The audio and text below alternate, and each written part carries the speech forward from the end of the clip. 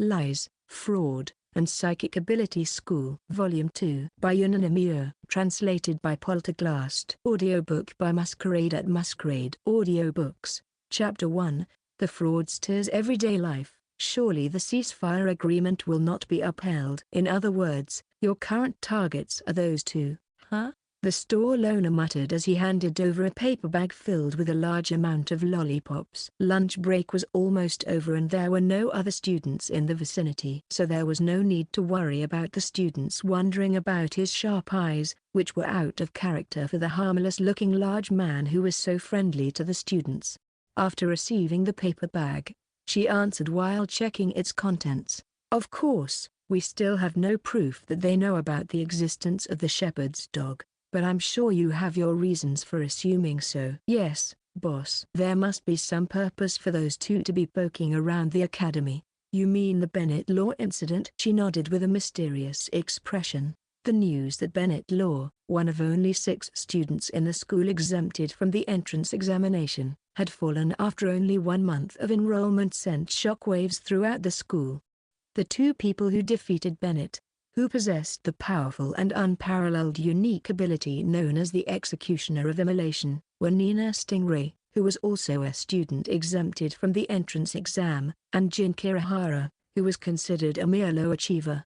Why did they suddenly target someone as powerful as Bennett? If their goal is to survive until 3 years later and become candidates for the White Knights, such a hasty approach is unnatural. Certainly, Nina and Jin's reputations rose drastically as a result of that incident, and some even believe that they are now in the lead group in the race for survival at the school. But it also led to an increased risk of being targeted by monsters of the same or greater caliber as Bennett. We don't have any evidence yet, but for the moment let's assume the worst. They are probably using the fact that they defeated Bennett as bait to lure shepherd's dogs to their doorstep. That's troubling. Yeah, very troubling. They can now suspect everyone who approaches them, but you're already in their group.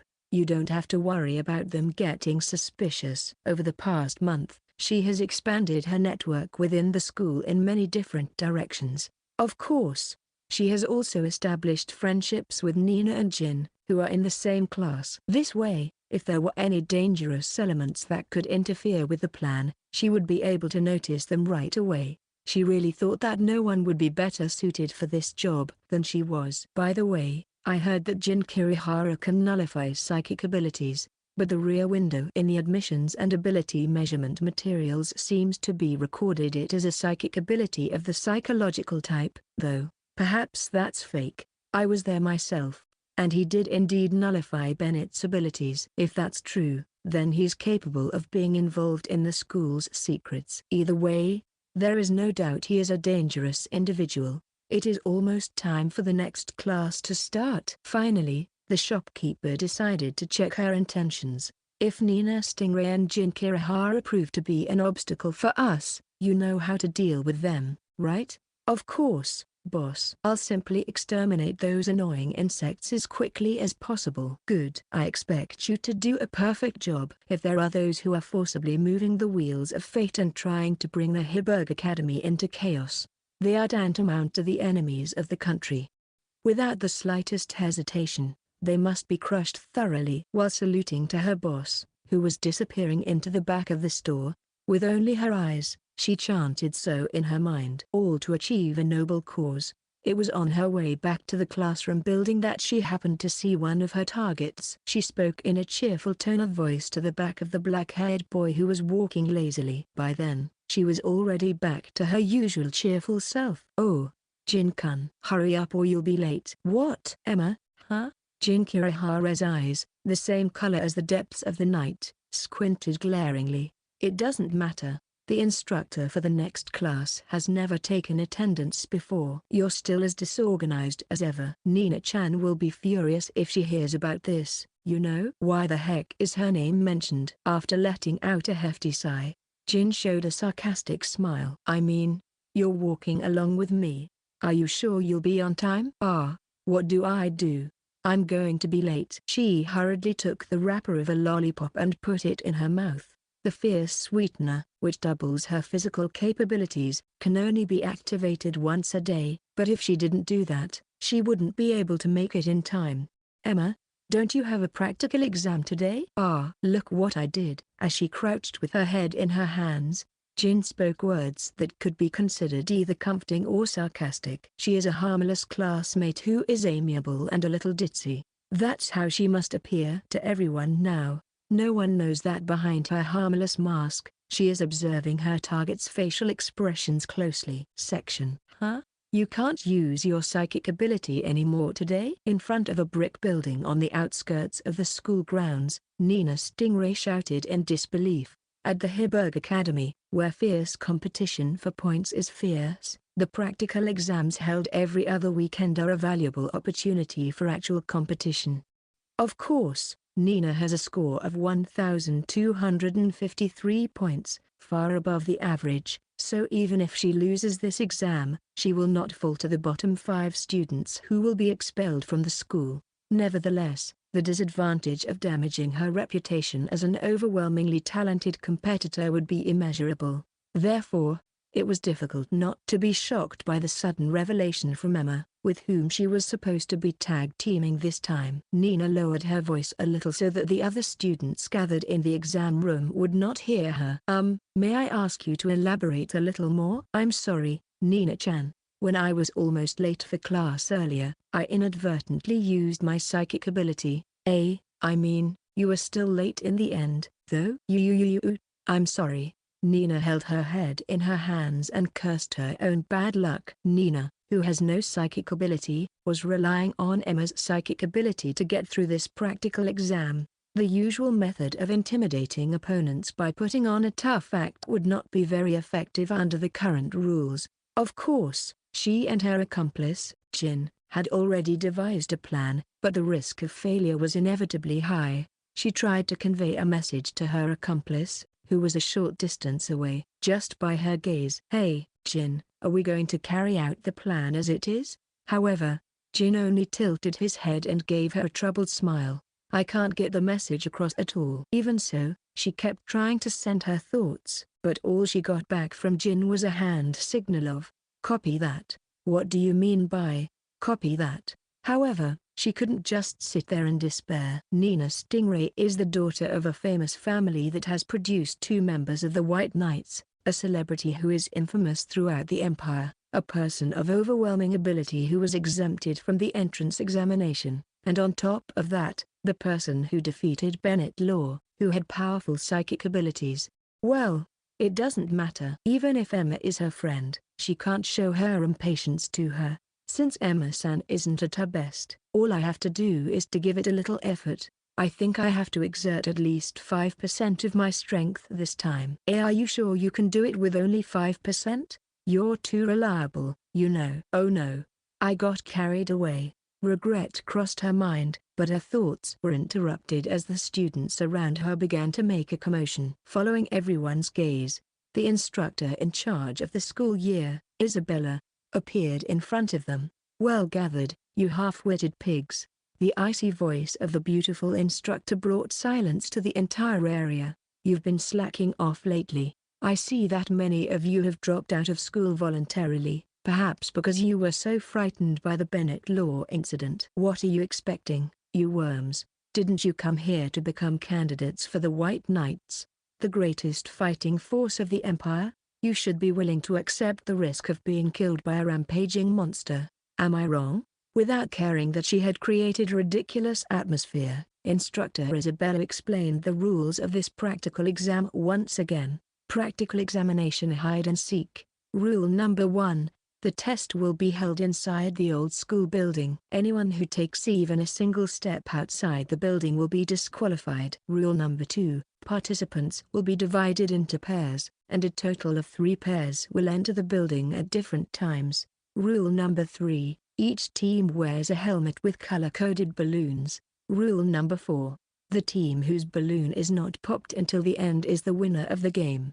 Rule number 5. Direct attacks on the human body by psychic abilities are prohibited. I don't think there are any stupid pigs who haven't noticed this yet, but in this hide and seek, where 3 teams are jostling on a 3-way battlefield. Quick spotting and covert action are required. Dumbasses who can't use their brains because they are too preoccupied with power won't stand a chance. The students who heard this had various reactions. The content of this test is not a simple battle, so there are clearly those who are suited for it and those who are not. Rather than those who specialize only in destruction, those who can use strategic tactics, such as aiming at balloons from an enemy's blind spot or hiding, will be at a greater advantage. All participants must pay 30 points each to take part in this test. The team that survives to the end will get all the points. Of course, even if one of the duo dropped out, the points would be divided equally. The entry fee of 30 points is too high. Don't have that many left, then you'll be expelled. Someone take him away. Ha, ha. With just a single word, his life has taken a major turn. The students could only watch as the boy was forcibly dragged away by the instructors. The school's ironclad rule is to accept tragedy as tragedy and switch to practical thinking. How to contend in this practical examination? It does not matter if one of the pairs drops out of the test. When Nina first heard this, she thought, a pretty benevolent rule for the Heiberg Academy.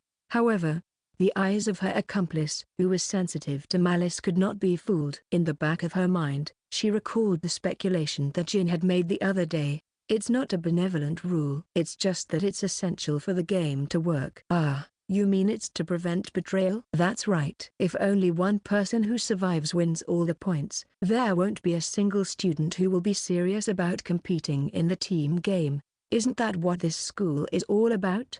Nina really thought that this school's system was cruel, with the rule that the 5 students with the lowest points each month will be forcibly expelled from the school. Even betrayal and deception are part of the daily routine. And Nina and Jin are planning a spectacular scheme in such an academy.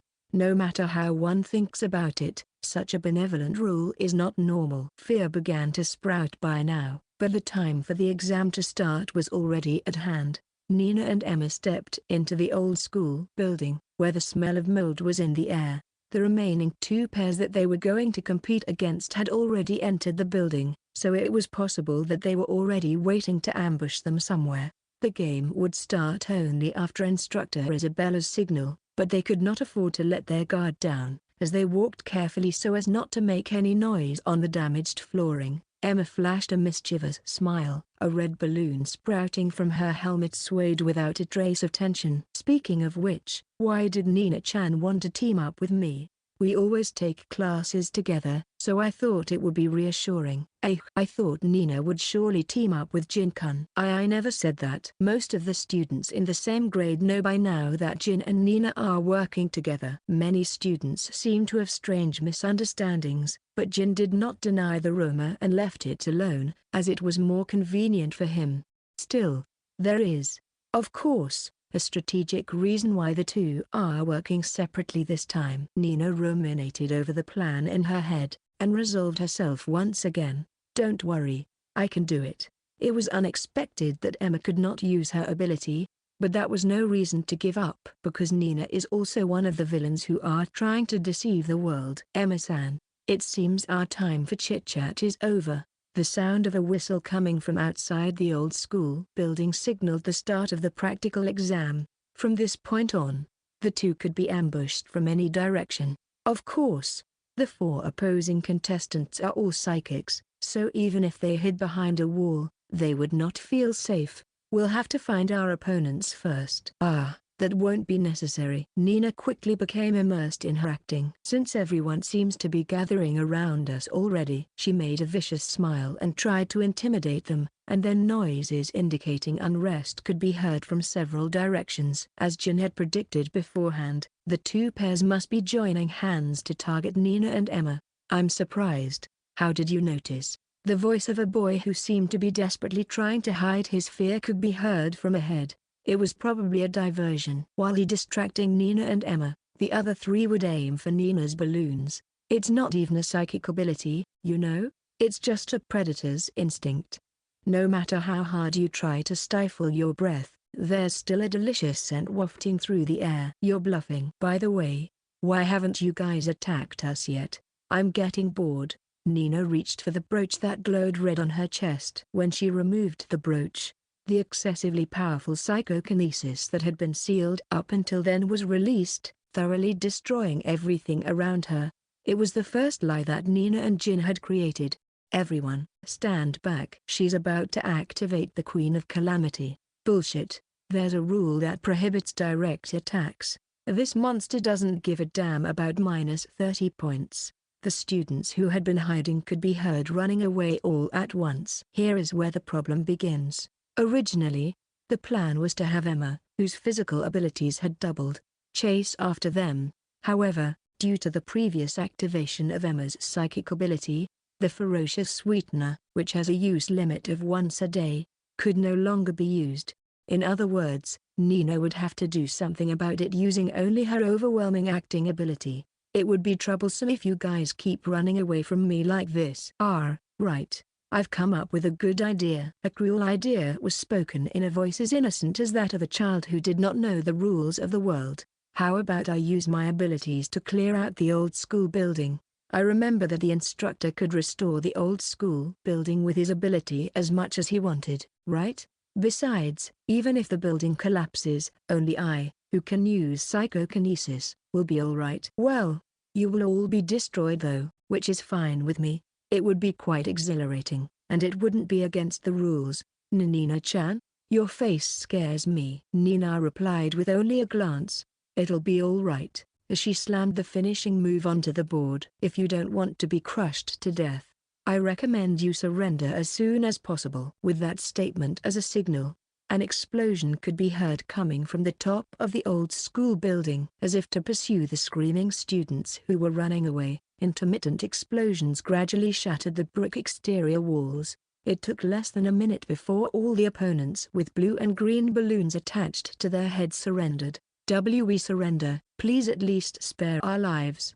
Everyone wore an expression that seemed to say, this is a violation of the rules. Their dissatisfaction is understandable given that direct attacks on their bodies were prohibited, and that the test emphasized stealth and surveillance skills rather than simple brute force. It was understandable that they felt that they had a chance to defeat the strong. However, they would never have imagined that there would be a monster who would think of destroying the examination site itself. It's a little bit unsatisfactory, but oh well, I suppose it can't be helped. Finally, with an innocent smile, Nina declared so. Now then, everyone. Could you please pop your own balloons on my signal? Section. Jin Kirihara watched from afar as Nina and Emma, with red balloons on their heads, came out of the old school building. Emma's inability to use her psychic abilities was unexpected, but in truth, Jin was not that worried. He trusted that Nina, who had deceived even the members of the White Knights in her family with her outstanding acting ability, would be able to get out of a pinch of this magnitude with a simple humming of her voice. Trust. A word that was unfamiliar to Jin, but he had come to accept it for what it was. Incidentally, Nina might be the first accomplice he's ever had that he's connected to without involving money. While feeling self-conscious about this, Jin moved into the bushes, away from the crowds. After making sure no one was around, he muttered into the small walkie-talkie hidden under the collar of his uniform. Good job, Gaster-san. Nina passed the exam flawlessly. That's good to hear. Can I go home now? I still have my turn. I'm sure I've already paid you for it. No, Gaster, the landscaper who will take care of all the work necessary for the fraud for a fee, laughed heartily with a voice tinged with alcohol. He was probably still grinning at him from afar. But aren't you being too cautious? It's one thing to simply install explosives, but is it really necessary to observe from a distance with binoculars? In this kind of test, the scariest thing is to be attacked by a suicidal attack. That's why it is vital to know the enemy's location. Well, you two are no match for any of the mobs here after all. As you know, the heretics are truly terrifying. Once the opponent's locations were identified, Nina, who was inside the building, would give the signal with a predetermined line. Gaster would activate the remote ignition device, and the explosives he had planted the night before would instill fear into the enemies. Nina would then use her unstable monster act to force them to surrender, and the job would be done. Since this was a trick that required precise coordination, this time Jin had to lead the entire operation from outside the building. The other reason is that it is better to work with a different party from time to time so as not to unnecessarily increase the number of people who try to find out the relationship between Jin and Nina. Look, Jin, your beloved accomplice is walking towards you. Don't tease me, it's annoying. Can you not call me again until it's my turn? Turning off the walkie-talkie, Jin turned his attention to Nina, who was walking toward him with her presence completely erased. The students, who were praising the monster who had won a spectacular victory, seemed oblivious to the fact that the person in question was here.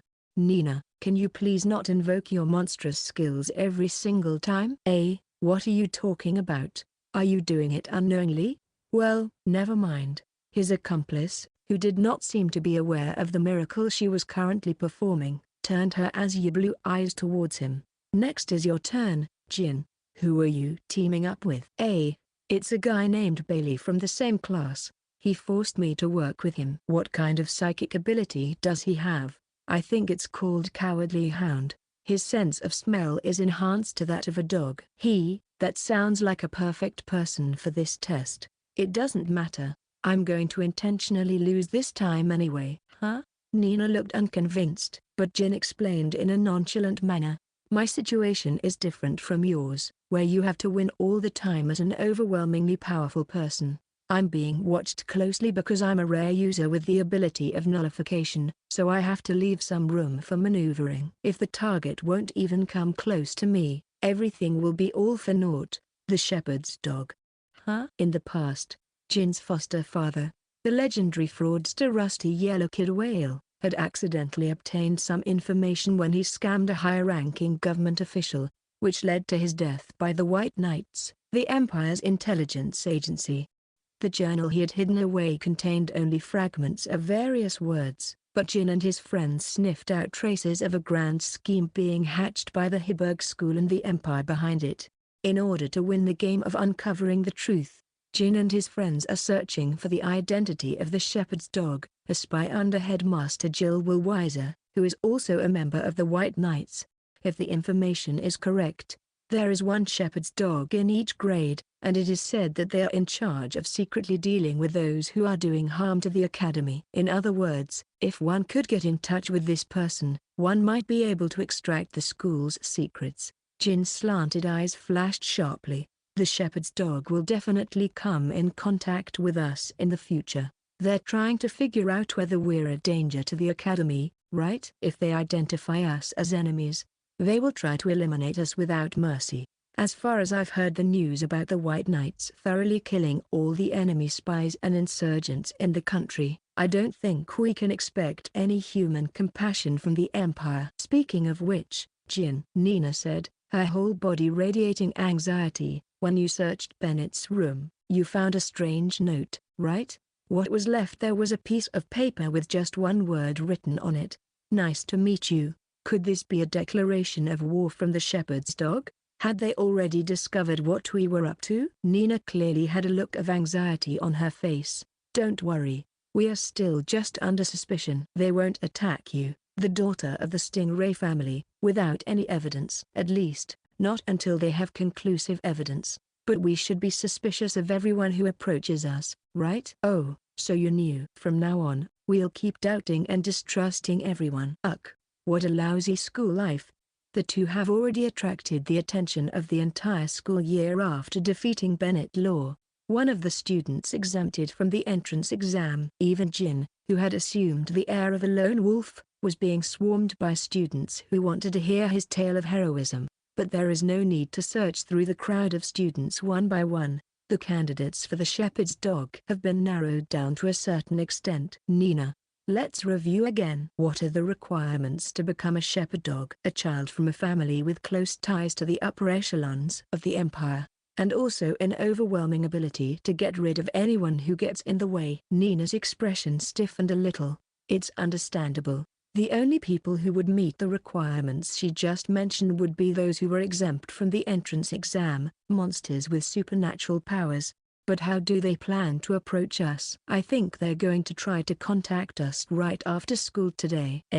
Do Do you have any basis for that? All the students who are exempted from the entrance exam will be summoned by Instructor Isabella after class today. Where did you get that information from? From that handy Slav.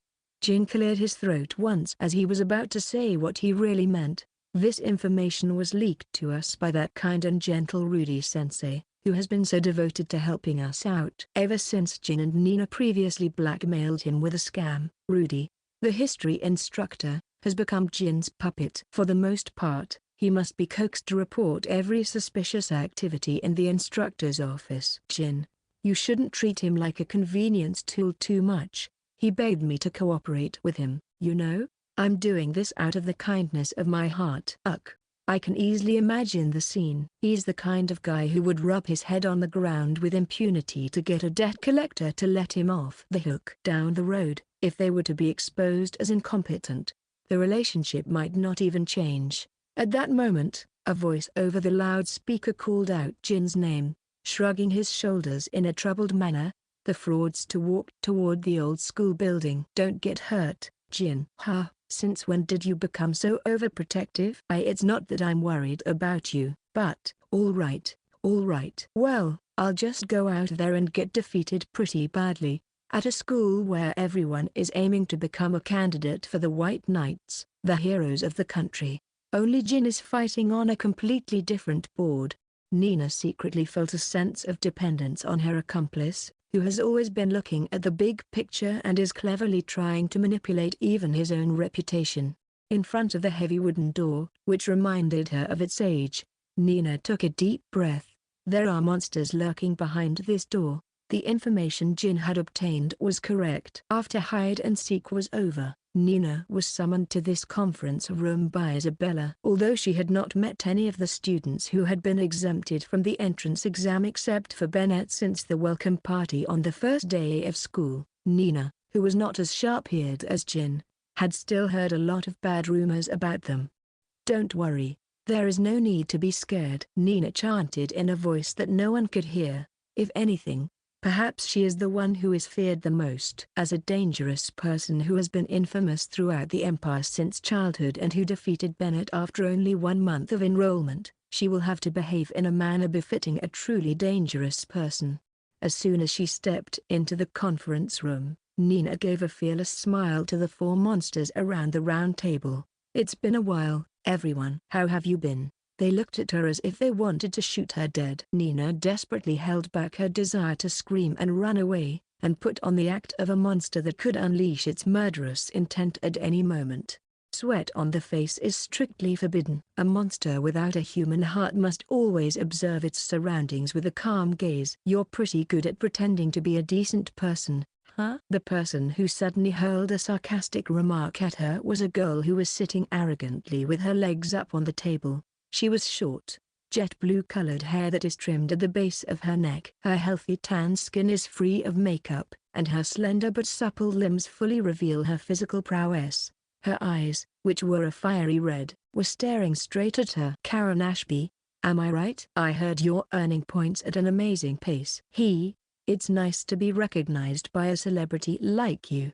You don't have to be so modest.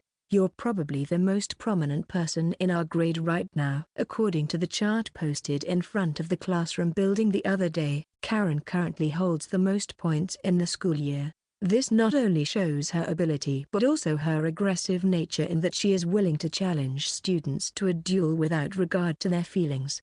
According to information provided by Jin, she has an ability called Jolly Underwriter, which specializes in destruction. I've always wanted to talk to you. I'd be honored, but I'm not in the mood for that right now.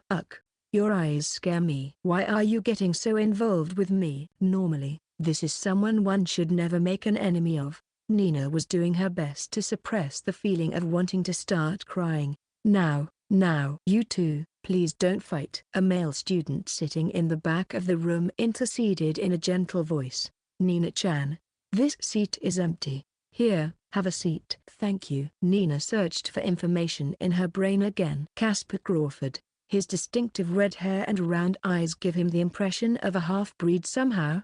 Since the details of his abilities had not been revealed, she had imagined him to be a shy and secretive person, so she felt as though she had been betrayed. Thank God, there is someone who seems to be kind as well.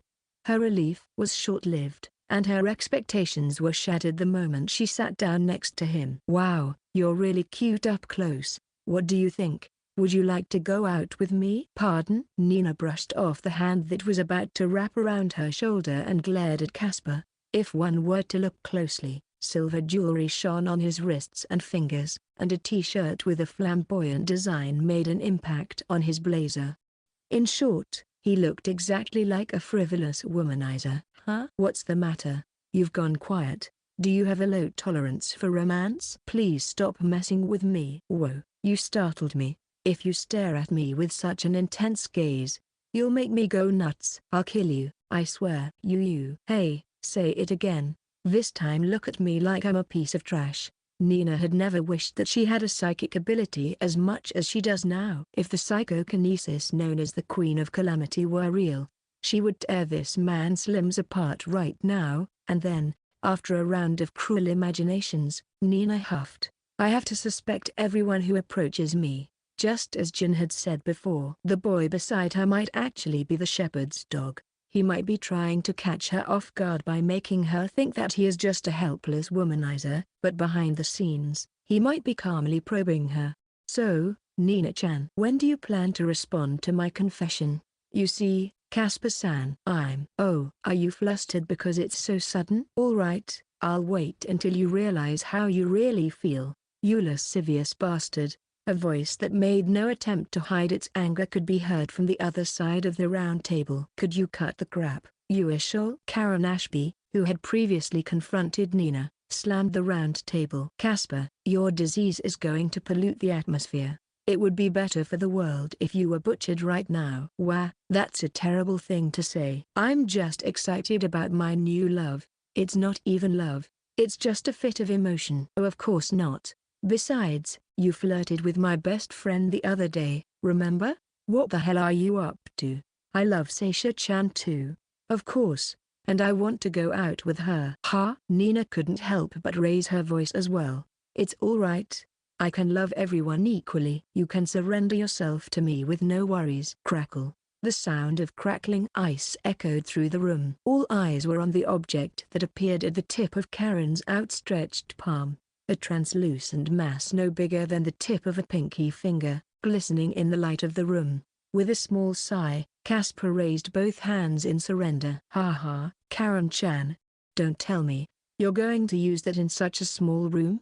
It's your fault for making me angry. I'm just kidding, calm down. Some of us are going to die, you know. Under the round table, Nina was trying hard to hide the trembling in her knees. For ordinary people like Nina, people with psychic abilities who can twist the laws of physics with impunity are objects of terror. Especially the four people here were beyond even her comprehension. All of them have powers equal to or greater than the fearsome Bennett. It is not just Karen, who is about to go berserk, or Casper, who is smiling despite the murderous intent directed at him. Alice Pearson, who maintains her fingernails without worrying about such a perilous situation, and Gilran Bloodnote, who wears a tiger patterned eye mask and is sleeping soundly, are also incomprehensible monsters. Ugh, I want to go home. I can't wait to take a bath and go to bed early, as she cried behind her fearless smile. A rescue party finally showed up. Instructor Isabella, who entered the conference room with several armed subordinates in tow, said in a cold voice, "Don't play around without my permission.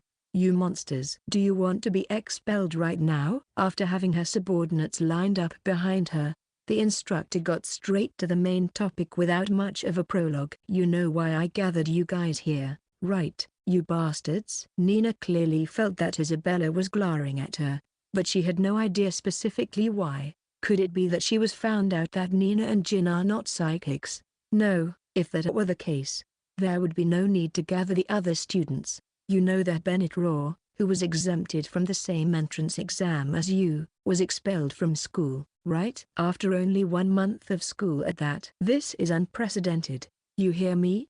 Think about why you are being given special treatment. The reason we exempted you from the entrance exam and gave you an initial 1,000 points, which is far above the average, is because you were supposed to help us weed out the pigs from the pack. It would be fine if you were to drop out in a year or two, when there are only the best and strongest left in your grade.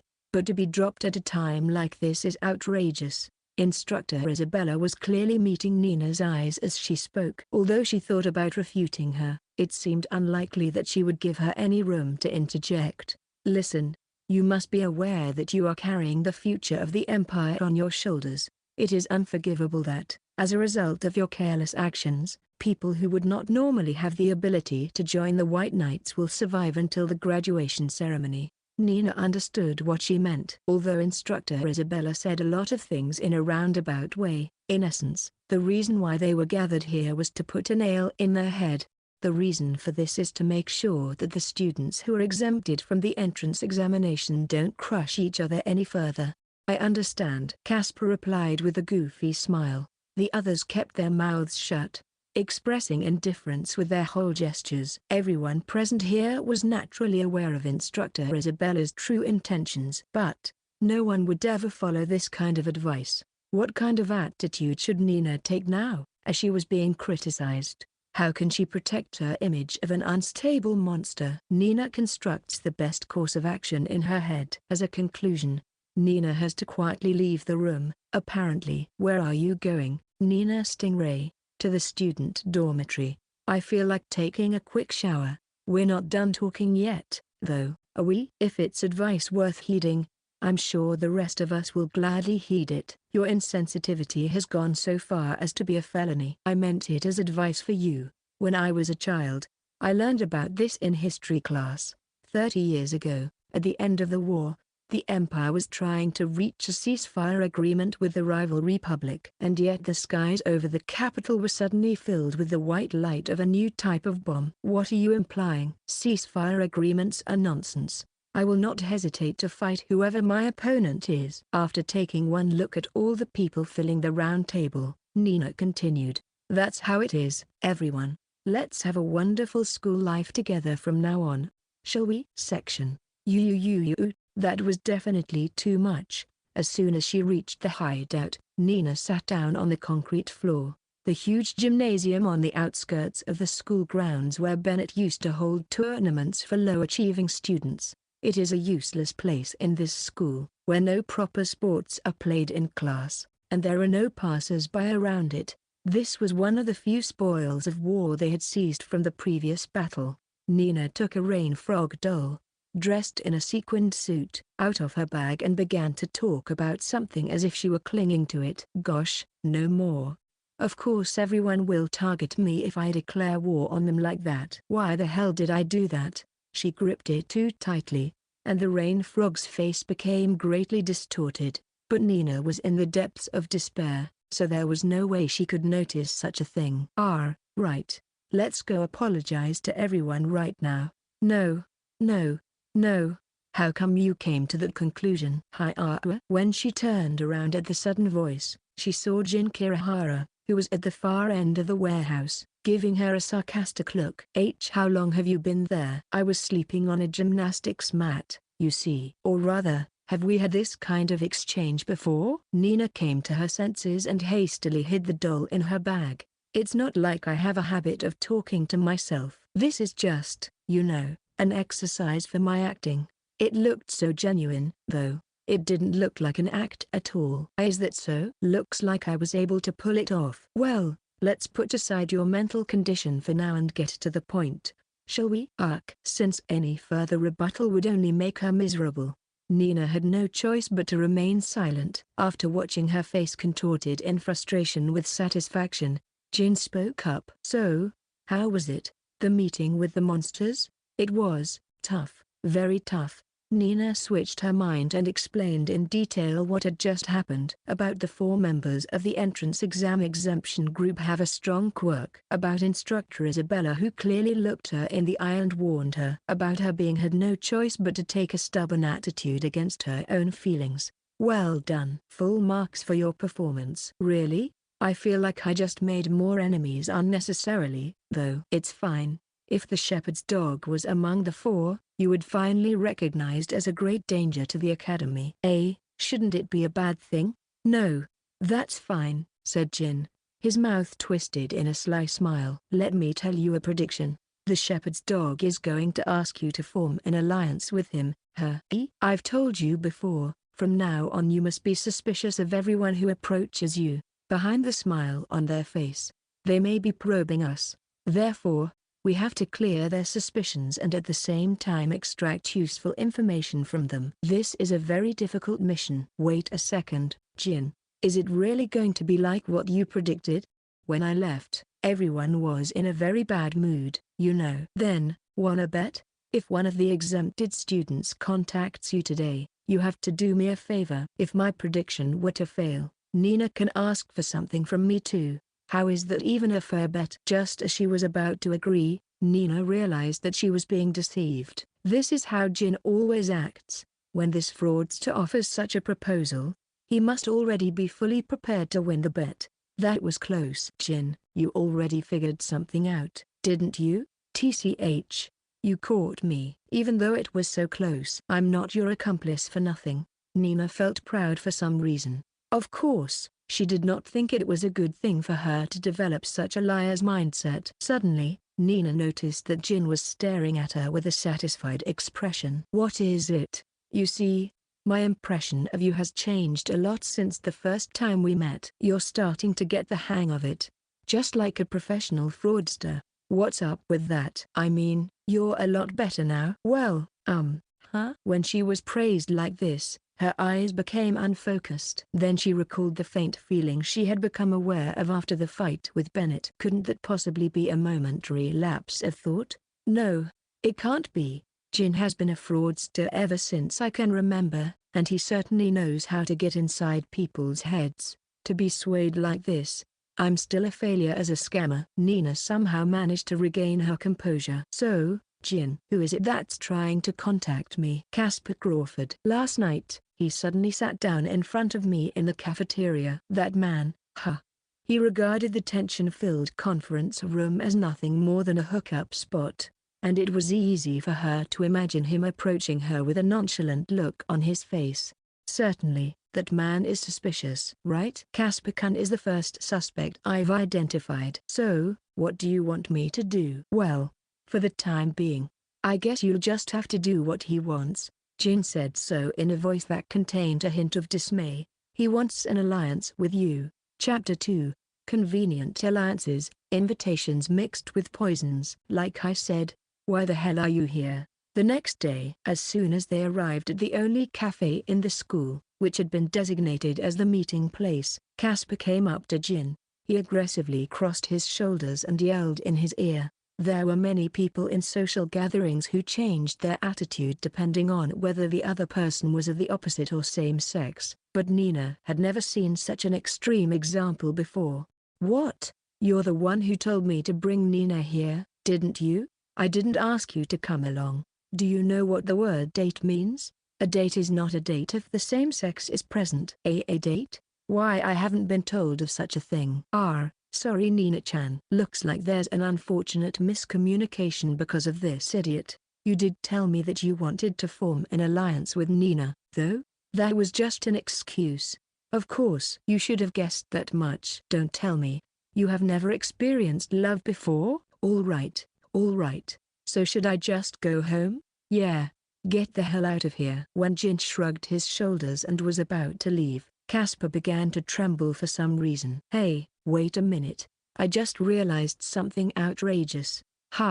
"What now?" "Why the hell are you calling Nina-chan by her name?" Casper ran off screaming and sat down holding his knees a short distance away. It seemed that he had completely lost it. Is such a person really a candidate for the shepherd's dog? It's hard to believe that the headmaster, who is so cautious that he doesn't even show up at the entrance ceremony, would appoint such a messed up person as a spy.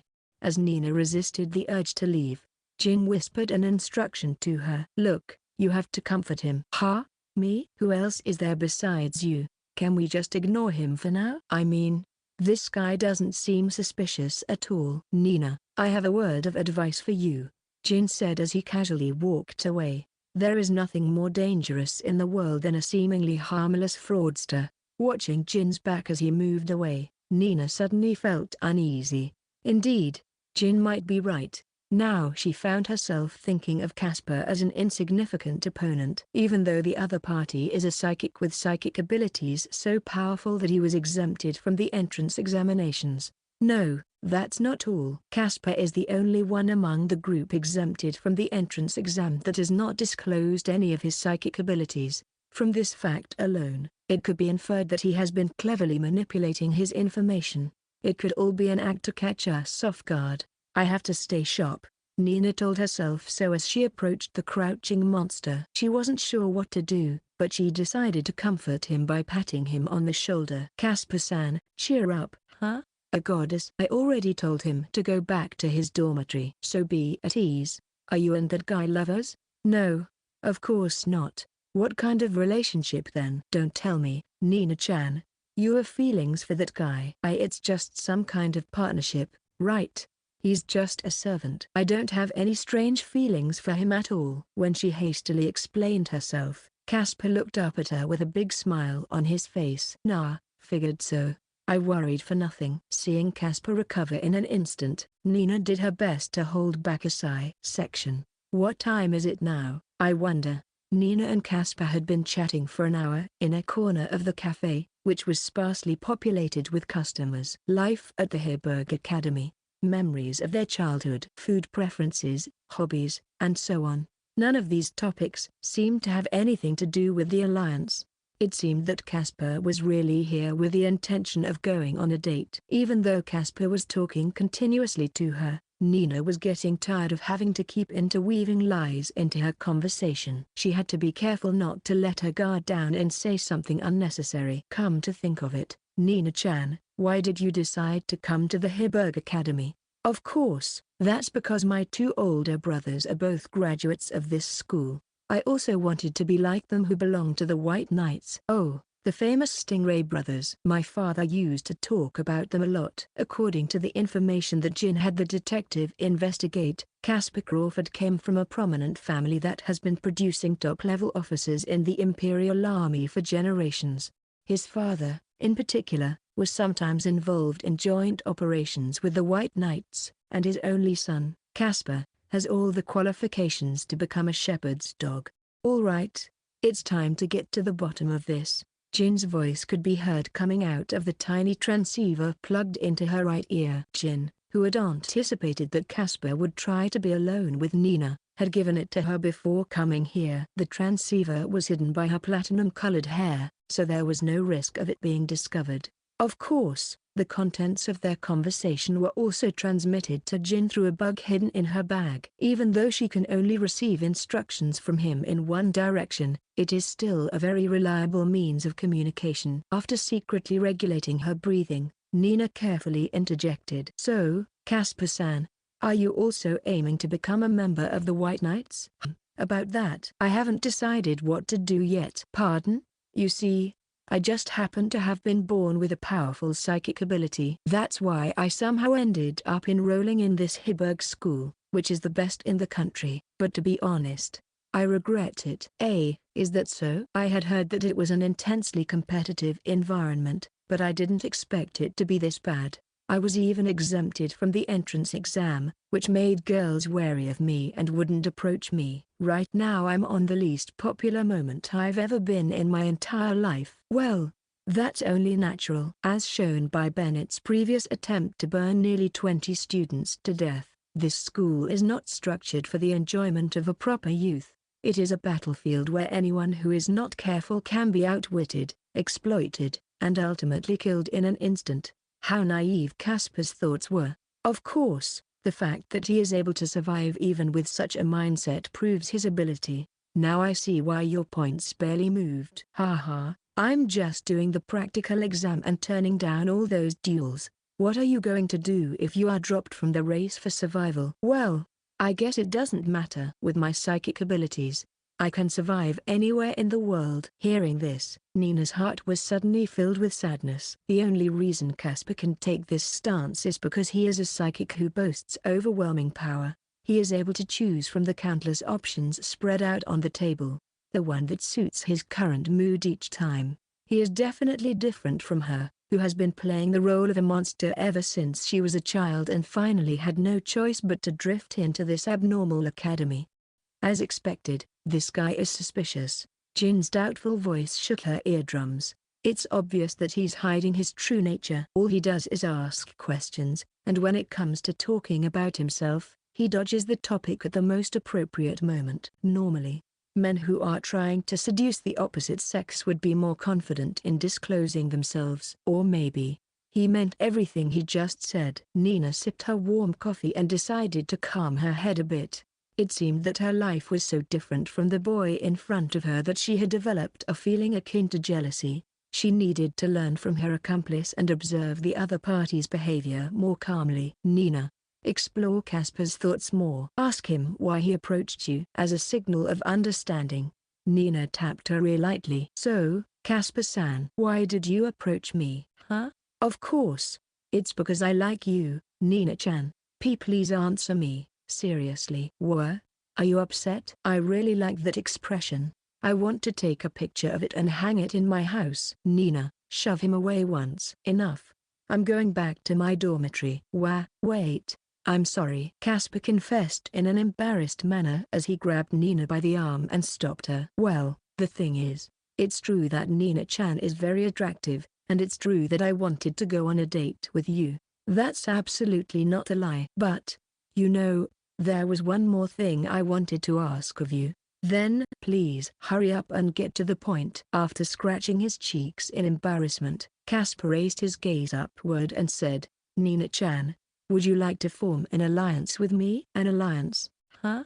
You denied it earlier, though. Well, even though it's called an alliance, it's actually just a formality. You see, as you probably know from attending yesterday's meeting, I'm in a bit of trouble with Karen right now. You messed with Karen-san's best friend, I presume? No, I didn't mess with her. I merely invited her to go out to town with me, but because Karen-chan is such a caring friend, she lightly threatened to kill me. It's totally your own fault, isn't it? Don't say that and please cooperate with me, Nina-chan. You don't have to do anything. If anyone asks, all you have to do is tell them that you're in an alliance with me. Not knowing how to respond, Nina bought herself some time by drinking coffee. It's getting more and more suspicious. Jin seemed to be getting more and more doubtful. This guy is also a member of the group that was exempted from the entrance exam, right? It's too unnatural for him to be so weak-minded when he was targeted a little bit. I can only think of it as an excuse to keep in touch with you in the future. When Jin's doubts were put into words, Casper answered hesitantly. Karen-chan's psychic abilities are a bit too incompatible with me. I'll do my best not to fight with such a pretty girl, but there is always the possibility that I might. But if I can trick her into thinking I'm in an alliance with Nina-chan, I might be able to keep her in check. Answer him that you'll form an alliance with him under some conditions. It's a chance to find out more about him. She felt trouble deep inside her heart, but it was for a good cause. Nina quietly put down her coffee cup and muttered in a tone of voice that showed signs of having been troubled to the limit. It can't be helped. Let's form an alliance. Under some conditions, of course. Thank you. You are a goddess after all. I wonder why there are no songs about you in this world. Damn. It's making me pissed. Right. I'll just make one myself. Okay, I'll go buy a guitar right after this. I don't need any weird enlightenment, so in exchange for the alliance, please tell me. She thrust the blade of words down Casper's throat, as instructed by the transceiver. What exactly is your psychic abilities? I can't answer that. A chilling atmosphere surrounded Casper at a tremendous speed. He immediately put on a smile, but a momentary glimpse of the abyss made Nina's heart palpitate. This person may be hiding something terrifying. Well, I'll accept any other conditions. Let me know after you come up with something. The man, whose true intentions could not be read, gave her a big smile as he stood up. I'm looking forward to working with you, Nina-chan. Section W. What's wrong, Nina-chan? You look kind of pale, In the crowded cafeteria after 6 p.m., Emma, sitting opposite her, stared at her with concern. It seemed that emotional distress was beginning to show on her face. It had only been a few weeks since she had risked her life fighting Bennett, and now she was about to be drawn into a battle between two monsters, Casper and Karen. She saw a glimpse of this at yesterday's meeting, but Karen Ashby would show no mercy to anyone she considered an enemy. No matter how mere a formality the alliance might be, she now had a reason to go after Nina. She wondered if Jin had a plan to successfully maneuver around and find out the identity of the shepherd's dog even in such a situation. Besides, there was a vague uneasiness about the act itself. If Casper were not the shepherd's dog, wouldn't that mean that they were deceiving an innocent person? There is no point in thinking too much about it. For the time being, Nina decided to ignore the swirling doubts and put on an indifferent expression. "I'm just a little sleep-deprived, that's all. Everything is fine." "I see, that's great, but I feel much better after talking to you, Emma-san." Those were words that Nina said from her heart for the first time in a long time. At Heiberg Academy, where everyone only thinks about deceiving and kicking others down the road, there are few students as pure and innocent as Emma. Just like the legendary fraudster Rusty Yellowkid Whale once had Jin by his side, the fraudsters may crave the presence of someone they can be with without having to calculate anything. "But you know, I'm worried that you two are going to go down more and more dangerous paths." "Hey Nina-chan, can I ask you one question?" "What is it?" "Why did you decide to fight Bennett-kun back then? You were there too, weren't you, Emma-san?" "Bennett-san was doing terrible things to the students who were participating in the tournament. I just couldn't let it go. But you know, if you hadn't wanted to fight Bennett-kun in the first place, you wouldn't have been able to uncover such a secret, would you?" It was a sharp question that she had not expected. Nina hesitated as to how she should answer the question. Nina and Jin's real objective was to identify the shepherd's dog who was mixed up in the group of those who were exempted from the entrance examinations. If Bennett was the shepherd dog who knew the school's secrets, they planned to interrogate him and extract information from him. However, even if Emma were her friend, she would not be able to tell her the truth. "Perhaps we were indeed too rash. We just thought we could get a head start on the competition by taking down one of the entrance exam exemption groups early on. Be careful from now on, okay? I don't want Nina-chan and Jin-kun to be in danger." "Yes, I'll be more careful from now." She could not finish her sentence. Behind Nina, there was a horrendous sound as if something was being crushed. After seeing Emma stiffen before her eyes, Nina looked back in the direction of the sound as slowly as a machine that has run out of oil. A dark-haired girl with the air of a predator was standing with her arms crossed. At her feet was the wreckage of a wooden table that had been cut in half. A whispered voice from somewhere, "Impossible." She smashed it with just a kick, was soon engulfed by the silence. "All right, attention everyone. Let me ask you a question." Karen Ashby, one of the students exempted from the entrance exam, spoke up in a clear voice. "I know Nina Stingray is in this dormitory. Raise your hand if you know where she is right now." "Oh, there you are." Her fiery red eyes meet Nina's head-on. "Don't tell me she's already heard about the alliance." Alarms were ringing in her head. "She is coming toward me." "This situation is not something I expected at all." "Warning. We haven't prepared any strategies yet." "Warning, warning, warning." While being stiffened in the face of the dire situation, Karen sat down on the table in front of her and looked down at her from above. "What a scary glare you have on your face. If we fight here, it will be a problem for everyone. You know, I see you have some common sense. By the way, what can I help you with?" "I have something important to discuss." Karen's mouth, with protruding teeth, was distorted into a vicious smile. "Come to my room, Nina Stingray." Section. What do I do? What do I do? What do I do? Nina was desperately fighting the urge to run away as she followed Karen's back on the path leading to her dormitory. Nina had teamed up with her accomplice, Jin, to fight a number of psychics, but only after carefully gathering information and making preparations to ensure a win. There was nothing she could do in a situation like this, where she had no countermeasures or even mental preparations. She had left her small transceiver in her room before dinner, and she was too far away from the men's dormitory where Jin was staying to communicate with him. In other words, Nina could not ask for help from Jin right now. "Okay, here we are." Opening the heavy door, The two entered the dormitory. Perhaps it is because of the financial resources of the Heiberg School, which is the best school for training students in the country. There are a total of 18 student dormitories at the Heiberg School, 3 for each of the boys and girls in each grade. Although many students must have dropped out after 3 years, the upper management is probably not so bothered with such calculations. The first girls' dormitory she was taken to looked exactly the same as the third girls' dormitory where Nina resides. Not only the exterior, but even the interior seems to have been beautifully replicated. The only difference was the air that filled the interior. If anything, this dormitory is generally desolate. Everyone was looking at Nina and Karen, who had entered through the front door with hostile eyes, and there was no sign of friendly banter among the students. Are you surprised at the atmosphere in this dorm? It's as if we're in the military or in prison. There are so many people here who, until recently, were all excited and forgotten their purpose. They were talking about the latest perfume trends, or how they liked the look of some guy's face, and so on. It was all so stupid. So, I went ahead and gave a few of them a good beating, and the color of their eyes changed.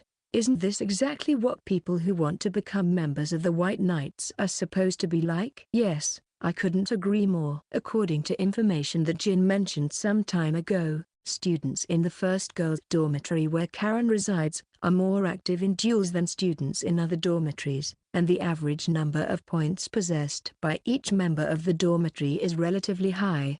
For better or worse, Karen's belligerent presence probably has an effect on them. Come in. This is my room. The first thing she saw when she opened the door was a dark-haired girl dressed in a maid's uniform. Her large round glasses and heavy bangs gave her an unapproachable air. The girl escorted the stunned Nina to a leather sofa. A maid? Why in this place? Karen sat down on the sofa facing Nina and stared at her as if she had been asked a rude question. I'm sure it's not that unusual for someone who grew up in a respectable household. Stingray, there must have been a few of them in your family as well. Why yeah, but don't worry, she's a legitimate student at the Heiberg Academy. She even has some useful psychic abilities. Come, go ahead and introduce yourself. Following her master's instruction, the girl lightly lifted her frilly skirt and bowed her head. My name is Satia Rodel. I have been serving the Ashby family as a maid since I was a child. Satia, was this the girl whom Casper had tried to lay his hands on, and Karen's best friend? She is reserved and lacking in expression, and she is quite a different type of girl from Nina. Nina couldn't help but be amazed at the sheer lack of moderation in the man named Casper. Satia, bring tea for our guest. Already done, miss. As expected of you. With perfect timing, a porcelain cup filled with tea was placed in front of Nina's eyes. It was so sophisticated that one could tell at first glance that it was expensive. In the corner of the room, a large number of shipping crates were piled up on the shelves by the wall. Dishes, detergents, tea cakes, perfumes, and other items were arranged according to a certain order. One could only assume that she had taken the trouble to bring her favorite items from home. Stingray, sugar cubes? Just one, please. Already put it in. So competent, after years of following Karen, who never knows what she might do. Satia's abilities are already on par with those of a first-class maid. It's hard to imagine from Karen's appearance as she sits ungracefully with her legs up on the table, but the Ashby family must be quite the millionaires. For the time being, Nina felt at ease and decided to sip her tea. The mellow aroma tickled her nose. The amber-colored surface of the water glistened in the light, reflecting the story that was hidden inside. When she first took a little bit into her mouth, the tingling spiciness and deep-seated smell of the sea attacked the mucous membranes of her mouth and nose mercilessly. What the heck is this? It's today's creative tea, Stingray-sama. I heard that you like seafood, so I added some extract from herring entrails as a secret ingredient, as well as a few spices imported from the east to enhance the flavor. The whole arrangement is backfiring on me. My bad, Stingray. Satia has a bad habit of overdoing the service and serving creative teas that are forcefully twisted to suit the tastes of the customers. In addition, her taste buds are lightly faulty, so if one is unlucky, this is what happens. This is just harassment. Please replace it with regular tea. The calm atmosphere quickly turned cold. Karen turned her ferocious eyes on Nina, like a hungry predator. Satia took the trouble to brew a cup of creative tea for you, just because it doesn't suit your taste buds a little. Don't tell me you can't finish it. Looking sideways at the maid who stood there with a blank expression on her face, Karen released an air of anger toward Nina. Nina clicked her tongue inwardly, thinking that she had been caught off guard. What she saw in front of her was a veritable monster, a genuine combat fanatic who has earned the most points among first-year students and has destroyed numerous students in duel. These types are always looking for an excuse to pick a fight. Moreover, Satia, the maid, also has psychic abilities. Nina is nothing more than a rat thrown into a nest of monsters. If they change their minds even a little, she will be preyed upon in an instant. Phew. Nina put her cup on the table and let out a small sigh. The same goes for me. I'm a monster who can't be touched. In order to continue to play the role of Queen of Calamity, she couldn't afford to back down here. Is that supposed to be a threat, Karen-san? Or is it a declaration of war? For my part, I would prefer the latter. That provocative eyes. Looks like you don't know the taste of defeat. At least, I don't think you're going to be the one to enlighten me. Would you like to try? Right here, right now. The sensation of clashing gazes sending out bluish-white sparks and twisting through time and space. Nina felt as though she might run out of oxygen at any moment, but she couldn't look away. She had to keep a smile on her face, even when Karen arrogantly lay her back with legs outstretched on the sofa. HMMPH. I guess I'll have to pass. Karen smiled dryly and plopped her legs down from the table, sitting up properly. Sorry for testing you, Stingray. I wanted to see if you would be a suitable ally for me. What a bad taste, Karen-sama. Come on, don't say that. Aren't you glad you got to show off your creative tea after a long time? Nina's eyes widened as the story advanced before her eyes on its own. An alliance, you say? She never expected that Karen, who seemed to be a lone wolf, would come to her with such a proposal. What kind of trap could she be hiding behind? We have to be suspicious of everyone who approaches us. Nina recalled again what Jin had said to her. I want to graduate from this school at the top of my class and become a member of the White Knights. That's why I have no intention of abiding by the ceasefire agreement that the instructor told us about yesterday. I'm going to aggressively crush any group that gets in my way, even if they are exempt from the entrance exam. And your first target will be Casper-san, is that correct? That's right. I hate those kind of nasty bastards the most. Don't you think he would be a good target to destroy first? But why did you go to the trouble of allying yourself with me? I want to uncover his psychic abilities. In Karen's ferocious eyes, there was a glint of icy intelligence. I heard about it. That idiot asked you to be his ally, didn't he? Then it's just perfect. You can be my spy, Stingray. Karen is more than just a combat fanatic. She would not give in to her impulses and take a reckless gamble. Since there is an uncertainty that Casper might be hiding his psychic ability, she is cautious enough to neutralize it first. The fact that she knew about the alliance they had just formed showed that her information-gathering skills were also quite good. Well, there is a possibility that Casper himself telling her about it. We must not disclose our alliance to anyone so that Casper will not know what we are up to. Well, you can at least abide by these conditions, can't you? Assuming you do find out about Casper-san's psychic abilities, what are you going to do afterwards? I'm going to fight him. Of course. After I thoroughly crush him, I'll give you a percentage of the points. Will that suffice? Nina put her hand on her chin and pretended to ponder. In any case, it would be against Nina Stingray's image to simply accept others' requests. So, she decided to try to provoke her once. You are quite cautious, I see. Are you that afraid of him? Don't ask me something ridiculous, Stingray. It is not brave to bring uncertainty into the battlefield. That is just something a fool would do. Nina felt a distinct shiver. There is no opening for this person. Besides, Karen essentially didn't seem to trust anyone. She used to be the same, so she kind of understands. By the way, when is the deadline for the answer? 5 o'clock tomorrow morning. If you are willing to form an alliance, come to the woods behind the girls' dormitory. What are you going to do if I refuse the alliance? Ha! Are you really asking me that? Karen looked downward at her cup of creative tea, which she had just finished drinking, and smiled with her canine teeth bared. I'm going to grind you down first, instead of that idiot. Section. What do I do, Jin? When she snuck out of the dormitory after bedtime and came to the gym, Nina, who had been waiting for Jin ahead of time, came crying to him.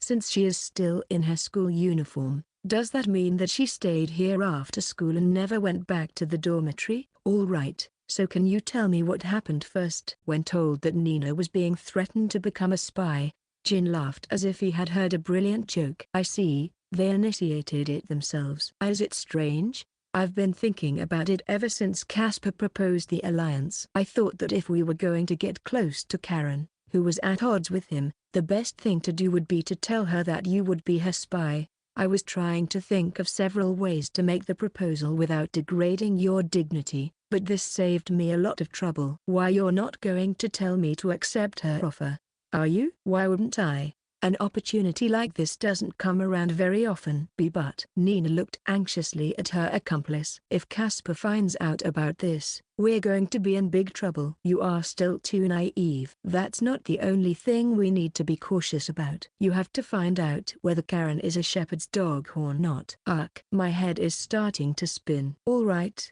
let's sort things out. Jin held up his index finger and began to explain. First of all, there are prerequisites to uncover the secrets hidden by the school. We are in pursuit of the shepherd's dogs who are spies for the school's headmaster. The most likely candidates are Casper, Karen, and the others who have been exempted from the entrance examinations. However, to uncover more information, we have to get close to them. It would be too risky to just grab them one by one and interrogate them. That's why we beat Bennett in a spectacular way, involving a number of students, and we became influential people whom the school had to mark. This way, the shepherd's dog would contact us to find out whether we were a threat to the school or not. You mean Casper and Karen? Most likely. Therefore, you need to deepen your relationship with them and cunningly wait for them to reveal their tales to you. Tell Casper that you will form an alliance to keep Karen in check, but behind the scenes, you will also work with Karen to report information about Casper's psychic abilities. Then, at the same time, you will search for evidence that the two of them are shepherd's dog. It's a subject that makes one cower one's feet even as one speaks of it. Naturally, Nina had a pale expression on her face, but there was an involuntary smile on her mouth. Her heart was pounding despite the situation. Well, even if she were to be told about it, she probably wouldn't admit it. Nina, what we are going to do from now on is a fraud of the highest degree of difficulty. Our targets are two monsters. If either of us is caught lying, it will be the end of our lives. If either of us is suspected of being a danger to the school, it's game over. We'll end up like my father, tortured to death. Honestly, I've never done a job this difficult before either. Do you think we have a chance of winning? Of course. With a look of sincere enjoyment on his face, Jin continued. I'll write the script, and you'll play the role. We'll win the trust of these monsters and steal their information without anyone noticing. Don't worry, we can do it. You really are out of your mind. Ha ha, why are you saying that now? It's a mutual thing, is it not? The jet black and azure blue eyes caught each other head on. There was no need for further discussion. With two fraudsters and a big, fascinating job in front of them, the answers converged into one. Nina exhaled in anticipation, and her light-colored lips twisted viciously. Chapter 3, The Shady Business, Secret Training, and a glimmering sense of unrest. A boring afternoon, a boring class. Even for Jin, who had never lived a proper school life, the basic history lecture did not feel refreshing. More than 30 years ago, our beloved country continued to expand its territory aimlessly through imperialism, which was considered old-fashioned even at that time. Eventually, as the war budget ran out and it became difficult to maintain the war's front lines, which had spread thoughtlessly, the empire began to be overrun by the Republic, which boasted the most advanced science and technology. When a new bomb dropped on the capital and killed a large number of innocent people, the upper echelons of the empire finally signed a written declaration of surrender. A year later, You psychics suddenly appeared in the devastated empire. The instructor, Rudy, concluded with a stifled yawn and turned to the next page of his textbook with a somber expression on his face. The Heiberg National Academy for the Psychics is an extremely competition-oriented society with an emphasis on real-world competition. It may not be a bad thing that they don't put much effort into classroom learning, but being subjected to endless lectures about common knowledge that everyone already knows is almost like torture. In the first place, in the month and a half since they entered the school, they have only learned a short history of psychics since they first appeared. Moreover, Rudy, who delivers the lectures in a tedious manner, is a close collaborator of Jin and Nina. Thanks to his help in falsifying the reports, they are able to pass the ability measurement, in which they have to show the degree of growth of their abilities in front of the instructor every month. Therefore, Jin is never criticized for not taking his classes seriously. Jin plopped down on his desk and pretended to be asleep while thinking back to the conversation he eavesdropped on this morning. In order to reply to Karen about the alliance, Nina went to the woods behind the first girls' dormitory, to get a better idea of the characteristics of the person he was about to deceive. He had Nina carry a listening device. "So you come, Stingray. Can I hear your reply?" Her tone was clear and direct. The fact that she suddenly tried to get right to the point at the very first word showed how intuitive and highly self-confident her personality was. And the fact that she stubbornly referred to her negotiation partner by the family name indicated that she was cautious and wanted to draw a line between her and the other party. Although she never uttered a word until the very end, according to Nina, Karen seemed to have brought along her maid, Satia, as well. Normally, it would be best not to target these types of people for fraud. Before we form an alliance, there are a few things I want to make sure of. As instructed in advance, Nina stated so. One is about how to distribute the points after defeating Casper-san. Since I'm the one who actually fights him, 30% should be enough, right? Always trying to gain an advantage over the other party is a trait closely tied to someone with a high level of competitive spirit. How long do you want the alliance to last? Until we destroy that idiot. Of course. After that, the alliance will become invalid. The next person I'm going to target might as well be you. I like your straightforwardness. I feel more at ease that way. Jin smiled dryly at Karen's insistence on provoking the other party at every turn.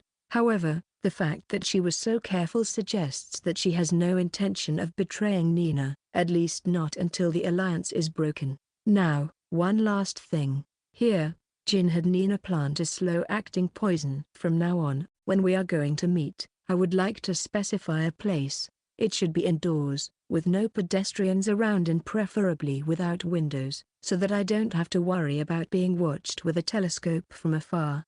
Of course, we must not allow anyone to know about our alliance, but, do we have to go that far? I got influenced by my brothers who are in the White Knights. I guess uninvited rats are lurking everywhere, you know. Well, it's just a precaution. I see your point, but I don't like the idea of using such a place you've designated. So I'll let Satia find a suitable place for us.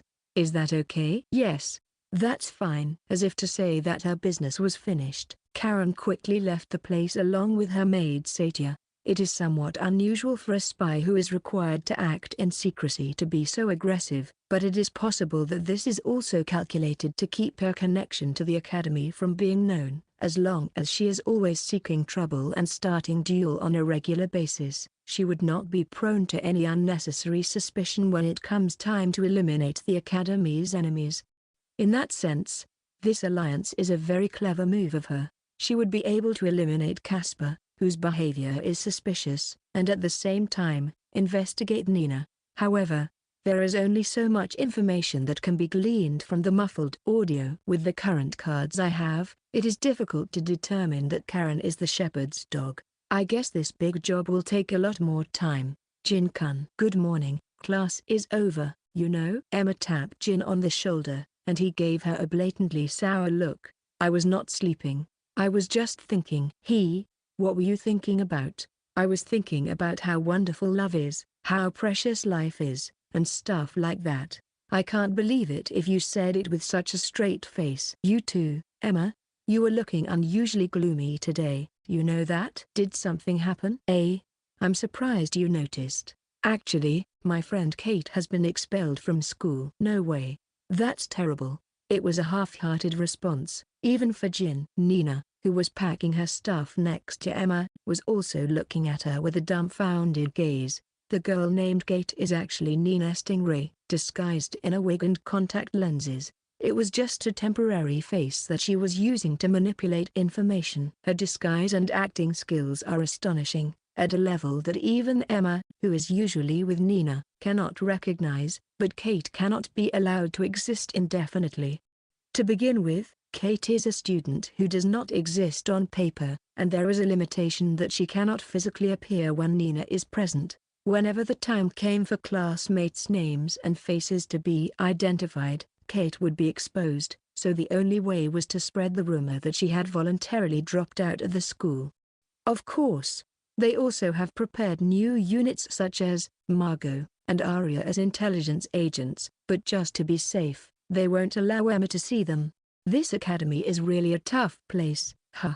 It doesn't necessarily mean that all the students who dropped out of the school are unhappy. Apparently, once we lose our memories of this place, we can transfer to a private training school, and if we give up our dream of becoming a member of the White Knights, we can get a good-paying job. I see, that's true. I hope Kate-chan is doing well. Even the stone-hearted Jin is beginning to worry, wondering if this girl will really be alright. Even though she has the psychic ability to enhance her physical abilities, which is easy to use, it may be difficult for her to succeed at the Heiberg Academy if she is this pure. Suddenly, Jin recalled the line he previously said to Nina, "There is nothing more dangerous in this world than a seemingly harmless fraudster. If Emma is a shepherd's dog and she is approaching us to find out how dangerous we are, then she is a very skilled fraudster." Not only Jin, who has been distrustful of people since childhood, but also Nina, who is a first-rate actress, could not pull it off. How could it be possible for someone to have been with Jin for such a long time and not show the slightest terror in their acting? By the way, Emma, why are you wearing Jin clothes all by yourself? I mistook the timetable for tomorrow. You see, tomorrow is physical training from the first period, right? Unbelievable. Such a classic mistake. Jin-kun, please don't tell anyone, it's embarrassing. The character portrayed by the task required of Shepherd's dog is that of a perfectionist whose character is meticulous and careful, and who never leaves any stone unturned. Unless one is a monster like Nina, human nature will lose out. Even if one is performing an act a little bit, in all likelihood, Emma does not fit that profile. Well, I should be cautious, just in case. Section 2 weeks later, perhaps the most distressing scam that Jin and his foster father, Rusty, committed was the one targeting Christopher Tse, who was a senator at the time. When Tse visited his villa with his wife, Rusty and Jin approached him, pretending to be a father and son who were on vacation in a neighboring villa. The owner of the villa was on vacation abroad, and Rusty had rented everything including his wife and his dog from a company specializing in impersonation, so it was impossible to arouse suspicion. The first step was to create a situation where they would happen to pass each other every day and greet each other while Tse was on his daily running routine. This strategy aimed for a simple contact effect, and Tse gradually began to open up to them as they saw each other again and again. Since his son Jin was also with him, it was really easy to get him to let his guard down. When the time was right, Rusty invited Tse and his family to a home party, where he revealed to them that he had a psychic ability to predict the future. He used a technique similar to the psychic frauds of the old days. By using several tricks to convince them of his abilities, Rusty was able to successfully sign the advisory contract. Over the next 6 months, Rusty successfully won Tse's trust, and he swindled Tse out of a total of 200 million L in the form of consultation fees and various other expenses. If there were a textbook in the world of fraudsters, Rusty's work would be the first subject to be included in it. At that time, Rusty was laughing as he tapped the stack of bills on the table. Jin remembered he was in such a good mood that he had emptied a bottle of expensive liquor in just 1 hour, which he had received from a foreign friend he had recently met. "What's the matter?" Jin, why don't you be more excited like a kid of your age? You're too excited. A fraudster should never let his guard down, right? You don't understand, huh? Rusty said, giving Jin a flaccid smile, as if he were comforting a child. When you succeed in a big job, be happy about it. That's one of the golden rules of being a fraudster. And why is that? Because being a fraudster is a job where you have to give people hope. Huh? For a moment, Rusty's eyes took on a serious color. At a moment like this, he was trying to tell Jin something important. If you want to convince a pathetic fool that, I can dream if I follow this guy, you can't have a grim look on your face. It's better to be confident all the time, and to have the illusion that everything in the world is on your side. It's not an act. It's not a bluff. You have to feel that way from the bottom of your heart. Isn't that a very difficult thing to do? That's why you should accumulate success experiences from now on. We wouldn't have gotten this 200 million Ls without you, you know? I was just there though. Listen Jin, you should puff out your chest more. We are invincible. Not knowing how to laugh, Jin sipped at his yet-to-be-drunk liquor. It was a perfect moment, he thought. A night of intense accomplishment, a full-body experience of joy, and a small room filled with the light of hope. Jin thought that such a happy night would last forever. The only miscalculation was that who had trusted Rusty too much, had revealed important government secrets to him. As a result, Rusty was hunted by the White Knights and eventually captured and tortured to death. The risks involved in getting into the hearts and the minds of the enemy and winning their trust are unimaginable. The difficulty level of the scam that Jin and Nina will now attempt will surely far surpass that time. Jin lies down on the mat at the back of the gym and plays with the counterfeit coins with his fingertips. Unlike last time, when all he had to do was frame Bennett, this case had too many uncertainties. First, he must tread carefully and find a path to victory. Nina seemed to have arrived 5 minutes before the appointed time. The sound of the door being opened with a duplicate key that Jin had a contractor he was acquainted with make. Anyone tailing you? No problem. I detoured along the proper route as you told me, but no one followed me. Okay, let's start the strategy meeting. Jin opened the locker containing the cleaning tools and took out a bamboo broom from inside. He piled up the crates that had been placed haphazardly and climbed up onto them, then pushed up the wooden ceiling with the handle of the upside-down bamboo broom. The 1-meter square wooden plank slid off, and the sound of some kind of mechanism working could be heard echoing in the ceiling.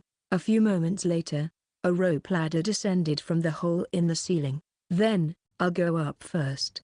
Wait a minute. It was impossible for Nina to overlook such an unusual situation. When did you make these renovations? This is the school's facility. After all, it was completed last night.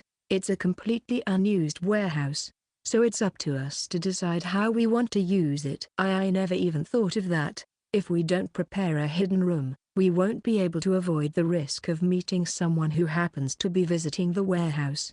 And there's also the possibility that we're being marked by the shepherd's dog. No, we need at least this level of precaution. Even if it were necessary, only Jin would be able to really carry it out. It was probably constructed by Gastu and his team of landscapers, but Nina did not even want to imagine how much it must have cost. Come on. How long are you going to stay still? Or are you afraid of heights? Why you're making fun of me again? After Jin, Nina also managed to climb up the unstable rope ladder. She wondered what kind of secret base was spread out ahead of her as she climbed up, but at first glance, it was no different from an ordinary attic. It's rather anticlimactic, isn't it? Why yeah, it looks normal for a place that has been carefully constructed.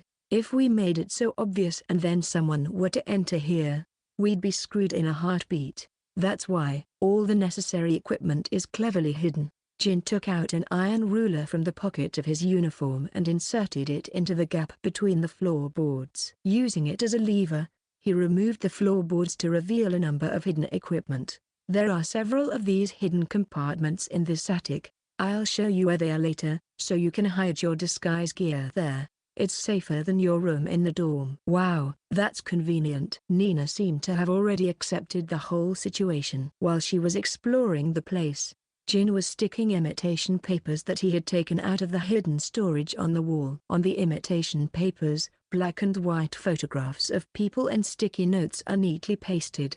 The imitation papers themselves were also scrawled with notes, arrows, and other symbols. This would allow them to visually organize a complex operation.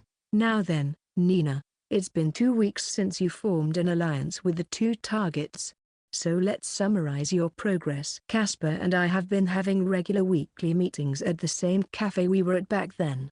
As you've heard through the wire, there's been no useful information at all. Well, you guys have been doing nothing but small talk. The only thing I could learn about him is what his hobbies are on his days off. Well, it could not be used as a potential breakthrough, though. Jin put a sticky note next to a photo and wrote Casper's hobbies on it in bullet points.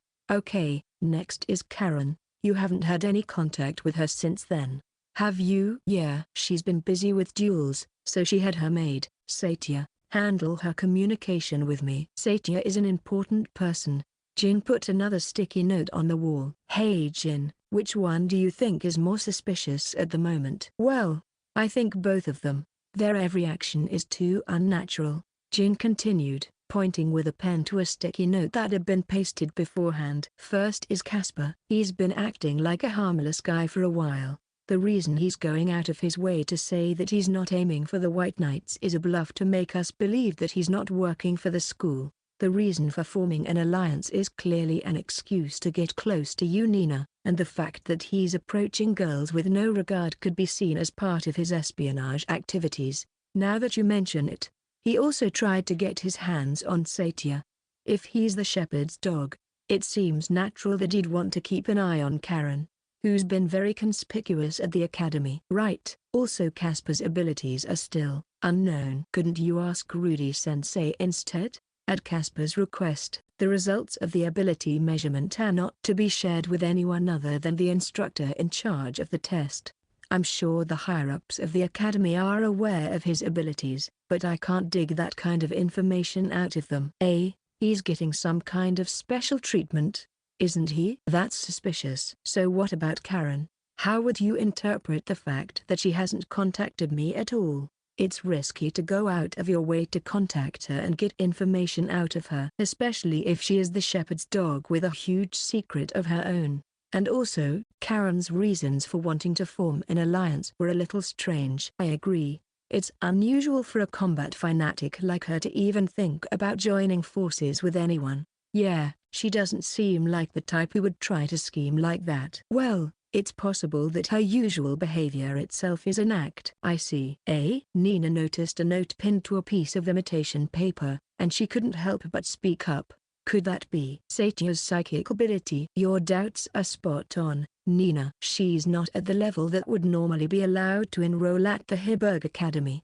An ability called inexplicable heat source that can heat up a cupful of liquid at will. Although it may have some offensive power if heated to the point of boiling, it would not be surprising if the Heiberg Academy, which places emphasis on actual combat, eliminated her from the entrance examination. It is unnatural that she was not even present at the screening test that Jin was forced to take part in. It means that Karen's family has enough power to force a maid with only minor abilities to enter the school.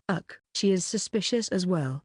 There's no end to the suspicions. In any case, you should only think about gaining their trust and getting into their pockets. By the way, Nina stared at the edge of the imitation paper. Why is Emma's picture in here? Well, it's just a precaution.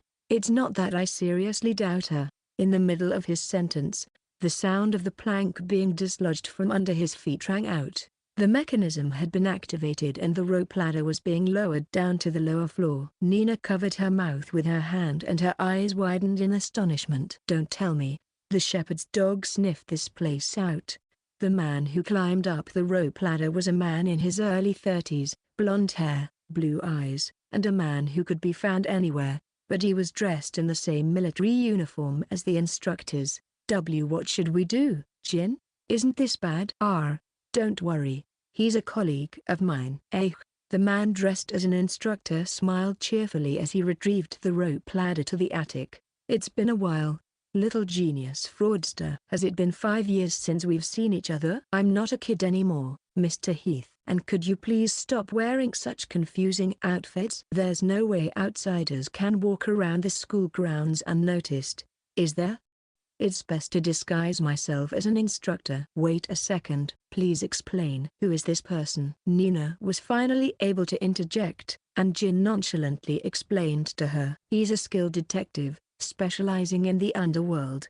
He is the one who investigated Bennett's background last time. Your shady connections triggered once again. I've requested a background check on Karen and Casper. Have you completed it yet? Heath, the detective, pulled a brown envelope from his pocket and tossed it to Jin. This is a midway report. I just wanted to come by and see you for the first time in a while. I wish I could ask this to all of you, but do you think I'm some kind of relative's kid or something?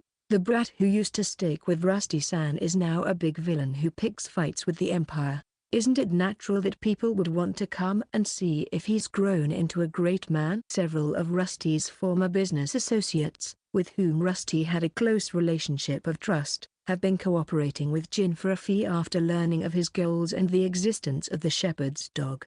Like Gaster, the landscaper, he does not take on work for free just because he is the son of a benefactor. Perhaps out of respect for Jin, who has grown up to be a first-rate fraudster. So, what's the result of your investigation? When Jin cut to the chase to hide his irritation, Heath finally began to explain. There wasn't a lot of information about Casper Crawford. As written there, on his days off he's either dating girls or playing his recently purchased guitar in his room. The interesting one is Karen Ashby. What kind of information have you uncovered? Karen always goes out on her days off to the town of Akers, at the foot of the academy. There, she diligently attends a dojo that teaches something called Eastern breathing techniques. That cautious-looking girl goes to such a shady dojo? Are you sure it's not just a rumor? In contrast to Jin, who was looking at her negatively, Nina was thinking about it with her hand on her chin. Breathing techniques, huh? It certainly is possible. Nina, what do you mean? Sometimes it takes a great deal of concentration to activate a powerful psychic ability. You see, I also have a setting that allows me to release my abilities by removing my brooch, right? The best way to quickly bring your concentration to the highest level is to have your body memorize a specific routine. That is exactly why I think breathing techniques would be the best option. Nina, who has been playing the role of a psychic for a long time, has also mastered a whole range of knowledge on the control and application of psychic abilities. In this field, she is clearly far ahead of Jin. You see, Karen's psychic abilities seem even more difficult to control than my Queen of Calamity, don't you think? I wouldn't be surprised if she practiced breathing techniques. I see. So should we infiltrate the dojo and get close to Karen? As if waiting for Jin to come to that conclusion, the detective contorted the edges of his mouth. And Jin, I have one more piece of information for you. Let's hear it. The name of the master of the dojo is Nathan Arkalaz. As soon as Jin heard this, he laughed out loud. The detective also laughed, holding his stomach. Nina, who did not understand what was so funny, could not help but look at them quizzically. Really? What a coincidence. Good job, Mr. Heath. After a round of laughter, Jin filled in the details of the operation on a piece of imitation paper on the wall. Section. Ha!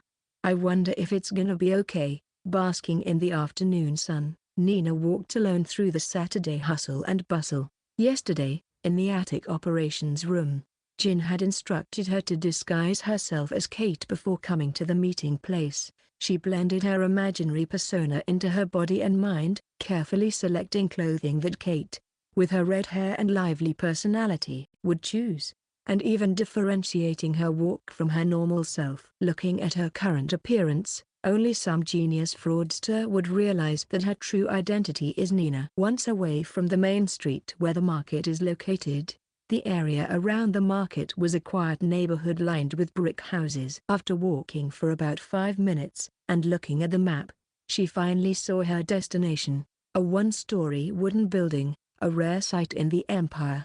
It must have been modeled after Eastern traditional buildings. In front of the majestic gate stood Jin, her accomplice. What's the password? Lemon in the bag. Hey, do we have to bother with this kind of confirmation? You look like a different person, so I'm a little skeptical. When Nina heard that, She started to feel a little proud of herself. While she was careful not to show it on her face, Jin handed her a small paper bag that he had taken out from somewhere. "What's this?" "Well, your birthday is coming up, right, Nina?" "My goodness, I completely forgot that." Are you giving me a present? Aren't you overreacting?" What's the matter, Jin? Did you switch its contents?" Nina could not hide her face from blushing at the unexpected behavior of her accomplice. To distract herself, she opened the paper bag and found a palm-sized bottle filled with a pink liquid perfume. "It's called Glow Citrus. It's been popular at school lately, right? I just happened to see it at the market." "Come to think of it, I've heard this name a lot in class and in the dorms. It has a refreshing citrus aroma and is relatively affordable and easy to obtain. So many students are using it." "Thank you, Jin. I'm happy, so happy." "Well, you see, smell is one of the most important factors in identifying a person, isn't it? If you apply this on, it will improve the accuracy of your disguise, and it seems to fit the character of Kate somehow." "Yeah, I'll use it right away." After looking at Nina, who was in a good mood and applied the perfume to her wrists and neck, looking somewhat embarrassed, Jin took out a wire from the hem of his shirt. What kind of surprise will he show me this time? Contrary to Nina's expectations, Jin dexterously used the wire to pry open the lock on the gate. "Wait a minute, Jin." Nina was instantly snapped back to reality. "Are you trying to rob someone?" "Shush, you're being too loud. It's not open for business yet, and I'm just intruding a little too aggressively." "There's no point in rephrasing it that way." Not hearing Nina's attempts to stop him, Jin kept moving forward. He crossed the small garden at the end of the gate and brazenly flung open the entrance door of the dojo. "Who's that?" Waiting for the uninvited visitor was a macho man standing in the center of the wooden floor. His thin but well-trained body was wrapped in an all-white robe, and he turned his sharp, hostile gaze toward them. Since Nina was not clad in her acting persona at this moment, she was almost overwhelmed by the sheer intensity of the man's presence. "It's okay, you don't need to be scared of him." Jin raised one hand while grinning. "Yo, Nathan. It's been a while." How do you know that name?" After pondering for a while as his body stiffened, the man seemed to have come to the worst possible conclusion. Don't tell me you're that guy from Rusty's place." The momentum of his first impression was gone, and the man immediately ran toward the back door in the corner of the dojo. However, the door would not budge even when he put all his weight on it and pushed. "Impossible. Why won't it open?" "It's Kate's psychic ability here. You'd better give up trying to escape." Of course, Nina had no idea what was going on. Jin is a fraudster who will always be carefully prepared for even the slightest lie. Perhaps he had broken into the dojo grounds and blocked the back door with a piece of wood or something before meeting up with Nina. "You shitty brat, what are you doing bringing a heretic with you?" "I just wanted to be a good citizen and contribute to society." "Why, you're not going to sell me out to the cops, are you?" "Yeah, that's one way to do it." "What shall I do, I wonder?" "Give me a break, please, I beg of you." Nathan folded his knees and sat down, rubbing his head against the floor and pleaded. Nina thought she remembered reading about this in a book she had read some time ago. This is a traditional way of apologizing from a certain country in the East. For the time being, she decided to put on Kate's act and listen to the story. "Jin, who the hell is this guy?" "He's a fraudster who was very active until a few years ago." "A fraudster?" "A petty crook who specializes in fraud under the guise of a psychic. He was traveling all over the empire, making a fortune by claiming to be able to turn ordinary people into psychics." "So, why is he so scared?" "He just happened to be our target, so Rusty and I crushed him." "Because of you guys. I'm wanted all over the country. I even had to get plastic surgery because of you. It looks like you were quite stingy with the surgery expenses. You used to be so handsome, but now you don't look that way anymore." "Hey, please let me off the hook. I'm serious about my business now. If my past gets out, I'll..." "Serious business? Do you mean dealing in shady products like breathing techniques?" "I am just exploiting a gray zone. All the efficacy claims are vague, and the customers are only those who can use their psychic abilities from the start. No one will ever suspect it even if it's not working. Jin, this guy doesn't seem to have changed at all, though. Shut your mouth, heretic. I'm talking to Jin-san right now. He gives you an honorific before I know it. Although she had become numb to it because she was always with him, the world in which Jin had lived his entire life was a den of criminals. If he had been living in such an environment since his childhood, it was no wonder he had such an extraordinary mental strength. Nathan, what do you think would happen if we accidentally slipped up and revealed your true identity? I don't even want to think about it. You would be lucky if it were just the police. Wouldn't it be worse if it were the psychics that used to be your customers whom you offended? Ah. You even have the famous Karen Ashby as your customer, right? Aha, they'll kill you for sure. What do you want? It seemed that he was able to draw out the desired response. The edge of Jin's mouth lifted up viciously. If you want to continue your serious business, take Kate here as your apprentice. Is that it? Yes, that's it. Jin bent down, his eyes level with the man's. At least for now, Nina's undercover mission was set in motion that night.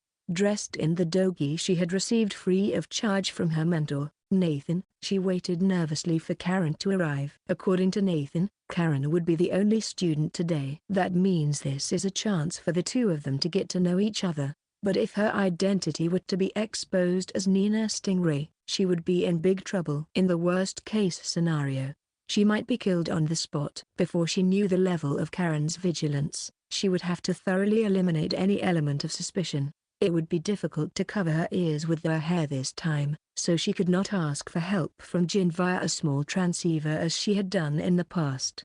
It's all right, the conditions are in place. Nina shook the bad thoughts out of her head. Jin, who was standing by nearby, had told her the odds of this operation.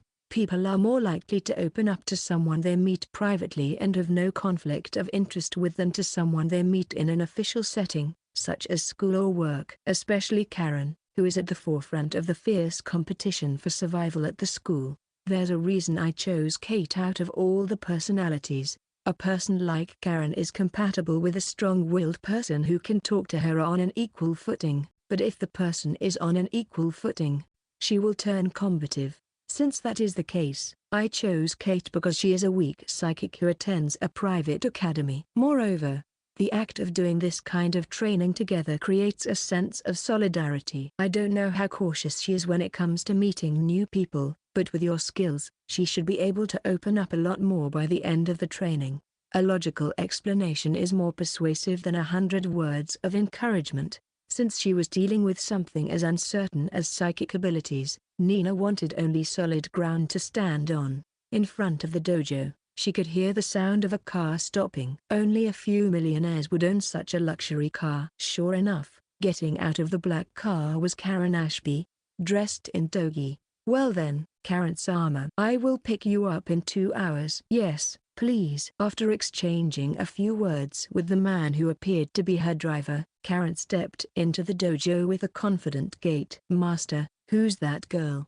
A suspicious look, a chill ran down her spine, but Nina managed to hold it in. By their prior agreement, Nathan first introduced her. She's Kate Lambert, and she'll be joining us today for the breathing exercises. Go on. Introduce yourself. Hi, I'm Kate. After a brief introduction, Nina decided to close the distance at once. I've heard about you from Master. You're Karen, right? Is it true that you are a student at the Heiberg Academy? I have no intention of getting along with you. It won't be easy. After all, Nina secretly clenched her fists. To deceive the world from now on, the skill of a fraudster to win the trust of the other party to get into their pocket is indispensable. I can't afford to stumble at a place like this. You are stoic, aren't you, Karen? Is that the secret of your strength? Like I said, I have no intention of getting along with you. It's okay, I'll focus once training starts. I'm good at switching on and off, you know. Suit yourself.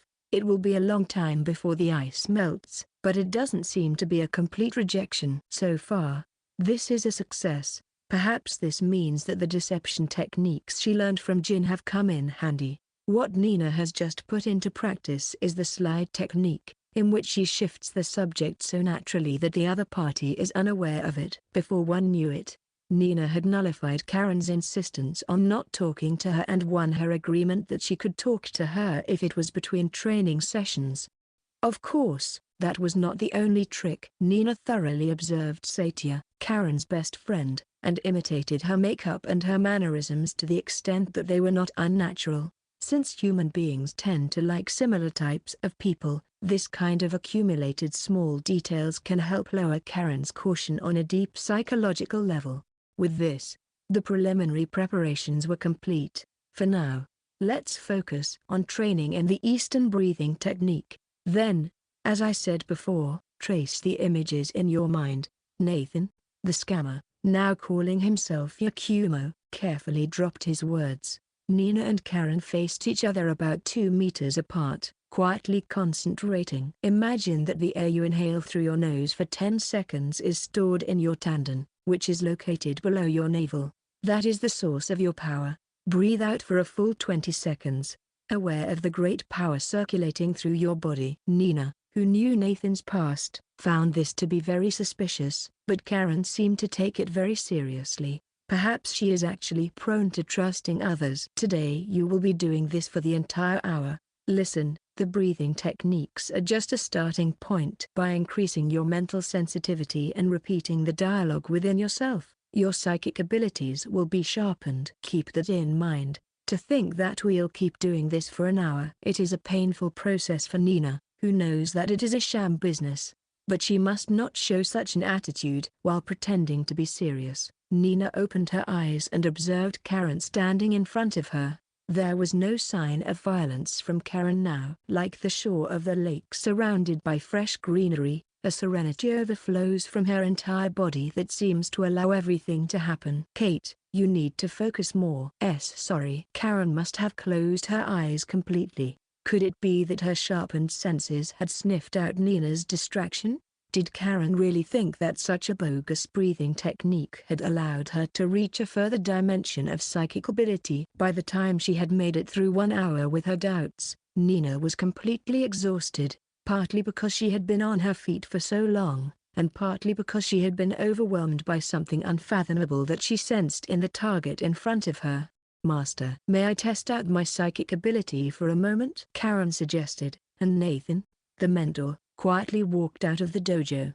Perhaps he was trying to avoid getting caught up in the situation. Nina wondered if she should evacuate as well. Kate, how did you feel after trying the breathing techniques? Nina didn't expect Karen to talk to her, so she was a little surprised. She wondered if she'd let her guard down a little since they'd been facing each other silently for an hour. I guess I haven't quite got the hang of it yet. This smells like a sham, doesn't it? Karen was smiling, showing her white teeth. She would never show this kind of expression at the school. Even the Heiberg Academy, which gathers talent from all over the empire, has not been able to figure out the mechanism underlying the psychic ability. If you think about it, there's no way that an ordinary old man like him could have discovered a breathing technique that could enhance one's psychic ability.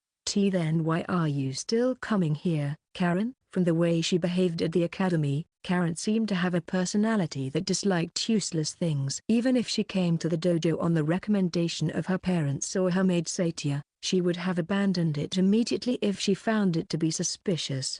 Well, I thought it would be good for conditioning. Conditioning? Have you ever heard of the experiment where the dog that was fed after the bell rang started salivating at the mere sound of the bell? I think I learned about it in class some time ago. It's the same thing. If you repeat this breathing technique over and over while concentrating, you will be able to enter a deep state of concentration just by practicing the breathing technique. In short, it's like you are creating a switch for yourself that strengthens your psychic abilities. So all this breathing technique stuff isn't a complete sham then? Well, that old man probably didn't think that far ahead.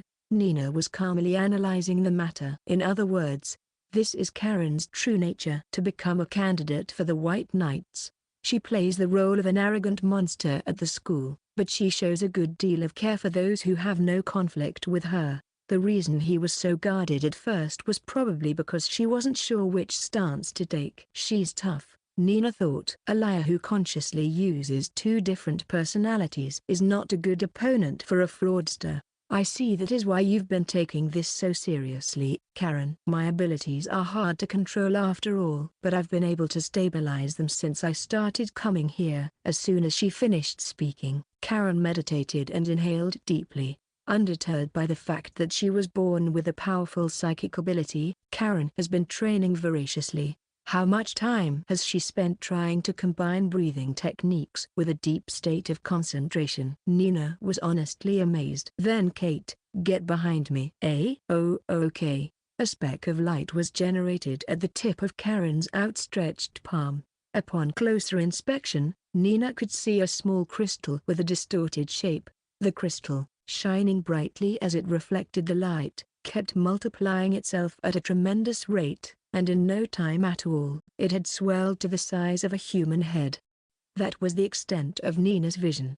The rate of growth of the crystals increased rapidly, flooding the area at once with a force like that of a large amount of water being released from a dam. Crystals created crystals, and new crystals created other crystals in a nightmarish chain of events. The torrent of glittering light filled the entire dojo in the blink of an eye.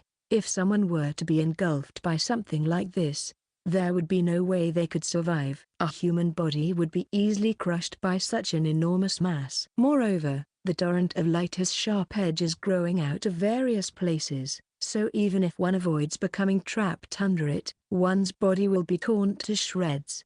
No way. Nina's mouth leaked out her honest thoughts without an act. The psychic ability of Jolly Underwriter deploys crystals that continue to multiply themselves at high speed. After seeing it firsthand, she finally understood why it had been given such a dangerous name. The multiplying crystals are not only a powerful weapon that destroys everything, but also a beautiful gravestone to bury the enemies that stood in Karen's way. All right, I'm in great shape again today. With a satisfied expression on her face, Karen wiped her mouth with the back of her hand. The crystals, which had been multiplying endlessly, stopped moving, and dry sounds echoed from everywhere. In the next instant, the crystals that had filled the dojo began to disintegrate and were converted into particles of light one after another. In a world filled with seven-colored light, the monster that had caused the supernatural phenomenon was smiling. That's amazing, Karen. I'd be in big trouble if I got hit by one of those. Rest assured, and until I graduate, I'm not allowed to exert my full power on anyone but the students at the Heiberg Academy. Well, I can't prevent you from getting involved if you're unlucky enough though. Is that also part of the conditioning? Yeah, if I put that kind of restriction on myself, I can instantly increase my output to the maximum when I fight at school. Now, just seeing those uniforms makes me want to fight. Whoa.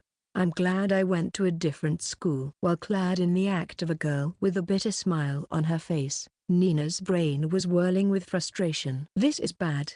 I can never win against this person. What if this scam were to fail? What if she were to be exposed as not a harmless younger sister disciple, but an enemy competing for supremacy at the Heiberg Academy? All that awaits Nina would be a future of being crushed by a pretty gravestone. However, there is no use in imagining all these bad things. Nina decided to switch her thoughts and return to her original task. Could it be that Karen is an outstanding honor student? I was exempted from the entrance exam. Well, it's nothing special though. Wait. It's the Heiberg Academy, you know? For me, just taking the entrance exam would be unthinkable. Your psychic abilities must be not suitable for combat. Then, Kate? Yeah. It's just a crappy ability to generate smoke when I rub my fingers together. I need to at least increase the output a bit more, or it will be completely useless. Jin had taught her how to do magic tricks by using chemicals to make smoke come out of her fingertips. The Heiberg Academy is just an anomaly, but there are plenty of people with this kind of weak psychic ability.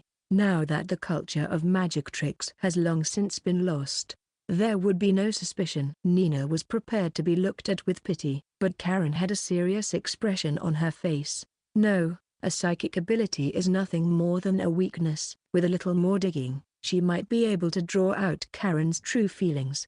Nina tried to act the part of a naive girl, but if I had powers like Karen's, I might even be able to become a member of the White Knights. Don't tell me you're aiming for that too? The atmosphere grew in weight for just a moment. Jin once said, when a person reacts differently than usual in a conversation, if you trace that reaction, you may be able to find out their secrets. Haha, that's impossible. I mean, I have to get into the Heiberg Academy to be qualified, right? Indeed. Good, then. Karen squinted her eyes and laughed, then went to call for the master who had taken refuge outside the dojo.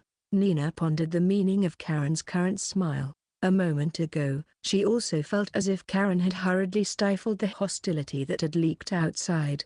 Was she relieved that she didn't have to turn her fangs on the person with whom she had just become acquainted with? This seemed to indicate that her nature is on the good side, and at the same time, it also reflected her strong will to mercilessly eliminate anyone who could be a hindrance to her goals, even if only a little. What is it that makes her go to such lengths? Her childhood dreams, her sense of elitism, her sense of duty, or her patriotism? It is also possible that her loyalty to the headmaster is deeply rooted. There is no end to my doubts, but it seems more likely that she is the shepherd's dog than Casper. But what if Karen is innocent? This is the same question that arose when I made contact with Casper some time ago. If Karen is just a girl who is genuinely trying to become a member of the White Knights, am I not trampling on her feelings? Do I have the resolve to commit such a sin? Feeling the guilt crawling up from under her feet, Nina desperately switched her thoughts. Staring intently at her target, who had returned to the dojo with the master in tow, Nina decided to formulate a plan in her brain to close the distance even further. Section. From the roof of the building across the street, Jin observed the situation inside the dojo through binoculars. Thanks to Nathan, the fake master, who has kindly installed listening devices throughout the dojo, he has no problem hearing Nina's and Karen's interactions.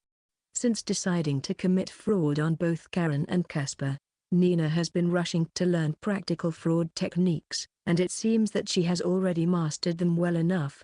Rusty always said, a talented fraudster can become a first-rate stage actor, and it seems that the opposite is true as well. Nevertheless, the degree of difficulty of this operation is out of the ordinary.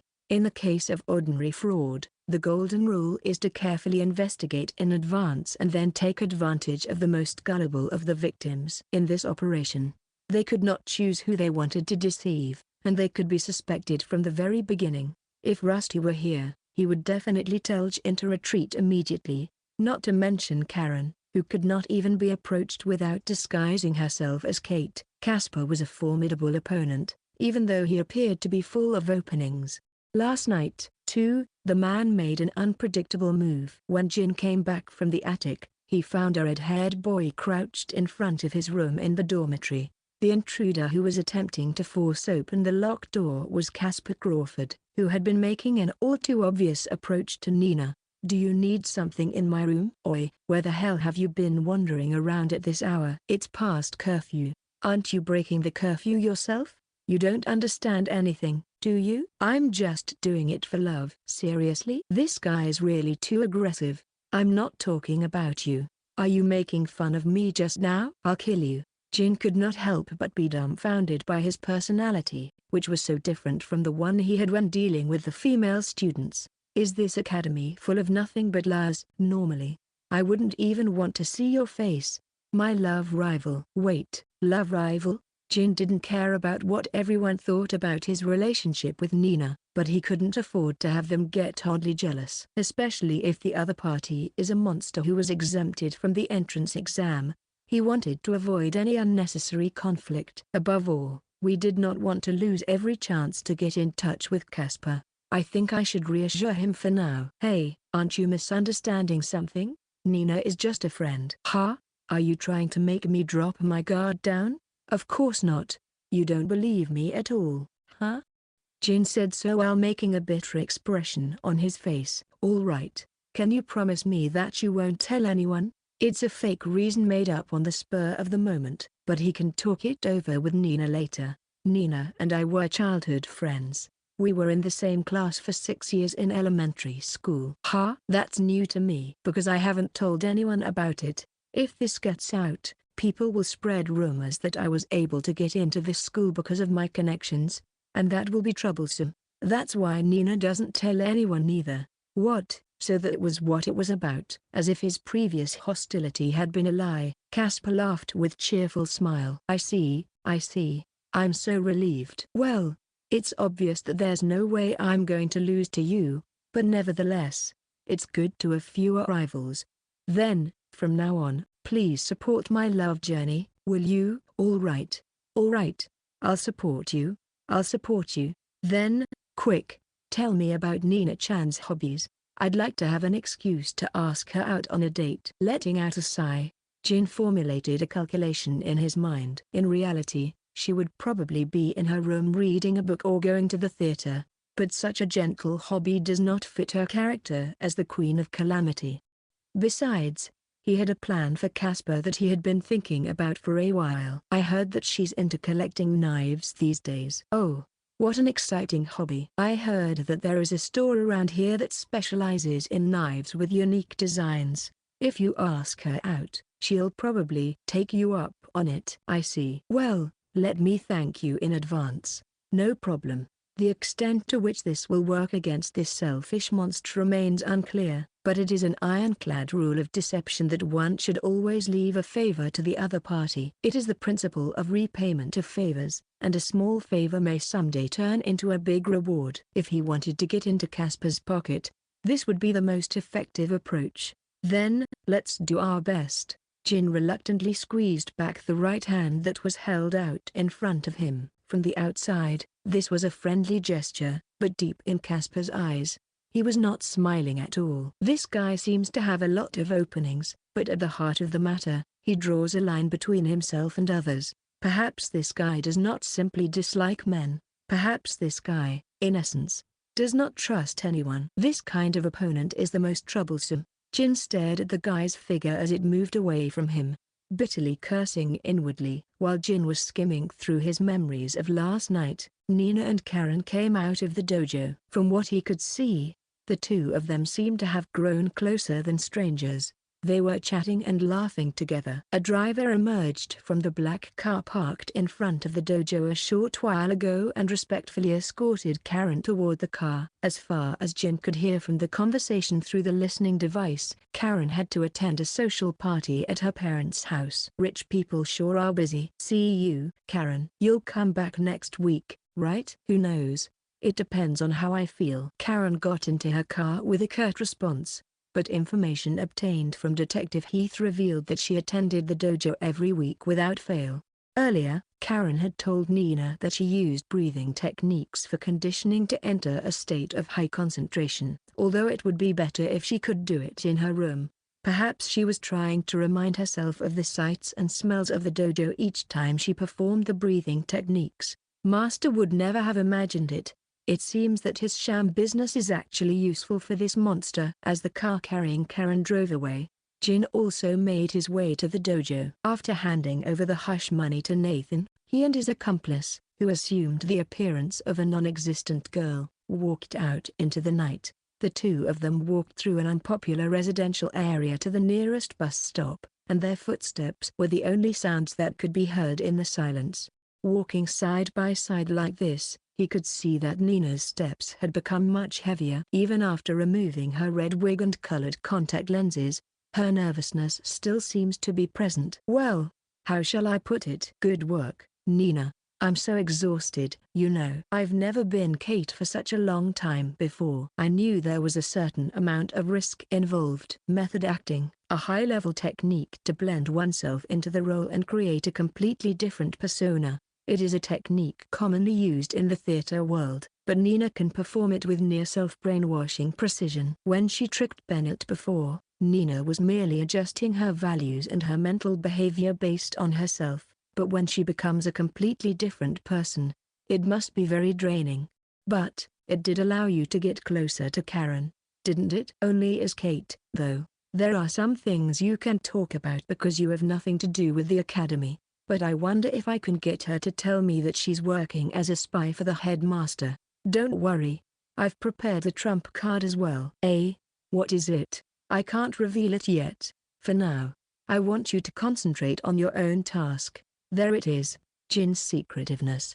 Nina pouted but did not ask for more details about the trump card. This is proof that she trusts Jin as an accomplice. Before they knew it, they had reached the main street. They were almost at the bus stop when Nina seemed to notice something. See that billboard? She pointed to a huge outdoor billboard with a beautiful blonde-haired, blue-eyed woman on it. She was holding a small pink bottle in her hand. It's the perfume you gave me earlier. Glow Citrus, was it? Yeah. I decided to buy you one when I saw the billboard. Thank you, Jin. I'll definitely repay you. You don't need to worry about it. I don't even know my own birthday. How is that possible? Look, I've been living on the street for as long as I can remember, you know? Of course, October 13th was written on my fake ID, but it's a day I don't have any special feelings about. In that case, let's make that day an important one from now on, shall we? Nina went on using a tone of voice that seemed to summon up all of her courage. I'll make it a big celebration for you. Jin, be prepared, okay? Well, if I can survive until that day. Jin scratched his cheeks, feeling a little itchy. He had a feeling that whatever he said would all be wrong, so he had no choice but to surrender in silence. After walking for a while, the bus stop came into view, and Jin decided to forcefully change the subject. Let me change the subject, Nina. Can I trust you with another important task tomorrow? Don't tell me.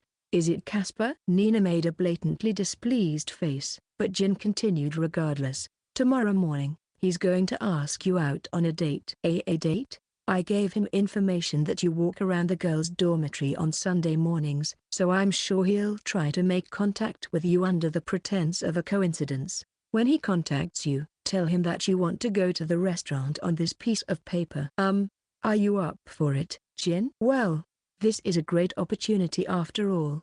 Yeah, figures. The paper Jin handed her contained the address of a dangerous establishment such as a knife workshop. After making sure Nina had skimmed through it, Jin told her of his plan. Remember the terms when Karen offered you an alliance? She demanded that you investigate Casper's psychic abilities. And besides, we, for our part, would at least like to know the abilities of the person we're going to deceive as well. So I devised a plan to use on the day of the date. There your wicked face again. There's a small burglary gang that's based in this area. The informant who is in touch with the leader of the gang happens to be an acquaintance of mine. More specifically, Mr. Heath. I asked him to pass on some information to the gang. Don't tell me you're planning to have those people attack the store to force Casper to use his abilities? Of course.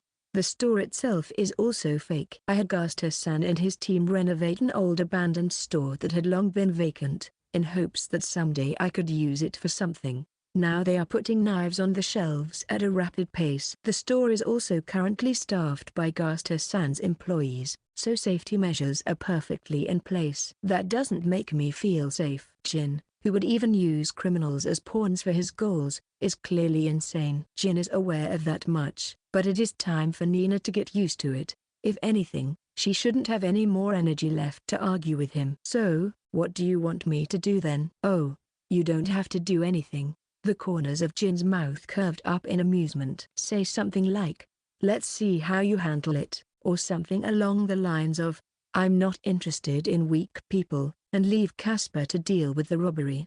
I'm sure he'll want to show off his good side to you, and he'll definitely use his psychic abilities. I don't know.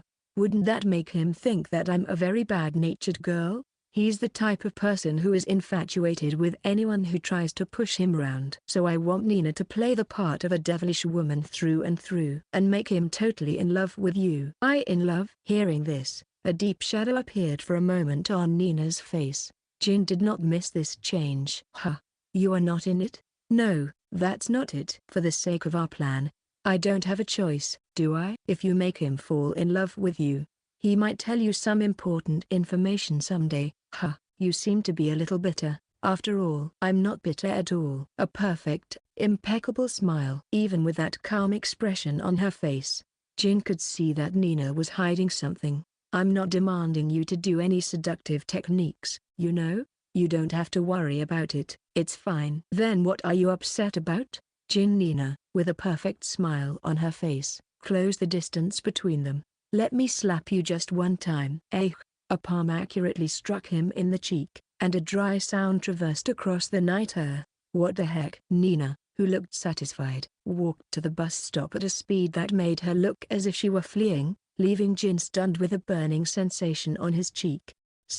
She was lost in thought as she walked down the street at night toward her dormitory, where there were no streetlights. In her job, she has no qualms about walking in the dark. Rather, she does not need the information that sight provides in order to dive into the sea of thoughts. She is thinking about the uncertainties that could threaten the school. Combining all the information she has obtained so far, there is no doubt that there are some troublesome rats in the school. There are also several suspicious individuals. All that is left is to find the evidence that will lead her to the rats. Sensing the presence of someone in the distance, she ducks into a nearby bush. Looking closely, she sees that two of the suspects happen to be walking together. They appeared to be returning to the school after finishing some errands right now. Nina Stingray and Jin Kirihara. In fact, their movements were certainly strange. Although they had defeated Bennett's Law right after they enrolled at the school, the number of duels they have had since then has been extremely low. They even seem to be avoiding fighting. Considering that Nina, who possesses powerful psychokinesis and is also known as the Queen of Calamity, and Jin, who can nullify psychic abilities, aren't they a bit too passive? Is it too much of a stretch to think that the two of them are working behind the scenes for some other purpose? What to do? Should I just get rid of them now? She even constructed a concrete image of a surprise attack, but she had not lost her composure. If she were going to do it, she needs to wait until all the evidence has been gathered.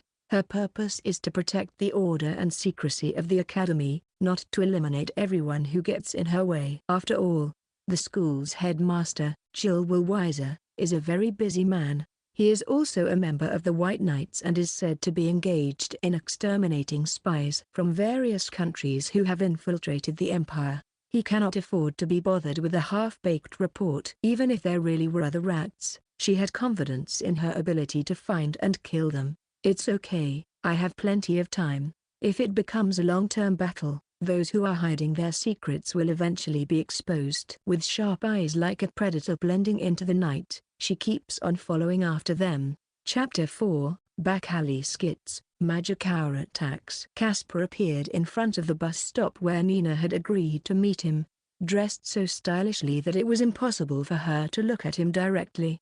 First of all, the number of accessories he was wearing was outrageous. As if he had never heard of the concept of refrain, silver rings were attached to both of his wrists and to all of its 10 fingers. His clothes were also all black, and to Nina, he looked as if he were performing some kind of black magic ritual. That's quite a unique attire, is it? I'm trying to be rather modest today. Of course, Casper would not have noticed the sarcasm, and for some reason, he only laughed in a humble way. Nina was taking a walk around the dormitory when she was approached and asked out on a date at around 8 o'clock this morning. The reason there were 3 hours of free time before the meeting was probably because he was carefully selecting his outfits. Just like last time, Nina was to follow the instructions that were sent to her from the small transceiver plugged into her ear. However, since Jin was waiting at the knife workshop, the signal could not reach the bus heading for the downtown area. This also meant that she would have to use her own judgment when talking aboard the bus. Sorry, Nina-chan. I know it's not really nice of me to suddenly ask you out on the very same day. It's okay, I was free today anyway. Actually, Nina wanted to sleep all day to recover from yesterday's fatigue. But this is also an important task, so there was nothing she could do. She wasn't enthusiastic about the date itself to begin with, but since Jin had prepared so well, she couldn't get off the bus without his approval. Right, when I first rode this bus, Jin was next to me. Nina shook the memory that suddenly came to her mind. No, I have to concentrate on my current task. By the way, Casper-san, why are you carrying a guitar case? Well, I promised you last time that I would write a song about how wonderful you are.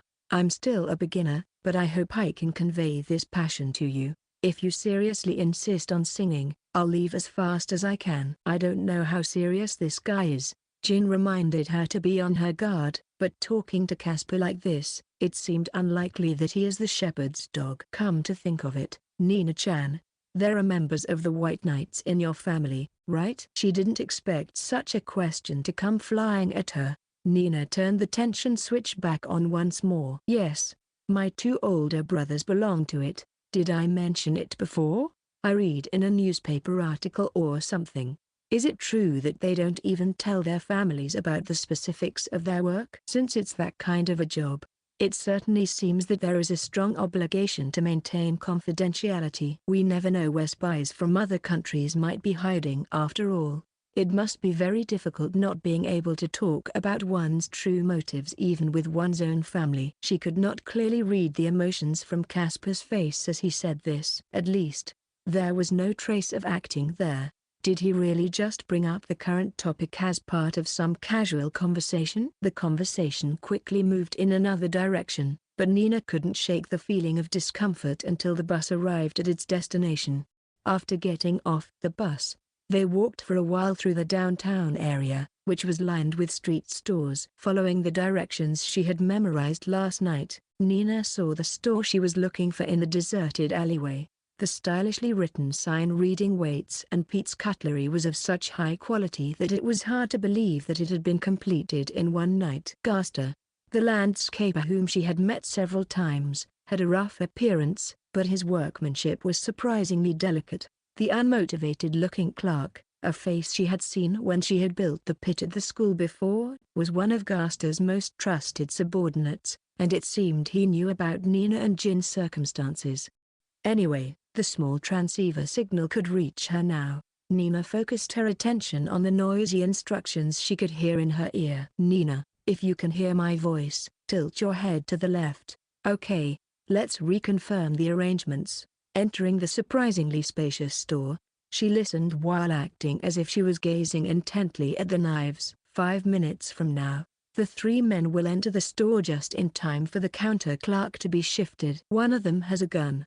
But don't worry, Mr. Heath, who sold them the gun, has made it so that the bullets won't come out. Their gang is so small that they can't even afford to consume bullets for test firing, so they don't know about it at all. Jin must be watching them from behind the hidden door behind the counter. As for Nina, she has no choice but to trust the information given to her by her accomplice. While the 2 of them intimidate the waiter and the customers, the remaining one is planning to find the finest quality goods in the wooden crate. The rest is up to you, Nina, to successfully incite Casper to do his bidding. As long as we find out his psychic abilities' true nature, today's objective will be accomplished. Nina tapped lightly on her ear to convey her understanding. Casper, who was unaware of the skit that was about to unfold in the store, looked at the knives on display with a childlike gleam in his eyes. I didn't know there were so many different kinds of knives. They still had a few minutes before the attack, so she decided to continue her conversation. Yes, knives are often associated as something dangerous, but in fact, many of them are very artistic. Yeah, I can see why you're into knives, Nina-chan. See, what do you think of this one? It is a design of a snake coiled around the handle, and it looks very difficult to use, doesn't it? Certainly. I don't think I could use it for cooking. Artistry and practicality don't necessarily match well together, after all. Look at this one with the unusually long blade. Everybody raise your hands. The robbers, who had appeared 2 minutes earlier than scheduled, raised their voices. The 3 men were wearing black balaclavas to hide their faces, and the tallest man was clutching a pistol. As per the script she had thought up beforehand, Nina whimpered. Casper-san, looks like we've been caught up in an unfortunate event. Looks like it, Nina-chan. What shall we do? Contrary to the clerk who surrendered easily, the 2 of them kept a relaxed expression on their faces. The leader of the group, who had sensed their unusual reaction, came up to them and said, "What are you guys whispering about? You see, it's because we're on a date. Can't you see your situation? We have guns." Although she knew there was no danger, this situation still made her tremble with fear. Nina smiled, trying her best to suppress the urge to run away. "Ahaha, do you think you can handle us with just that thing?" Laughing in annoyance, Casper lightly tapped the robber on the shoulder. "Nina-chan, looks like they really mean it. Don't tell me you guys are heretics." Casper must not know that the pistol has been tampered with. and yet it was clearly outrageous that he could behave in this manner. "All right, Nina, go inside Casper." "What's the matter? If your hand shakes so much, you wouldn't be able to aim properly." After clearing her throat, Nina turned to Casper. "By the way, Casper-san, I may look like this, but I'm a pacifist, and I don't want to slaughter humans unnecessarily, no matter how many robbers there are." "I see. You're very kind, Nina-chan. And I have my doubts about your ability. No matter how meager the alliance may be, if your psychic abilities are nowhere near as good as Karen-san's, then there's no merit for me." "Huh, wait a minute, Nina-chan. Is there some kind of halo shining above you?" Are you listening?" "Haha, I know." Casper laughed lightly. "Shall I crush these annoying people a little bit then?" Flames of murderous intent lit up the eyes that peeked through the red hair's gaps. Casper slowly lifted his right hand and thrust his outstretched palm in front of the robber's face. 5 fingers slowly closed as if to crush it. Then the robber suddenly began to scream in agony. The hunched-over man retreated pitifully, his eyes fixed on Casper as if he were looking at something terrifying. "Why you, that was. Don't look away, look carefully. And remember how lucky you are to know the cause of your death. Yuck, you monster." It was not clear if it was a matter of anger or whatever was going on. Perhaps because it was only a moment, the 2 remaining robbers who rushed to the scene didn't seem to understand either. But there is no doubt that there was something with his right hand. "This is the last warning I'm going to give you now," Casper stated coldly as he slowly approached the frightened robbers. "If you don't want to get yourself killed, you've got 10 seconds to get the hell out of here. 10, 9, 8, oh shit. I'm getting tired of counting." "All right. Let's change it to 3 seconds. 3, 2. The frightened man shouted at his companions, who still didn't seem to realize the gravity of the situation. Let's get out of here, guys. This guy's nuts. Come on, hurry up. Don't ever interrupt my date again." The robbers ran away as fast as they could, dragging their friends, who were too stunned to stand up, along with them. Only a really strong person can repel an opponent with threats alone. And it is not just a bluff, like Nina's, that is a combination of bad reputation and acting. The robbers clearly were terrified by what they witnessed, something so vicious that the robbers were so frightened and yet could instantly understand the danger. What exactly did Casper generate with his psychic ability? Nina had no clue, even though she had him use his psychic ability right in front of her. All the time and money spent on this farce was wasted. I couldn't see the true nature of his ability. It can't be helped. Plan B. Nina hastily switched her thoughts. Determining Casper's psychic ability is the only way to maintain the alliance with Karen. So, this is not the time to be losing one's composure. What is truly important for Nina and Jin is to find the answer to the suspicion that Casper may be the shepherd's dog. Originally, this plan was a 2-step plan. What do we do now, Casper-san? Shall we go into another store before the police show up and make things troublesome for us? According to Jin, the experience of overcoming an unusual crisis together can help break down psychological barriers. If they can find a moment to loosen Casper's guard, they may be able to detect signs that he is connected with the school's headmaster. However, Casper was merely scratching his head with an awkward look on his face. He is not responding very well. Nina, give another push. What's wrong? Let's get out of here. Hold on a second. Casper kept his languid smile on his face, turned his back to Nina, and began to walk toward the back of the store. His action was so natural that Nina could not immediately perceive that this was an urgent situation. Wait a minute. Jin is still at the back of the store. She desperately tried to formulate an excuse to stop Casper, but it was unlikely that she would be able to do so in time. Driven by frustration, her heartbeat grew faster and it became difficult for her to breathe well. She even had the illusion of despair seeping out from the corners of the ceiling like a black mist. "I've been feeling a presence since a while ago." Casper, not heeding the clerk who was trying to stop him, reached out his hand to the wall behind the counter. "Hey, clerk. This is definitely a hidden door, right?" Casper pushed on the brick wall and a rectangular outline appeared on the wall. A metal shaft was threaded through the shorter side of the rectangle, and the hidden door rotated around it. Casper smiled like an explorer who had discovered a hidden treasure and entered the darkened office in the back. What excuse would they use to get out of this predicament? Pretend that Jin is hired as a part-timer? No, that would be too unnatural, especially given that students at the Heiberg Academy receive monthly subsidies. Shall I assert that I didn't know anything about it? No, Casper, who already doubts the relationship between them, will not be deceived. Nina felt a sense of foreboding as she realized that hell awaited her at the end of every option. This would be the end of their fraud. If Casper were the shepherd's dog, the two fraudsters would be chased out of the school and left to rot in the dark.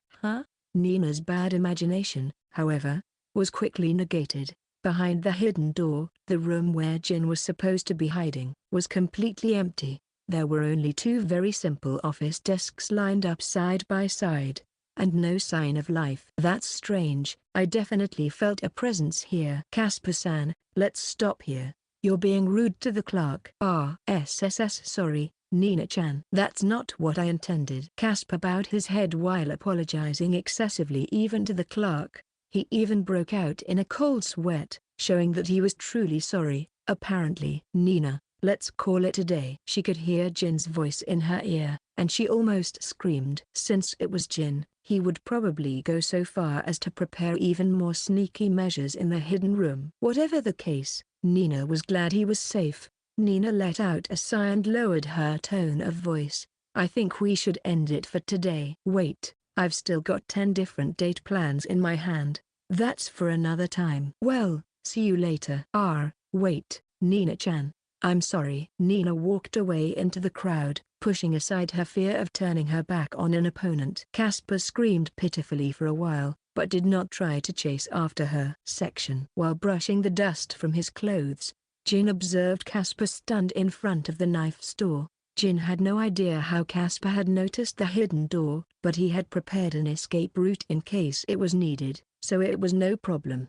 He had gassed to create a mechanism whereby the floor under the office desk could be removed to expose a hole just large enough for a grown man to just barely fit through. He originally wanted to have a tunnel leading to another location, but the construction period was too short this time. Just being able to curl up and hide in the hole alone was considered good enough. Casper stared at the sky for a while, but after a while, he gave up and started to walk slowly toward the city. He was walking in the opposite direction from the bus stop. Where in the world is he going? Can you go home first, Nina? I'll try to tail him for a bit. Turning off the small transceiver, Jin chased after Casper as he walked away. Casper looked dejected, as if he had lost all his money, and was walking so slowly that people passing by were annoyed. Was that how much he had devoted himself to this date? No. It is dangerous to speculate only based on the surface. The insight to spot a hidden door with a single glance. The discretion to draw a line between himself and others at the last minute. There are just too many concerns to judge Casper as an insignificant opponent. While following him at a certain distance, Casper entered a deserted back alley. The atmosphere has a distinctly different feeling than that of the main street. Graffiti all over the walls. Trash lying on the street spread a foul odor. A steel frame protruding from the outline of the building cast countless shadows on the street, as if renovation work was being done on a nearby building, and the sound of single-pipe scaffolding being assembled rang out like an alarm. The melancholy wafting from Casper's back grew thicker, and even the shadows he cast on the ground seemed to be a little darker than the surrounding area. What on earth could he possibly be up to in such a deserted street? Jin considered several possibilities, but none of them seemed plausible. As a precaution, he raised his vigilance up one more level. He took a deep breath, stretched his conscious mind to the tips of his toes, and adjusted his concentration to be ready for any situation. It was at that very moment that he was tapped on the shoulder from behind. When he turned around, he saw Casper Crawford standing there with a thin smile on his face. The figure that should have been in front of him just a moment ago has vanished like an illusion or a phantom. I thought who was following me, so it's you. Clang, clang, clang, clang. The sound coming from the construction site overlapped with the beating of his heart. The Empire has been so rowdy lately that it makes me unnecessarily cautious. Clang, clang, clang, clang. Suddenly, the sun was blocked by clouds, making it impossible to read the expression on the face of the person in front of him. So, why did you follow me? Clang, clang, clang, clang. Jin spun his brain frantically. First, he had to analyze his opponent's psychic ability. If he were to accept what just happened, Casper's ability would be something like instantaneous movement. But then, what was the frightened look of those robbers? The second thing to consider is the presence or absence of hostility. Casper's dislike of men is a usual occurrence, but it would be a different story if he had lured them into an alleyway like this by pretending not to notice that he had been followed. It would not be any surprise if a large number of armed men were to pop out of the shadows right now. It might be best not to say anything right now. Casper stared at Jin, who was cautiously waiting to see what his opponent would say, and slowly opened his mouth. "Don't tell me, Nina-chan asked you to do this?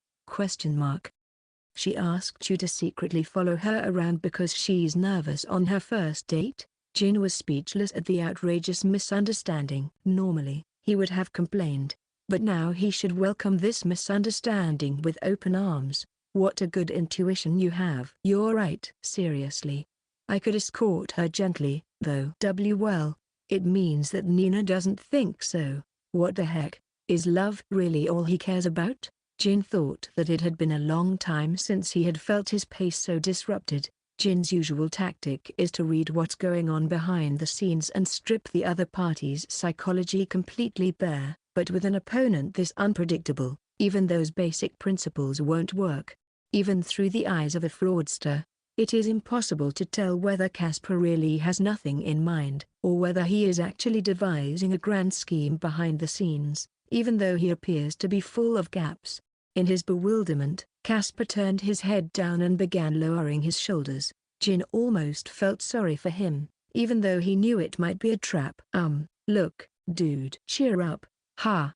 Do I look disheartened to you? Don't you?" "Not at all. I'm actually on fire." He suddenly recovered. "Huh?" Jin wanted to leave so badly, but he managed to hold his ground. "Listen, I know a kid like you won't understand this, so let me tell you something. The more impregnable the opponent is, the more passionate true love is. The way she's so cautious of me makes it all the more exciting. No, this is the real thrill of love. In other words, you won't give up to the point of annoyance? Don't interpret my words in any way you like. I'm glad to hear that you haven't been completely rejected. Then, good luck the next time you see her at school." "Ha, you're trying to catch me off guard by saying that, right?" "Ha? What do you mean? You said you were just childhood friends, but you actually like Nina-chan too, don't you?" "If you didn't, you wouldn't have agreed to do this task for her." With a fearless smile on his face, Casper pointed to the tip of Jin's nose. "Fine. Jin Kirihara, bring it on. You want to compete with me for Nina-chan, don't you?" "Huh? I never said something like."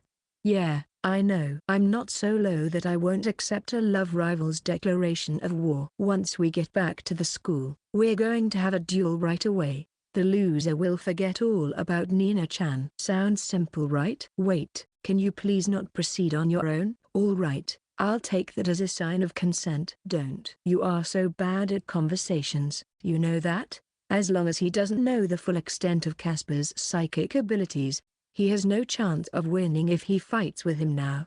Besides, he could not afford to be involved in danger due to such a nonsensical flow." Jin was not supposed to agree to the duel until the very end, but Casper walked away with a look of satisfaction on his face. "This is seriously becoming troublesome." Jin sighed heavily. From now on, Casper would be persistently pestering him. Whether he truly thought of Jin as a love rival or whether he was actually the shepherd's dog and was looking for an excuse to get close to Jin, it would still be a troublesome situation. If the situation were to get any worse, he would be in a catastrophically bad situation. So Jin decided to accelerate the board at once. The next day, Nina walked down the hallway to her classroom, dragging her gloomy emotions with her. She was worried about the progress of the fraud she and her accomplice were working on. It was good until they were able to get close to two of the targets, but they had not been able to obtain any information that would lead to proof that they were the shepherd's dogs. Jin said it was inevitable because they had just started, but Nina thought he was being a little too optimistic. They might not even get close to the bottom of this if things continued to go on like this. Above all, Nina was becoming overwhelmed by the horror of this task. The contradiction of having to probe into a serious secret that the target might be harboring, while also harboring a serious secret herself. If the target was honest, she would be taking advantage of their honesty. Doubt, distrust, and self-loathing. A whirlwind of emotions engulfed Nina. This is the world of fraudsters.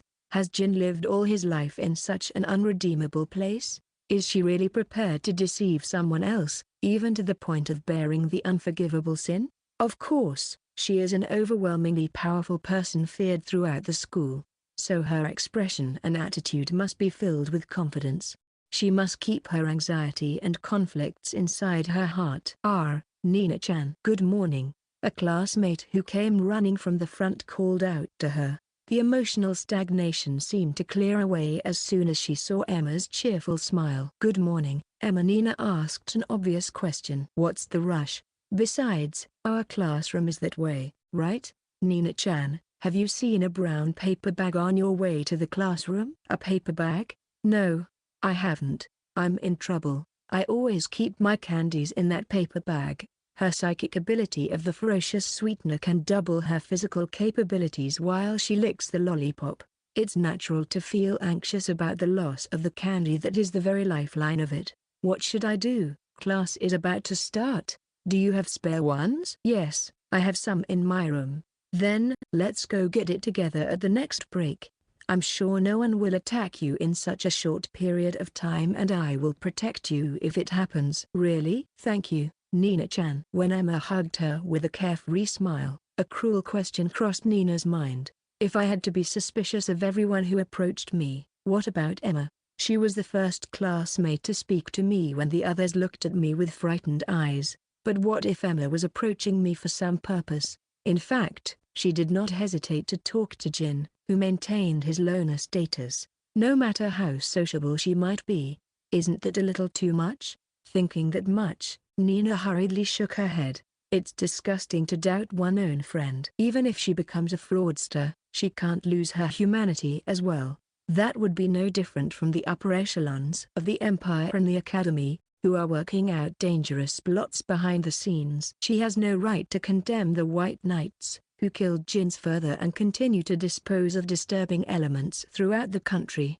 I will end up being the same creature as those cruel elder brothers. Nina mobilized all her acting skills and forced a soft smile. Emma-san, shall we go back to the classroom for now? A crowd had gathered in front of the classroom. Everyone was peering into the classroom, whispering something to each other in gossipy tones, and the entrance was completely blocked. Most of the onlookers were students from another class. Nina wanted to find out what was going on, but Emma, walking next to her, was preoccupied with something else entirely. My paper bag. Emma rushed toward a female student wearing round glasses that covered half of her face. She was apparently holding a brown paper bag with both hands. Sorry to ask this all of a sudden, but where did you pick up that paper bag? Oh, were you the one who dropped it? Here you go. The memory drawer opened up when Nina saw the blank expression on the female student's face, as if she had never laughed in her entire life. She didn't immediately recognize her because she was in uniform,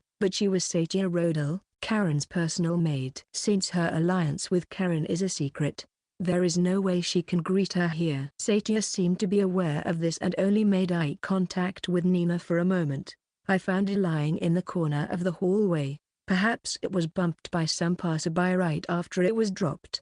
I should be more careful. Anyway, thank you. No, you don't have to thank me. Nina felt bad for Emma, who was having an emotional reunion with the paper bag. But that was not what she was concerned about. She decided to ask Satia, pretending that it was their very first meeting. What's going on in the classroom? You can tell just by looking at the blackboard. Doing as she was told, she leaned out of the crowd to check the blackboard at the very front of the classroom. Seeing the writing there, Nina gasped. We know there are rats in this class. This is a declaration of war. The message was written in a rough, violent font, using the entire area of the blackboard. Nina tried to digest the meaning of the word rats. If she thinks about it, the message is directed at the infiltrators who have infiltrated the school to uncover its secrets. In other words, it is a threat directed at them. Perhaps it was the shepherd's dog who wrote this message. If so, what is the purpose? Should she take it as a little declaration of war or as a warning, to set as an example to others? No, let's be calm first. She couldn't let anyone know how agitated she was. She had to accept that sentence as just a mere occurrence. With a furrowed brow, as if she had just witnessed a silly prank, Nina returned to Emma and the others. If the shepherd's dogs has uncovered Nina and Jin's true colors, there should be no need for them to leave such a message to alert them. Especially since Nina is supposed to be a powerful psychokinesis user, it would be safer for them to launch a surprise assault on her while she remained unaware of it. In other words, the other party has not yet obtained any conclusive evidence. They were probably hoping to gauge Jin and Nina's reactions when they saw the message, and if anything suspicious was found, that would be good enough. Possibly. There are other potential candidates for the rats besides Jin and Nina. What a disturbing graffiti. I wonder what it means.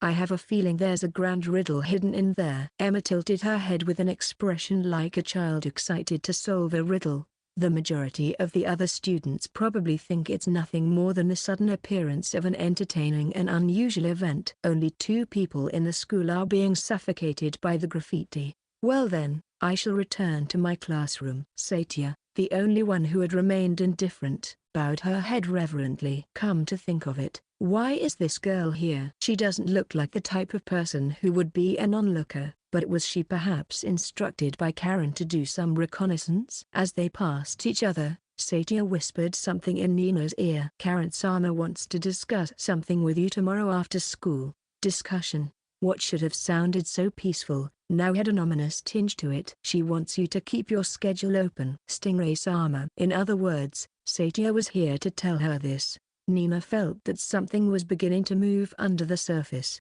What that something is, Nina does not know. She also does not know to what extent her accomplice, Jin, is aware of this. Could this be a serious predicament? Unanswered questions swirled around, trying to engulf Nina in chaos. Section. The target was clearly flustered when she saw the message written on the blackboard. Although she immediately seemed to have regained her calm expression, her pupils dilated for a moment, and she visibly gulped down fresh saliva. Only someone who perceived the message as a threat would react that way to a mere scribble. A lowly rat, who planned to infiltrate the Heiberg Academy and uncover the school's secrets. There were several suspects, but it could be said that most of them have now been identified. She calmly analyzed the information obtained from her investigation so far. The fact that this guy has been contacting multiple students is also probably for the purpose of gathering information to expose the shepherd's dog. In the extremely competitive world of the Heiberg Academy,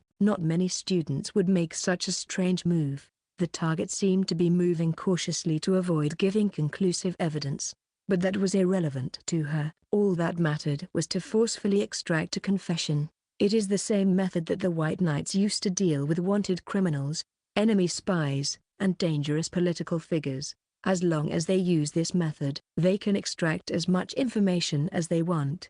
That is the kind of training she has had since she was a child. Section. The scribbles on the blackboard were erased before the instructor arrived, and class began as if nothing had happened. During the day, which was rather unusually full of only classroom lectures, Nina repeatedly stole glances at the profile of her accomplice, who was seated far away from her. Jin was still listening to the instructor's speech with a bored expression on his face, and she could not read what he felt when he saw the scribbles. Time flew by, and before she knew it, the final chime signaled the end of the day. I have to talk to Jin as soon as possible. That was all Nina could think about for the last 2 hours or so. She quickly packed her bags, said goodbye to Emma, who was sitting next to her, and walked down the path leading to the gymnasium. Even in such a dire situation, the sky was magically beautiful. The sun was setting over the horizon, casting a final glow on a world that was turning to night. The artistic gradation of orange and purple had a somewhat artificial feel to it, and it was hard to believe that there was no one else's intention behind it. At the end of the path, she saw Jin walking with his black hair tied behind his back. swaying as he walked. She has repeatedly been told to walk a different route each time she heads to the gym, taking a longer detour than necessary. So it was rare for them to bump into each other like this. Isn't he walking awfully slow? It didn't take long for her to realize that this was a signal for her to walk alongside him. Nina took large strides so as not to look unnatural and lined up next to Jin. It's unusual to see you here, Jin. I was just taking a walk before dinner. By the way, what are you having for dinner tonight? Nina? Nina was bewildered by the topic, which was so peaceful that it didn't suit him, but she looked at Jin's fingertips and sensed his intention. A hand signal made a circle with the thumb and middle finger and the rest of the fingers held straight up. There is someone following us. And there was only one person they could think of who would be following them at this moment in time. It was the person who had written the message on the blackboard declaring war, the shepherd's dog. This was the reason why Jin had chosen to talk about something that could be overheard by anyone. Nina also decided to go along with the conversation. If she mentioned the scribbles on the blackboard, it might be interpreted as a confession. She took a slow, deep breath, taking advantage of the break in the conversation. It's still not as good as Karen's breathing technique, but it's effective enough to help her concentrate a little more. Of course, she prepared herself to deal with the situation. Nina ruminated over the next steps in her head. If this went well, they might be able to capture the shepherd's dog who tried to ambush them instead. Then she would be able to put an end to the dangerous scheme she was pulling on Karen and Casper. Jin waved his wrist through the air, a signal to begin the operation. From this point on, they cannot relax, not even for a moment. Chapter 5, Dusk, Hounds, and Doubts Brought On by Scars. Look how beautiful the sky is. Yes, it is. Those clouds look kind of weird, don't they? Yeah. It looks like a cat curled up asleep. No, not that one. It's the one right above that mountain. With their conversation devoid of any productivity, the two somehow managed to mask the disturbing scent. It is not clear whether the person tailing them could hear their conversation, but it is not surprising that a person who is appointed as a spy by the school headmaster could at least use lip-reading skills.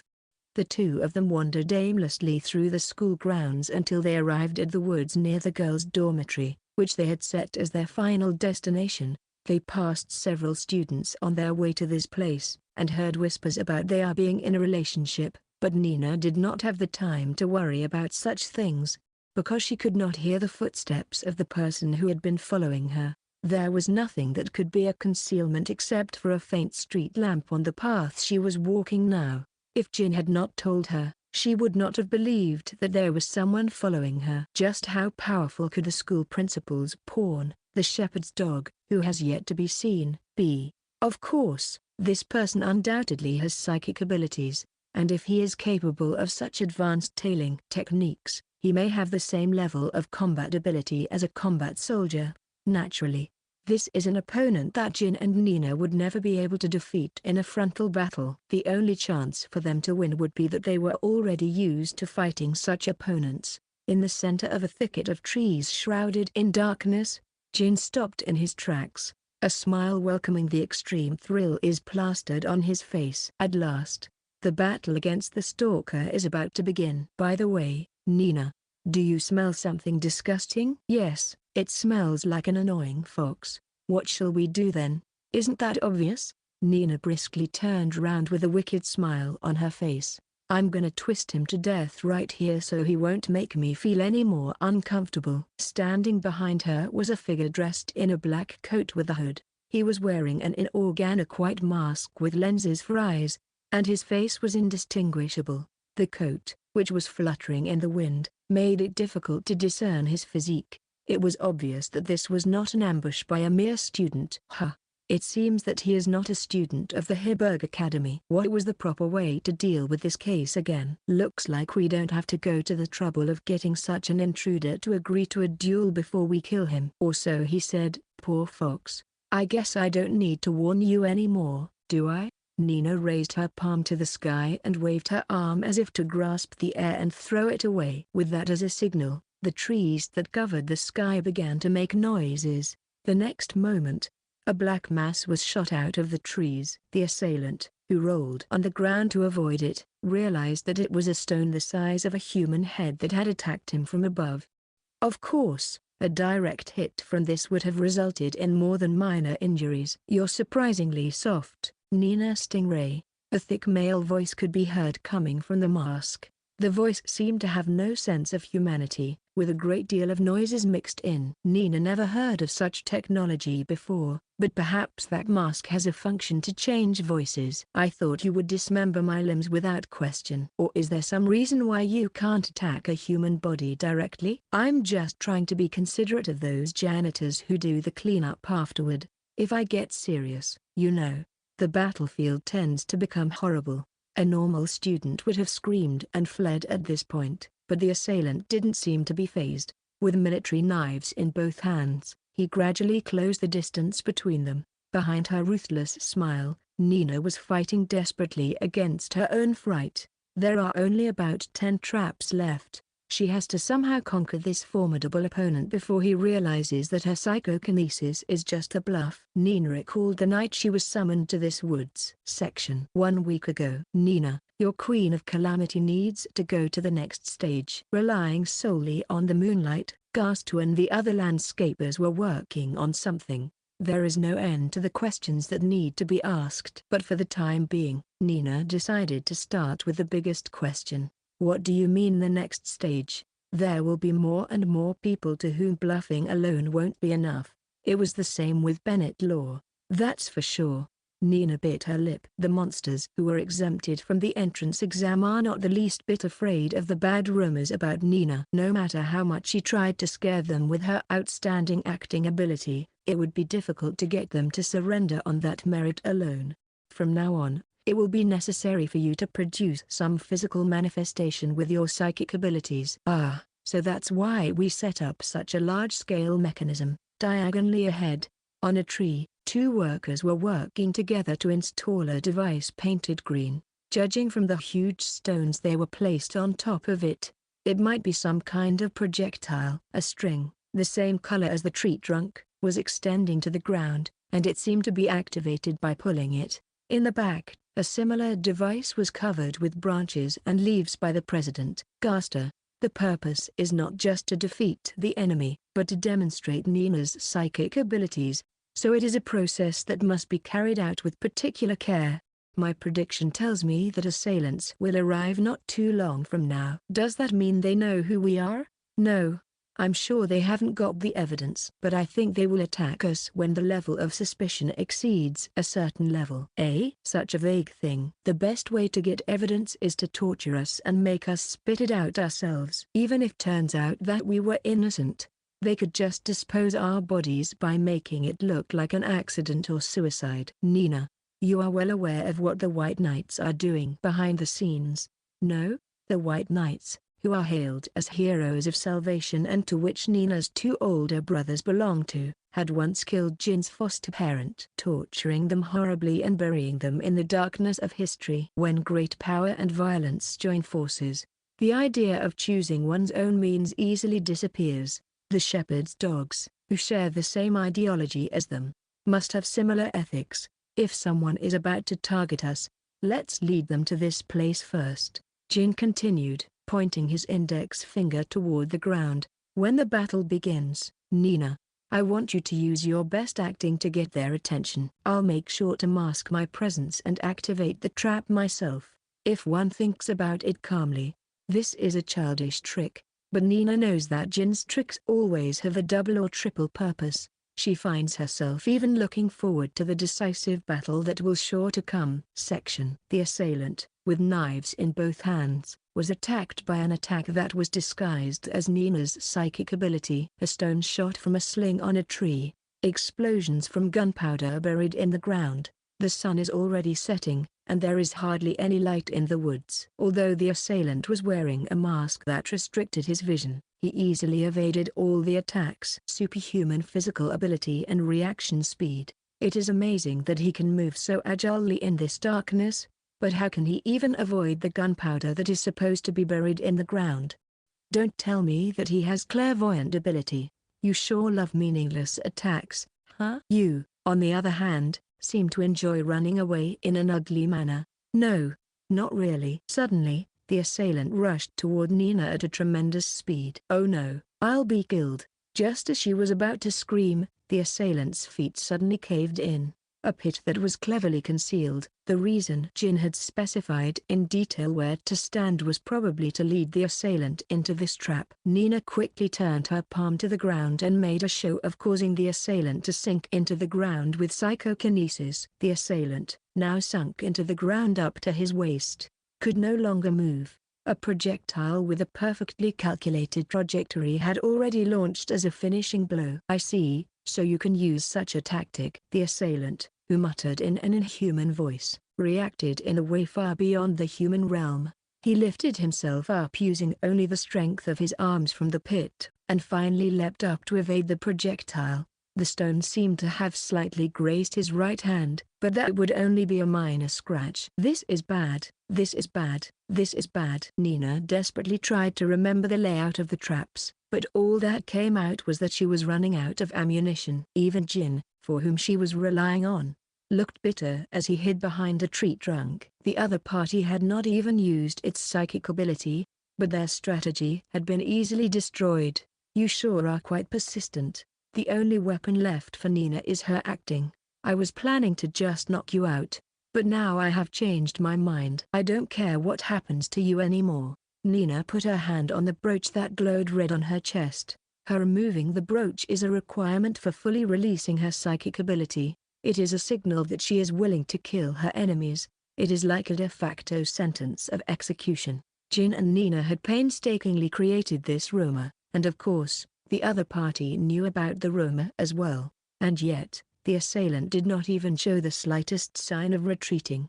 Is he simply pretending to be calm, or does he really feel no fear? Either way, if things continue as they were, the future ahead of them is clear. Well, this is truly amazing." As if to lighten the tense atmosphere, Jin made silly clapping sounds. "I don't know whether I should describe you as someone who's fearless, or someone who's desperate to die, perhaps." Surely, only such a fool would think of fighting Nina head-on. "What's up with you all of a sudden, Jin Kirihara? Did you feel lonely because you were being left out?" "I'm just giving you some advice for your own safety." With dark eyes and a playful smile, Jin walked toward the assailant. Although this school is almost like a lawless zone, there are still at least a few rules. An outsider like you isn't supposed to be allowed to fight against the students. That's new to me, and I don't really care about it. I think you should be a little concerned about it. "Because," Jin said in a theatrical tone, spreading his hands out, "there's such a big audience here." The assailant's feet stopped. Looking around with an unreadable mask on his face, he saw a group of students who had gathered after hearing the explosion. From the beginning, Jin had never thought that such a trap alone would be enough to defeat his opponent. It was only a matter of showing a glimpse of Nina's psychic abilities, so he had to prepare another way to win the battle. What Jin came up with was a plan to force the battle to end. Of course, it was not as simple as calling the students nearby with the sound of explosions. The biggest trap of all was the fact that Jin and Nina had been walking around the school grounds together in a random fashion until they led the assailant here. They deliberately chose a route with a lot of pedestrian traffic to make as many students as possible aware of their presence. All of this was a preparation to efficiently gather a crowd of onlookers. "I don't know who you are or what your purpose is, but if you're hiding your face from us, you must have some kind of dark secret, right? Are you sure you want to risk your time here?" Nina decided to take advantage of Jin's words. "I'll let you off the hook this one time out of concern for your safety. The next time you come into my sight, you know what the consequences will be, don't you?" The assailant made a gesture of a deep sigh and tucked the two knives around his waist. Then, with the agility of a cat, he ran up the thick trunk, through the trees like stepping stones, and disappeared into the darkness. Seeing that the danger was over, Nina whispered, "Can we call this a victory?" "At least that's how it seems to everyone." The onlookers gathered near the entrance to the wood-eyed area were staring in awe at Nina. The smoke rising from the gunpowder and the holes drilled in the ground were also interpreted favorably by the onlookers. Today, 2, Nina Stingray broke the spirit of the daredevil who foolishly confronted her. Yet the girl in question realized that her situation was not getting any better. Perhaps it's time to stop doing the scheme thing for a while. You're damn right. I wonder if I'm going to be attacked in my sleep. Well, at least, I don't think they'll do it today. Doesn't that mean they might do it tomorrow? It'll be fine. So far, it's as I predicted. All we have to do next is wait for the final piece to come together. What do you mean? At that moment, the last light from the setting sun disappeared, and Jin's face was covered in complete darkness. Meet me at the hideout tomorrow after school. I'll tell you the final plan there. Section. Just to what extent does that man's strategy reach? As she peeled off her black coat and mask, she regulated her ragged breathing. Normally, she had no intention of taking such a forceful action. It was clearly too risky a gamble, but the situation surrounding her was getting worse by the minute, and she had reached a point where she could no longer afford to make any mistakes. The mastermind behind everything was probably Jin Kirihara. Before she knew it, an elaborate mechanism had been activated, and a seemingly endless chain of events, seemingly unrelated to each other, was hunting her down like a nightmare. It was impossible to put it away as overthinking. If she didn't assume the worst, it wouldn't make sense. It was nothing short of hilarious that she had to retreat as soon as possible. In the first place, there was no need to make the decision to retreat because of a mere gathering of onlookers. She was completely hiding her face and body shape, so there should be no problem with killing them. Aside from the formidable Nina Stingray, it would have been easy to finish off an ordinary person who pretended to be a schemer. It didn't matter to her even if he were able to nullify her psychic abilities. Don't tell me that I hesitated because of my emotional ties. She carefully considered this possibility. It certainly is true that she is friends with those two at school. Of the countless friends she has, these two are the most closely connected, but that is when she is Emma Licorice. Armed with a hooded black coat, a mask, and a knife clutched in both hands, she is clearly a different person than the Emma in the classroom with a carefree smile on her face. They share the same body, but are completely different personalities. She is the other half. Unlike Emma, whose role is to blend in with society and expand her circle of friends, she does not need a specific name as she simply performs her work in the darkness. In fact, Emma does not even aware of her existence. Recently, a doctor in some countries has given her an official name for her disorder, but the upper echelons of the organization find this characteristic of hers invaluable. Emma is a personality that knows nothing of her own true nature and makes those around her feel no sense of caution. On the other hand, Emma's other personality, who understands her mission perfectly, is willing to do dirty work for her country. She is able to switch between these two personalities at will, and no one is better suited for espionage than her. I will not hesitate any longer. She reaffirmed her decision by saying it out loud. Don't forget why you are here. Dedicate everything you have to your country. With such a wretched resolve in her heart, she put on her mask once again. Section. Nina, who had not slept a wink for fear of being attacked, came to class with makeup covering the circles under her eyes. Over the course of the night, Nina realized what it really means to fight with the Empire. The fear that everything in the world would seem like an enemy and that she would not even be able to sleep peacefully. She had been prepared for this when she had formed an accomplice relationship with Jin, but she had never expected it to be this bad. In the first place, who exactly is the identity of the assailant? It was in dimly lit woods, so it was hard to be precise, but I think he was about the same height as Jin. However, both Karen and Casper were of similar height as well. I couldn't even discern his gender because his body shape was hidden by his coat. Good morning, Nina-chan. What's with the serious look on your face? She was so deep in her thoughts that she was unaware of Emma's presence until she called out to her. She would not be able to hold herself together if she kept worrying about it all the time. Nina shifted her mind to everyday life and made a gentle smile. Well, I've been having a little trouble sleeping lately. Exercise is the best thing to do at times like that. I also run around the school grounds after school, you know? I was wondering why you weren't in the dorms sometimes, so that's what you were doing. Would you like to join me for a run sometime, Nina-chan? Will do. Please give me a call the next time you run. As she talked with Emma, She felt her heart gradually lighten. Nina had never had a friend in her life with whom she could have a casual conversation like this. She felt a little guilty for putting on a thick act, but she still wanted to cherish this relationship. Emma-san, what happened to your right hand? Nina could see a bandage plastered on the part of Emma's hand that was peeking out from the hem of her uniform. This is not unusual for Emma, who has an energetic personality and a bit of a wild side in her personality. Oh, this? I fell when I was running. Be careful, will you? Yeah, well, I can handle this much. It is hard to imagine Emma, who has excellent physical ability, falling down, let alone Jin, who is extremely unathletic. Was she very tired or did she trip over something? Thinking to that point, Nina noticed something strange that she couldn't ignore. The bandage was placed a little below the back of her hand. She wondered if she could get a wound in such a position, no matter how badly she had fallen. Normally, one would injure the palm that was extended to the ground to protect one's body.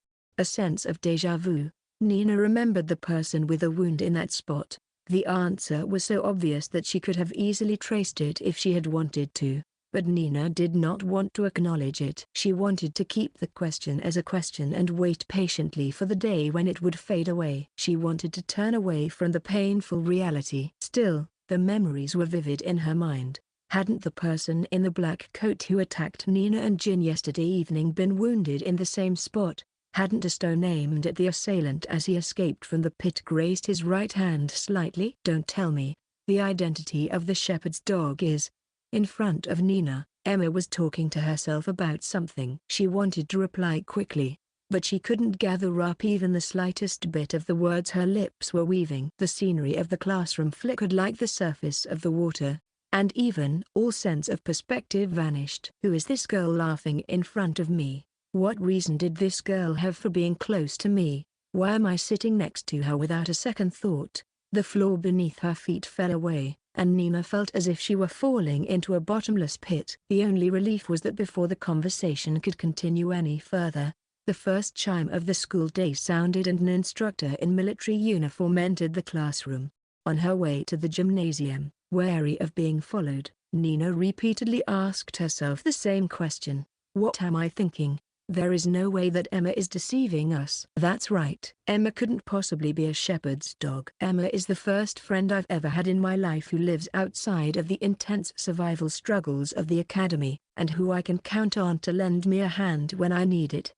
Besides, there is no evidence that the wound location is a perfect match. Even if it did match, it could be dismissed as a mere coincidence. For in the art of deceiving oneself, there is no one better than myself. But it's futile. No matter how many excuses Nina tried to come up with, she just couldn't get the doubts out of her head. It's because of the fraudster's mindset that she has acquired during her days with Jin. Nina, who doubts everything around her, was certainly wary of the girl smiling in front of her. Nina intensely hates herself for imagining cruel and irredeemable things. I see, Jin has been living with this kind of pain all his life. Nina now realized the cruelty of being suspicious of everyone who comes near her. Should I really tell Jin about Emma? Or is he already aware of it? Do I still have to deceive the world with such agony? Is there really a solid reason within me to still keep moving forward? The gymnasium on the outskirts is getting closer. Nina finally regains her senses and notices a young man in a military uniform coming out from inside. He is a business associate of Jin's disguised as an instructor, who says he is a detective specializing in the underworld. As Nina recalls, his name was Heath or something like that. After hiding in the shadows and getting past him, Nina hurried into the warehouse. Upon arriving at the hidden room in the attic after fulfilling certain steps, Jin was contemplating something while looking at the schematic paper on the wall. There were more black and white photos and sticky notes than she had seen before, but Nina was not sure what Jin was after. Jin stopped filling in the sticky notes and turned around with his usual languid expression. It's now or never if I'm going to tell him about that matter. Jin, Nina almost said that Emma might be the shepherd's dog, but then she held her tongue in a panic. The frighteningly cautious Jin would surely not ignore it and decide to take measures. Without a doubt, Nina would be assigned to find out more information about Emma, and the friendship that had existed so far would collapse. Nina realized the true nature of what she feared. It was about her own sins. Karen, Casper, and Emma. If one of them were the shepherd's dog, it meant that the other two had approached Nina with pure intentions. And now, I am inevitably betraying someone else's good intentions. This is what it means to deceive people. This is the karma that a fraudster equally has to bear. Once she became aware of such a fact, she could no longer do anything but switch to another topic of conversation. I just passed the detective guy. What were you commissioning him to do? I asked him to run a few errands for me. Another one of those, I can't tell you about, kind of things? Nina breathed a sigh of relief when Jin gave her an affirmation with a wry smile. She felt relieved that her agitation was not noticed. If he were to find out that she was tormented by guilt and couldn't even find a simple reason for being here, it would make her accomplice uneasy. As you're probably aware, Nina, the other party is now taking a full-blown, punish anyone suspected of being guilty, stance. It's impossible to leisurely gain their trust and extract information from them now. So what do we do? Drag the shepherd's dog into the chaos, tapping his schematic paper covered with photos and sticky notes. Jin went on. First, we're going to ask Karen and Casper to fight a three-way duel, and tell them both that we'll cooperate with them when the game begins. Karen sees Casper as an enemy, which is good, but can he convince Casper to cooperate? If anything, he seemed to want to avoid a fight against Karen. No matter how much Nina assured him that she would help, it was unlikely that he would sign the pledge. It's okay, Jin answered immediately. Actually, he's challenged me to a duel, and I've been on the run for a while now. I think if I accept it under the condition of us working together to take Karen down, he'll most likely get on board. What is your purpose of having them fight each other? I'll let you know after the duel is concluded. There's one piece of the puzzle that's yet to come together. Nina couldn't read his true intentions, but this accomplice of hers had a look of confidence in his eyes. This expression, whenever Nina saw this expression, which did not doubt his victory and even welcomed the looming danger, she felt as if she could bet everything on him. Perhaps that is the proof of his talent as a fraudster. It is too dazzling for her, who is just trapped in a cage of guilt. I'll be in charge of convincing Casper. Nina, you go talk to Karen. Yeah, I'll try my best. The message on the blackboard. The scar on Emma's right hand. No matter how much she thought about these uncertainties, it was no use. All she has to do now is visit Karen and persuade her as instructed. It's a simple job that anyone can do. It's gonna be okay. She found herself appeasing herself more than necessary. Nevertheless, the reality that she had no choice but to move forward made Nina feel as if her chest were about to tighten. Section 2 bags of tea leaves from Majulal-san. I will also select some tea snacks for you. As for other daily necessities, we were out of toothbrushes and soaps, so I'll stock up on those as well. It was always a series of idle conversations that came to mind. When was the last time this memory surfaced? It was probably about a week ago, around the time I formed an alliance with Nina Stingray. That reminds me, we're running out of perfume as well. We have already arranged for a shipping company to deliver it. Aries number 6, is that correct? Fufu, as expected of Satia. Also, the hem of your nightgown is a little frayed, so I've had a craftsman make you a new one. It's getting a little scary now. Karen's cheeks relaxed as she looked at Satia, who reported with the same blank expression as ever. The Rodel family, where Satia was born, has been in the service of Karen's family for about 4 generations. The Ashby family, who run a weapons manufacturer whose biggest customers are the Imperial Army, are very busy. Naturally, the staff working at the mansion are also expected to work to the highest standards. Satia and Karen have been together since childhood, and other than her bad habit of developing creative teas that make people's taste buds go crazy, she is a perfect maid with impeccable standards. It was thanks to Satia's devoted support that Karen was able to spend her time training for her psychic abilities and engaging in battles. Satia's presence was essential for Karen to become a member of the White Knights and to continue to devote herself to the glory of the Empire. No, it is impossible to evaluate her existence in such a casual manner. For Karen, Satia was the first best friend she had ever had. a confidant to whom she could expose her weaknesses that she usually hid, and an irreplaceable existence.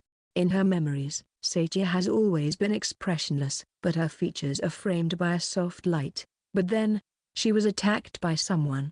It was only in the afternoon that Karen noticed something unusual. At lunchtime, Karen usually went to the cafeteria with Satia. Today, however, Satia rushed to the dormitory, saying that she had been asked to do some work by the main family. Satia did occasionally receive work from the main family through phone calls, so Karen did not harbor any suspicion. However, Satia did not return to the classroom after the lunch break. At first, she thought she might be having trouble with her work, but by the time 2 hours had passed, her doubts had turned to frustration. Something happened to her. Judging this to be the case, Karen ran out of the classroom and headed for the girls' dormitory. To deny the bad premonition, she ran, gasping for breath. She entered the dormitory by slamming her body against the heavy door, and crossed the deserted entrance to the second floor. When she opened the door to the room, Satia would be there, and she would say, "What's the matter?" With her usual expressionless face. Believing in such a boring and mundane outcome, she kept on running. However, the outcome was not what she had expected. Karen saw Satia's disfigured figure. The bruises on her entire body looked extremely painful. She had bruises in various places, and her forehead was lacerated and dripping with blood. Her left arm was the most severely damaged, with the joint of the elbow twisted far beyond its normal range of motion. A bone protruded from the reddened arm, though Karen hoped it was all just some kind of joke. "Satia, are you okay?" She assumed the worst, but fortunately, Satia was still breathing. Her injuries were severe, but they were mainly fractures and bruises, so there was little danger of blood loss and death. Nevertheless, there was still a possibility that her internal organs might be damaged, so she had to be taken to the infirmary as soon as possible. After calling the doctor stationed at the school from the phone in the room, Karen calmly pondered, who in the world could have done this? Was it the work of someone with a grudge against me? Could it be a group of rats who have infiltrated the school? If so, why target Satia? "Satia, don't worry. I'll definitely kill the fool who hurt you." Then a knock was heard on the door behind her. She explained the situation to the doctors who came in with a stretcher and watched as first aid was administered. After watching her being carried out of the dormitory, Karen finally gave up trying to control her anger. Is this situation really part of Jin's plan? No, it could not be. This was definitely a miscalculation, and the plan Jin had in mind went down the drain. When Nina opened the door to the first girls' dormitory building to persuade Karen, her eyes were met with visions that were completely out of the ordinary. What in the world is happening here? Nina's questions were mercilessly drowned out by the screams of the students as they fled outdoors. She bumped shoulders with one of the students, but she ran off without looking back. The students who live here must have heard of Nina's notoriety. However, this was probably of little importance in the face of the horror that lay before them. As far as the eye could see, there was a majestic scene of destruction. A swarm of beautiful crystals, multiplying at a tremendous rate, was about to fill the inside of the girls' dormitory. Nina caught the girl with a cut on her cheek and asked her what was going on. "Can't you tell by looking at this? Karen Ashby is running amok. I would like to know the reason. There was a girl named Satia who hung around with her, wasn't there? That girl was attacked and is unconscious. Karen said she's going to keep on rampaging until the culprit comes forward. She's totally losing her mind." "Thank you. I understand the gist of it. What are you planning to do?" "Don't tell me. It was you who..." She felt she was being terribly misunderstood, but she didn't seem to have the time to explain herself. A figure was approaching from behind the cluster of shiny weapons. The girl who had told Nina what happened screamed and fled, and before she knew it, the dormitory was empty except for her, Nina Stingray. "Why are you here?" Karen's pupils were completely dilated. She was not using any of the breathing techniques she had trained in the dojo. She had no intention of controlling her abilities, so it was only natural that she didn't need to control them. "Yesterday, I got a message from Satia-san. She said you wanted to see me after school today." There was something like that, huh? Just forget about it. Even as she spoke so, the crystals kept multiplying, destroying the chairs and tables placed at the entrance. Even so, The shining torrent of light kept growing. At this rate, it would eventually break through the walls and even the ceiling. I have a few guesses as to who the culprit might be. What are you talking about? Let's talk about this situation first. Satia was attacked head-on. There was no sign that the lock to my room was broken. The only thing I can think of is that Satia opened the lock herself and invited the perpetrator in. If that's the case, that narrows down the suspects, doesn't it? It was someone she knew. I hate to say it, but there aren't many people who know her. Satia was always with me, as far as I know. There are only a handful of people. Why don't you calm down first? We can wait until Satia-san regains consciousness. I'm telling you, you're the most suspicious of all. The killing intent emanating from Karen pushed aside the atmosphere and approached Nina. Even if it was someone she was acquainted with, she would be wary of anyone who would visit my room during lunch break. Satia is not that dumb. But what about if it was someone I had promised to meet after school? That person can make up any number of excuses, like being on the wrong time or something. Even in the midst of her rage, Karen seemed to be able to maintain a rational train of thought. No, perhaps she remained calm and simply used her hatred and madness as a card to play in order to hunt down her opponents. Either way, though, it was clear that Karen misunderstood something. Of course, Nina had no recollection of ever attacking Satia, and Jin would not be the type to do such a thing. He had never met Satia, either. The person who attacked Satia was probably a third party that Nina did not know. No, there was only one person who could have attacked Satia. Someone who knew Satia and could make up an excuse to meet her during lunch break. She had received a dropped item from Satia at that time. It was something so important that she should never have dropped it, because it was necessary for the activation of her psychic ability. A paper bag containing lollipops. If she knocked on the door, saying that she wanted to thank her for that time, Satia would likely comply, right? Could it be that Emma Licorice is the one who attacked her? But if so, for what purpose? What's that look on your face? Are you upset? It's nothing like that. It was so unintentional that she couldn't control her expression. Karen was no longer willing to accept any excuses and had already determined that Nina was the culprit. No, she probably doesn't even care if it's true or false. If she could unleash her seething hatred on anyone, she would do so. Karen's dilated pupils were certainly screaming so. Our alliance is over, Stingray. As for beating up Casper, ha! I can't believe I've been distracted by that idiot for so long. I still have a lot to learn. What am I supposed to do? Should I try to intimidate her with my usual act? No, Karen has already made up her mind to fight. Should I try to buy some time by proposing to settle the matter in a duel?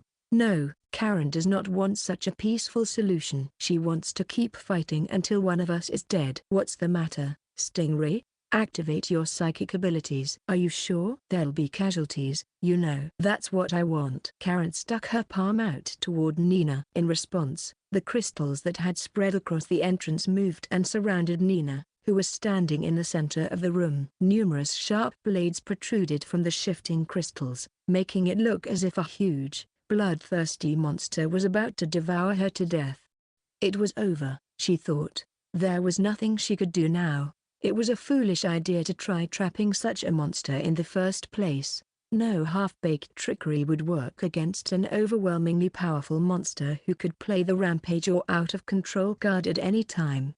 The crystals, shining in 7 colors by refracting the light, became huge jaws and approached from both sides. What would happen in the next few seconds was obvious. Whether she would be crushed to death or die of blood loss, she did not know what the cause of her death would be, but it would only take a fraction of a second for the answer to become clear. Once she turned into a bloody mass of flesh, all that remained was to be locked up in a beautiful coffin. This must be retribution. Isn't this a fitting end for a fraudster who has been deceiving people without regard? Nina gently closed her eyes as she was engulfed by the deadly and beautiful weapons. Although Nina should be completely prepared to die, she hasn't been crushed by the crystals yet, nor does she feel any pain. Instead, she was immersed in a feeling of levitation. The moment she opened her eyes, Nina realized she was flying through the air. What's going on? Don't flail around. A low, electronically processed voice could be heard in her ear. It was the person in the black coat who had attacked Nina and Jin yesterday. The situation was finally becoming clear. Nina, who was nearly eaten alive by the crystalline jaws, succeeded in escaping from the dormitory, carried by this person who had jumped in through the window.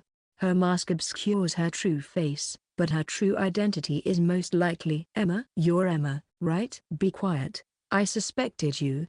I'm so sorry. As I said, be quiet. Hey, why are you dressed like that? No answer was given. Holding Nina with both hands, she jumped from one building roof to another without uttering a word. The two of them reached the front of the gym warehouse as they kept moving across the grounds at an inhumanly fast speed. Wondering how she knew of this place, Nina quickly came up with an answer. As she recalled, this was the place that Bennett had originally used as a venue for his tournament. Jin had said that he happened to run into Emma when he was doing reconnaissance, so it was no surprise that she would choose it as a place to hide. Was it really a coincidence that she ran into Jin in the first place? Enter. Told by a voice mixed with noises, Nina complied obediently. The mechanism is designed so that if one doesn't follow the procedure of inserting the master key and turning it twice to the right and again to the left, a warning light will shine in the attic. But Jin is probably at Casper's place anyway. Besides, it would be unnatural to worry about such things now. Locking the warehouse door from the inside, the hooded person slowly removed her hood and mask. She had orange short-cut hair, dark green eyes, a lollipop, and a moderately toned figure. The girl in front of Nina was definitely Emma Licorice.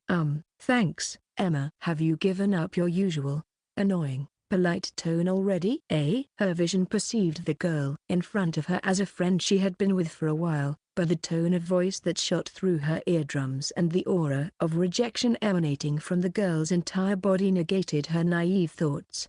Who is this person? Well, we both hid our true identities from each other. No hard feelings. Hey, what are you talking about? You just saved my life, didn't you? Do you really think so? A muzzle. A foreign object that is so out of place in school life is being pointed at her right now. She is glued to the abyss where not even light escapes, and she can barely breathe. The pressure emanating within the darkness of the .38 caliber was so overwhelming and vivid. Surely it was not rigged to prevent bullets from being released. Sorry, Nina Stingray. Without even giving her a chance to question it, Emma pulled the trigger. Chapter 6, Inverted Reality. Nightmares always have beautiful faces.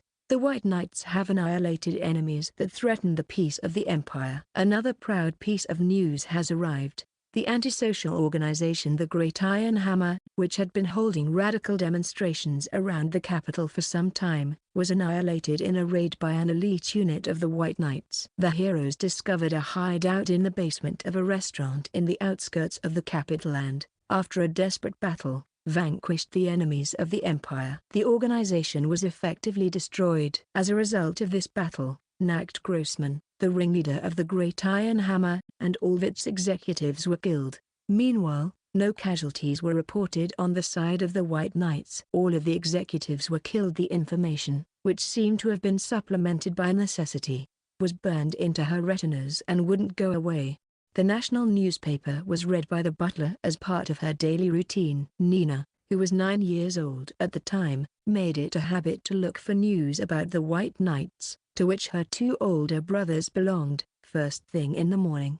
She was 13 years old apart from her eldest brother, Victor, and 10 years old from her second brother, Hein, and had no recollection of ever having played together before. Now that they have graduated from the Heiberg School and joined the White Knights, the only way to connect with them was through newspaper articles describing their activities. Are they really my elder brothers? Such a question always lingered in her little head. It was hard to believe that Nina, who had no choice but to live her life lying to everyone around her about her psychic abilities, and these people, who continuously fought the enemies of the country as heroes of salvation, had any blood connection at all.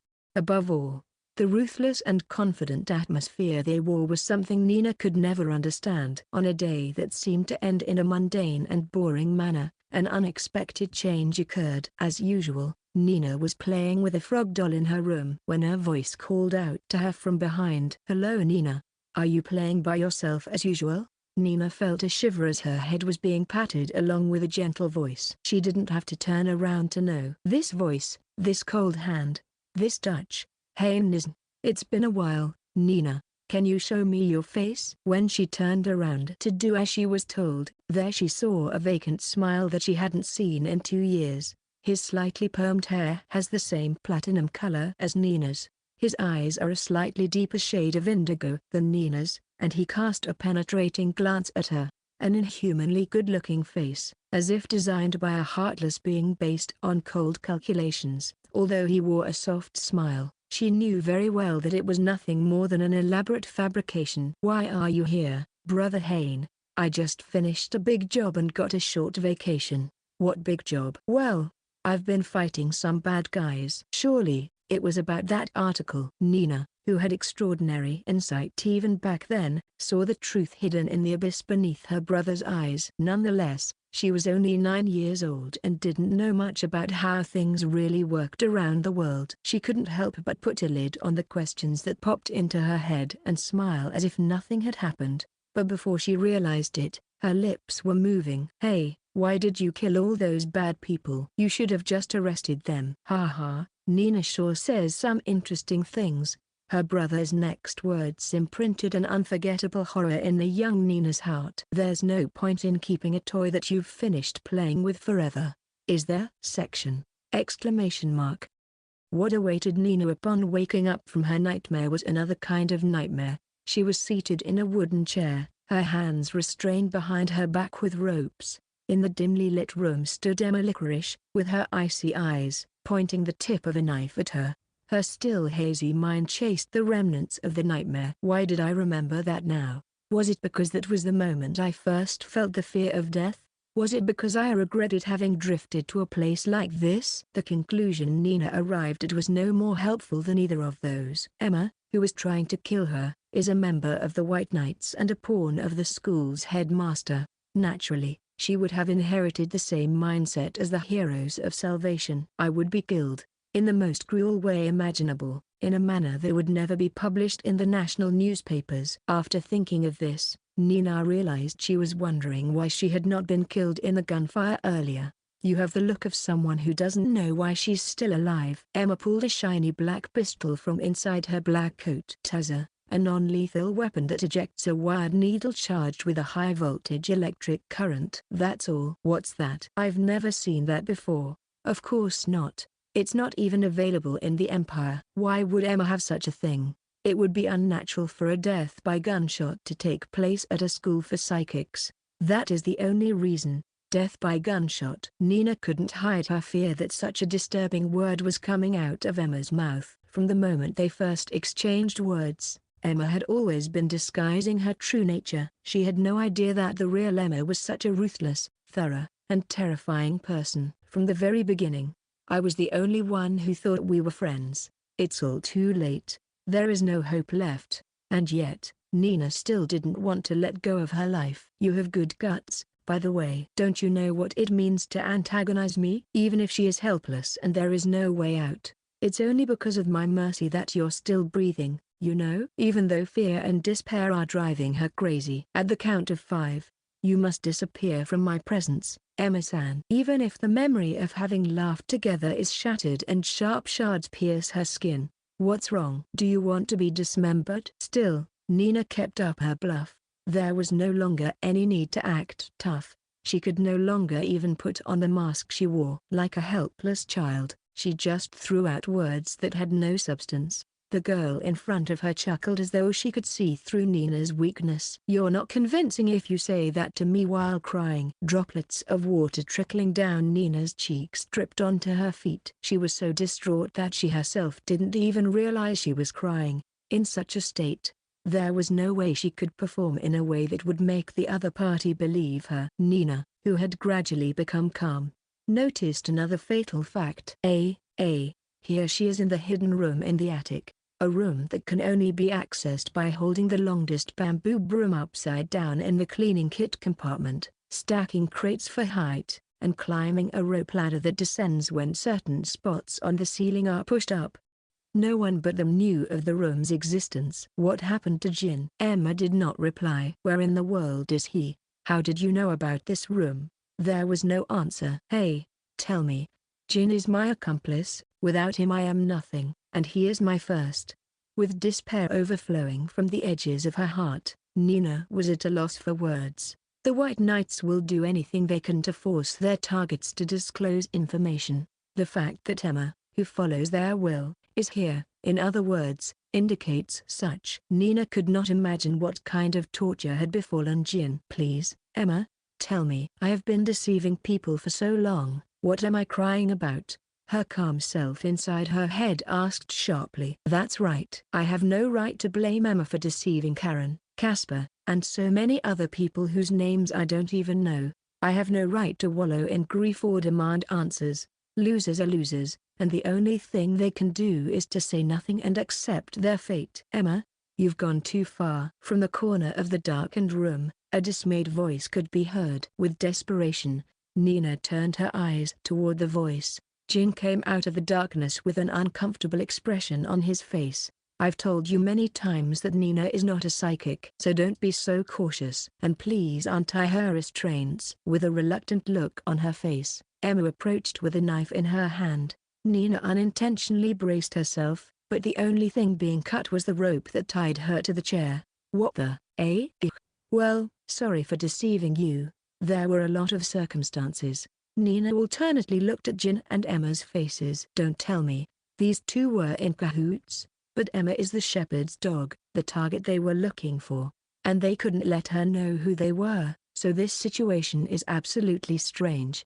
Ah, I knew it was confusing. What the hell is going on? Fine, I'll explain it to you. Emma opened her heavy mouth as she put the knife away inside her black coat. Section. One day prior. I won't hesitate any longer. With a somber determination, she put on her mask again and turned back the way she had just fled from. The reason why the earlier attack failed was because the other party was fully prepared. And no matter how much special training she has had, it would have been foolish to go head-to-head with Nina Stingray, a monster beyond human comprehension.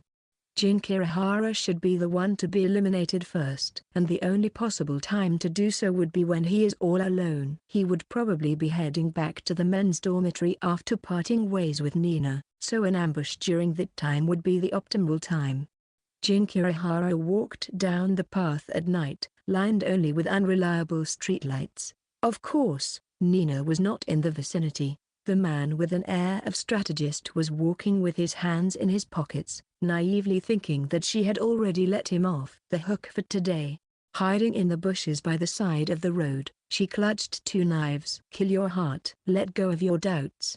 Remember your mission. She repeated what she needed to do over and over in her mind before she attacked Jin from behind. First, she severed the tendons in both of his legs, causing him to fall over, and then she strangled his neck, knocking him out and carrying him to an abandoned place. Then gently interrogate him to find out how much he knows. She closed in on him at a speed far beyond that of a normal person, but Jin reacted in a way she could not believe. An intense light obscured her vision. It must be from a powerful military flashlight. By the time she regained her vision, Jin had already disappeared from her sight. Don't tell me, he predicted my pursuit. Although she was stunned by the other party's preparedness, she was in no hurry. Even in this darkness, she could clearly see the back of Jin's figure as he fled frantically. Her target had veered off the street and was now running through a wooded area with no streetlights. He underestimated me. She put away her knife and lunged at her distant prey in a nocturnal beast-like stance. The two were about 12 meters apart, but only 5 steps were enough for her to catch up to her prey. Her psychic ability of Ferocious Sweetener, which allows her to double her physical abilities only while holding a lollipop in her mouth, hides 2 lies.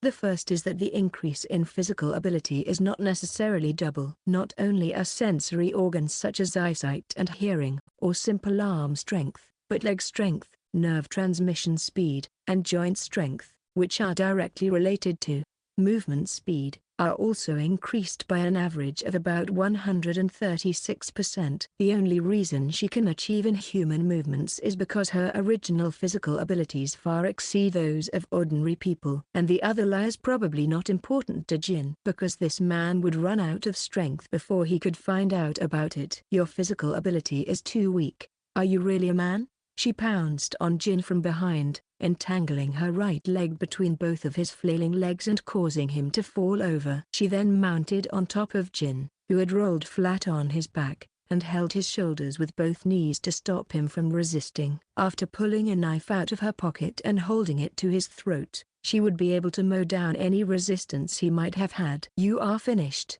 Jin Kirihara. If you don't want to die, tell me everything you know. Wait. You're hurrying things too fast. Have people ever told you that you lack a sense of courtesy? To make light talk at this point is just like a death wish. You have a fatal lack of imagination. Don't you understand your current situation? All right, calm down, Emma. This guy knows who I am. Where on earth did this leak from? There, Emma, who usually interacts with Jin, is a completely different persona from the one she has now. They don't even share the same memories. No matter how observant one might be, it would be impossible to discern her true identity. What kind of information did Jin manage to extract that led him to this conclusion? You know too much. Are you ready to be purged? Sorry, but I guess not at the moment. She jumped away from the top of Jin, noticing several stares directed at her.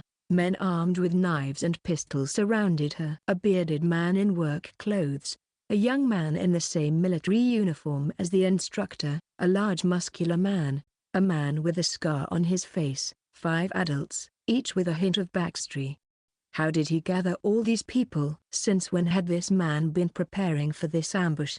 Who the hell is he? You saved me there, Gaster-san. Perfect timing.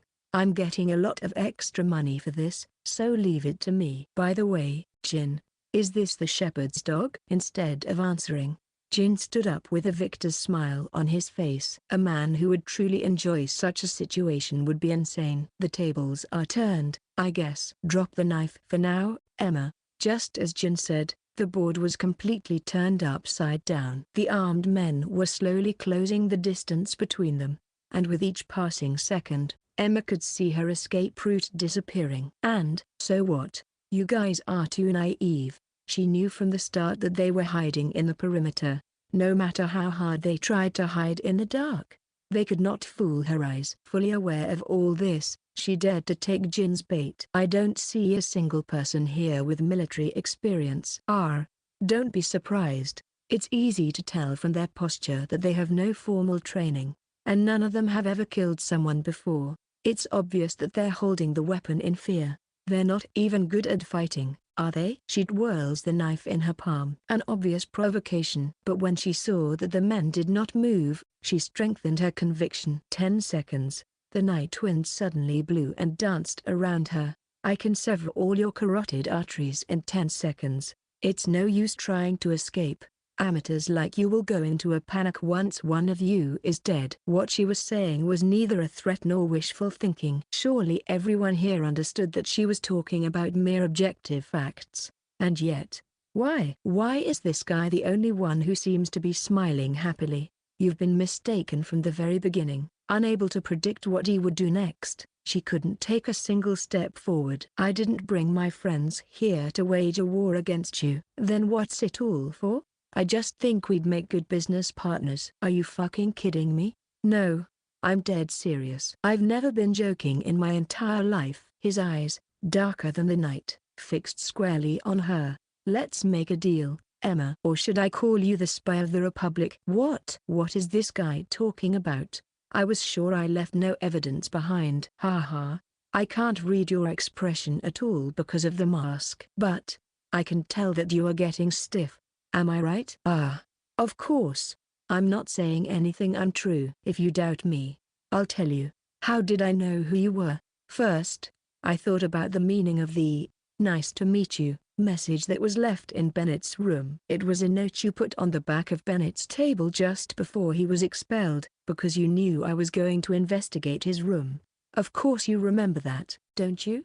When I found the message, I was a bit flustered. At first, I thought it was a declaration of war. A shepherd's dog knew that his presence was being tracked, and he was making the first move. I thought he knew that we were trying to catch him off guard by deliberately making a suspicious move. Well, it's normal to be paranoid when one gets such a love letter. In fear of having my true identity exposed, I became unable to trust anyone. I will be forced to act recklessly in order to track down the shepherd's dog as soon as possible. Then, one day, everything will collapse and I'll be among those being purged. But, you know what? When I think about it calmly, isn't such an action very risky for the shepherd's dog as well? According to my information, there is one shepherd's dog in each grade who is assigned by the headmaster to weed out those who pose a threat to the school. They have to remain in the shadows for 3 years without even letting anyone know there is a spy in the school. That's why it made me wonder, would such a person go out of his way to make us feel rushed and make us engage in a desperate battle? Is it because of his belligerent nature? Was he bored with his mundane life? No. It's hard to believe that the headmaster, who is so secretive that he doesn't even show his face at the entrance ceremony, would appoint such a person as a spy. At the very least, it would be unnatural for the shepherd's dog to make a flashy move without any solid evidence. If so, what was that message all about? One who would benefit from making us impatient and forcing us to search for the shepherd's dog. In other words, it can't be anyone other than someone who is looking for a common target with us, right? I don't think there's anything sweeter than being able to achieve your goals while sitting comfortably in your chair and not taking any risks. I'm not dumb enough to be manipulated with a mere piece of paper, though. Well, let's move on to the next question. Why is he looking for the shepherd's dog? Personal reasons? Simple curiosity? No, none of the above. There is no way any ordinary person could have known about the existence of the shepherd's dog. Even the country's best informed detective, Mr. Heath, knew nothing about it until he found that man's diary. Since that's the case, the answers are naturally limited. No?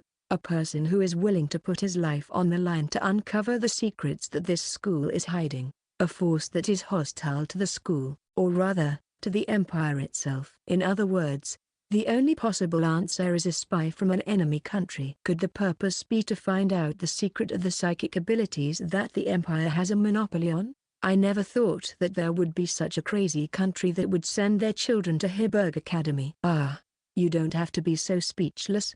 It's not like I came up with this answer right off the bat either, so it doesn't mean you weren't careful. In fact, when I found the message, I had no basis for linking Emma to a spy. Emma was just a good, surprisingly easygoing girl after all, and there was no sign that she was pretending at all. It was hard to believe that there were so many acting geniuses in the world, so much so that I could normally have left Emma off the mark. Well, of course, there was nothing wrong with that. Even if she had the ability to double her physical abilities, Emma's physical performance was far too skilled for an ordinary student. I thought it would be strange if she had not received special training in the military or something. Also, the extent of her friendships was also strange. In my professional life, I always assume that people who have a lot of friends are either scammers or spies. I thought it was not surprising that Emma was expanding her network for some purpose. However, I didn't find anything strange when I had a detective check her background, and she didn't even notice it until the next day when I planted a bug in her uniform. Huh? Are you mad at me? Well, do forgive me. It's only natural to investigate if you find someone even slightly suspicious. Anyway, no matter how much time went by, Emma didn't show her tail. So I decided to conclude that Emma was just a good-natured girl. Until, at the very last moment, I learned the results of the analysis of the candy I secretly stole from you. Looks like you're shocked now. This time I can tell even if you're wearing a mask. But, well, I was genuinely surprised, too. When I heard the results of the analysis from a vendor I know, I honestly thought there must be some kind of mistake. Who would have thought that candy was a cutting-edge doping item? You're even more of a liar than me, you know that? I don't have the slightest clue about chemical ingredients, but here's what I'm trying to say. Emma, you are not a psychic. Your ferocious sweetener was just a scam to forcibly increase your muscle strength with drugs. Oh, and by the way, now we know about where you come from. Magical science and technology, A few steps ahead of the Empire, none other than the Republic, which is in the midst of a raging Cold War with the Empire.